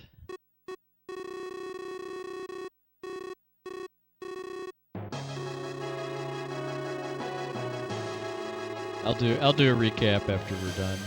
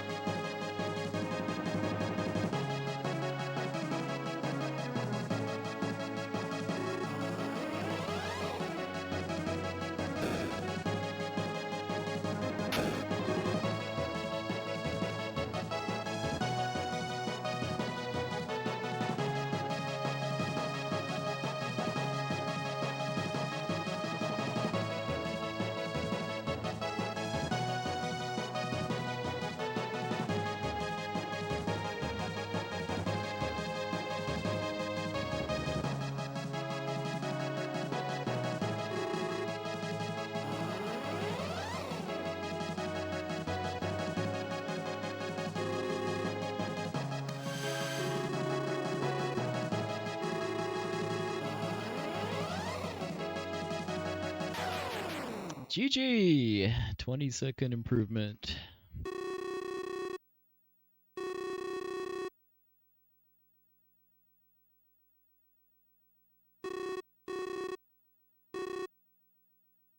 Thanks for the GGs, everybody.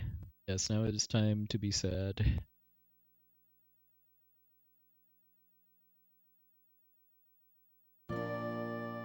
One of the most bittersweet endings in any video game, especially one of this era.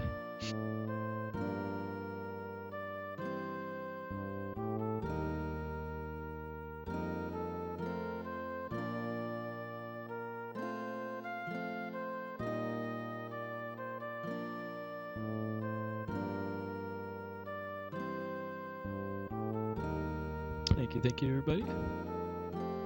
Quite the PB I was hoping for, but we'll get there. So, I kind of remember the Lizard Man segment just having a little bit of movement slop here and there, and I think I got an overworld encounter. I had a very, very, very good catfish fight, but pretty much perfect as far as, well, not me never having to heal, which is not common when you're not manipulating it. I had good damage rolls, and the catfish just attacked and didn't use spells, so...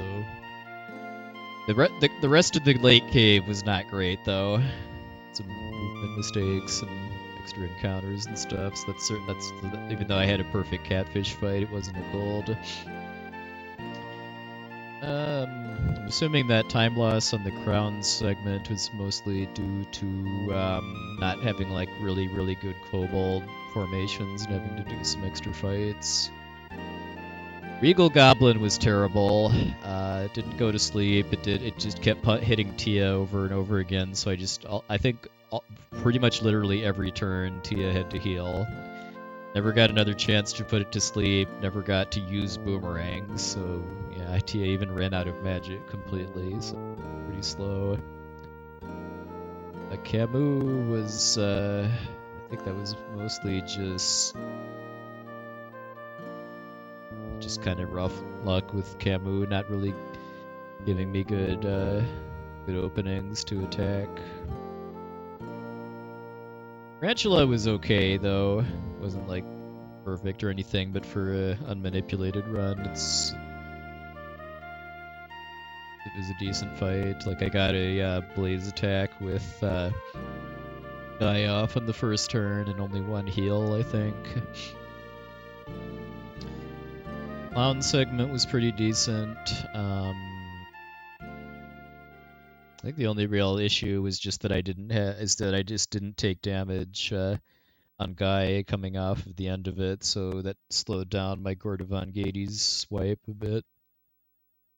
Yeah, now is where the tears really flow when Tia gets her poignant return into the story. But yeah, I think Gordon I think was 3 turns, a punch, and then 2 destructo waves. The cave bridge was, I remember having some weird movements on the enemies in the combat room. I ended up having to sneak around the right side instead of the left side. The trolls were terrible. The mummies fight was okay, but then on the trolls, Maxim got paralyzed and Tia got killed, which together turned a 2-turn fight into like 5 or 6 turns. So Gades 2 it started out promising, as I recall, as far as getting a couple destructive waves to give Maxim good IP, and then Guy getting a holy energy off, but then he killed Guy just barely. Like, I think Guy had 70 HP and his destructive wave did 72 damage or something. And I just made the call at that point, since I'd skipped the safety barnacle, to just try to kill him rather than bring Guy back up. And I mean, I still think that was probably the right call, but it did slow it. The fact that Guy was dead, I don't know, probably added maybe 2 extra turns on. Oh wow! Oh, I didn't know that, Zach. Wow, that is that's pretty touching. Especially that you got to share this experience with your mom too. I mean, neither of my parents have ever been into video games at all, except for being supportive of my pastimes. So, and neither was my sister. So, playing games in childhood for me, it was just always something I did by myself or with school friends rather than with family. So I definitely admire people that actually have childhood memories of playing video games with direct family.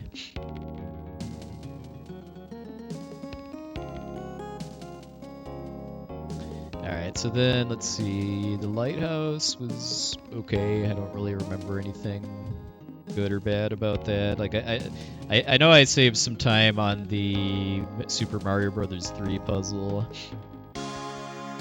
I did it almost entirely from memory. I actually had a pretty good Lions fight.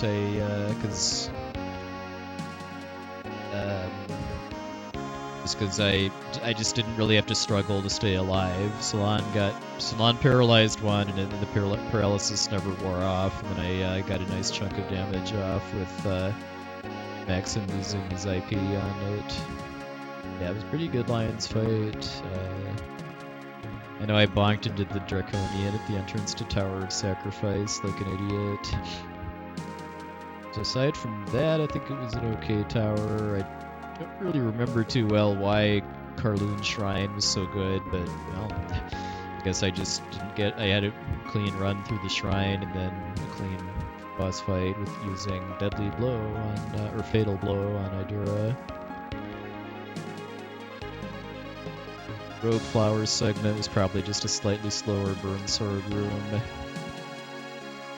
I got robbed of a pretty big gold on the Soldiers Split by the Shadow Bridge rooms. I had 3 fights there. I'm sure my PB had less, but also less clean movement. But even though I had a bad Shadow Bridge, I did have a very good triple bomb wall. I pretty much, the Siren just completely left me alone. I didn't have to swap tools to stun it, as I recall. I missed my split on the Northeast Shrine, but I remember that being solid. The Gargoyles fight was not good. I missed with a lot of terror balls, but nobody died.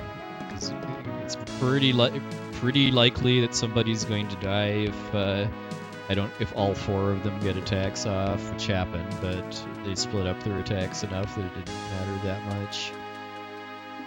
I don't really remember the Divine Shrine super well, but then Venge Ghost I had to reset because Venge Ghost killed 2 characters with Doomcry, which is if I save beforehand, I mean in almost every case it's going to be faster to just retry the fight than to try to pick up the pieces after 2 characters died. So yeah, Venge Ghost is probably the worst split in this this PB, except for maybe Regal. Well, Regal Goblin and Camu are pretty slow too, but I mean, you have slow fights, then you have having to reset. So yeah, the White Dragons segment I had kind of a bad mosh pit first trip. Something I know I need some more work on.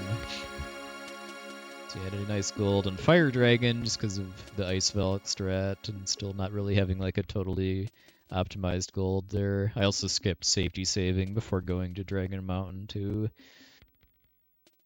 Had a pretty nice ghost ship fight.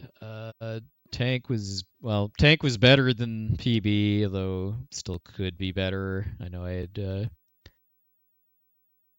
didn't really get a lot of machine gun attacks, but getting incendiary bombs was pretty much an immediate refill of Guy's IP. And then I made, yeah, I mean, if I hadn't forgotten to sell stuff in Narvik Town to afford the see-through cape, then this probably would have been a sub 402. Because I had to go do extra shopping in Olun's to afford the see-through cape, and that certainly cost more than 14 seconds. The Estrada Tower, I lost 20 seconds there on a split where I had gone to the wrong tower in the previous run, so I guess that's a pretty big time save waiting in future runs there. For Doom Island, I guess the only Sinistral fight that was kind of on the slow side was Ammon, and that's just for animation speeds, as far as getting no Galactic Lancers and getting an Ice Velk on one of them. I mean, that was just 10-second difference solely because of animations. Yeah, Aram and Deus were decent. Oh yeah, gonna be nice to have new splits to run against, but the grind is definitely not stopping. Certainly not until I get a sub 4, if not further. I mean, I wouldn't mind getting second place again, which would mean having to get a sub 356 at this point. So we'll just see how long my interest holds up. But for the immediate future, though, main thing I'm focusing on is getting ready for RPG Limit Break, where I got accepted to run this game at a little before noon U.S. Central Time on July 19th. Been working pretty hard on practicing to try to be able to do the run without notes. I'm not quite there yet. I definitely had to use some notes for a couple menus and boss fights late in the game, but hopefully we'll get there. If you haven't seen the full schedule for Limit Break yet, my bot just posted that as well. Lots of cool stuff to watch.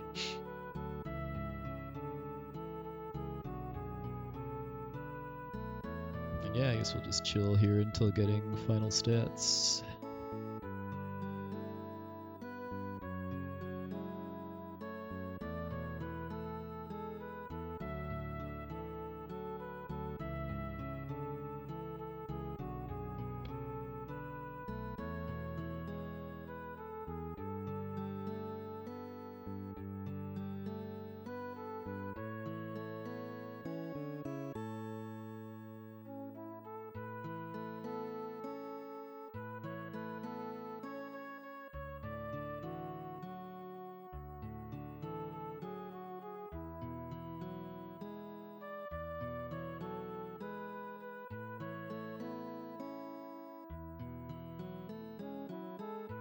I'm curious how many escapes I had.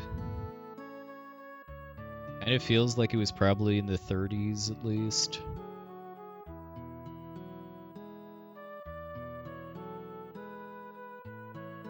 never party deaths. Dakar being 0 should always be the case. 54 in game time, and 30 exact escapes. Yeah, like a pretty clean run would be in the teens, generally. I wonder if 30 is actually a new personal low for escapes for me, or if I've had one in the 20s before. I know I haven't gotten teens yet. In-game time isn't used for timing, for official speedrun timing for this game, because the in-game timer, in addition to not counting resets, which I had one of in this run, it also pauses when you're in menus. So if you have a run where you never reset, the difference between your real time and your in-game time is kind of a nice measurement of how clean your menuing was. And then get Ancient Cave stats, which are all 0 because I didn't actually go to the cave. But if I did, there would be data here for it.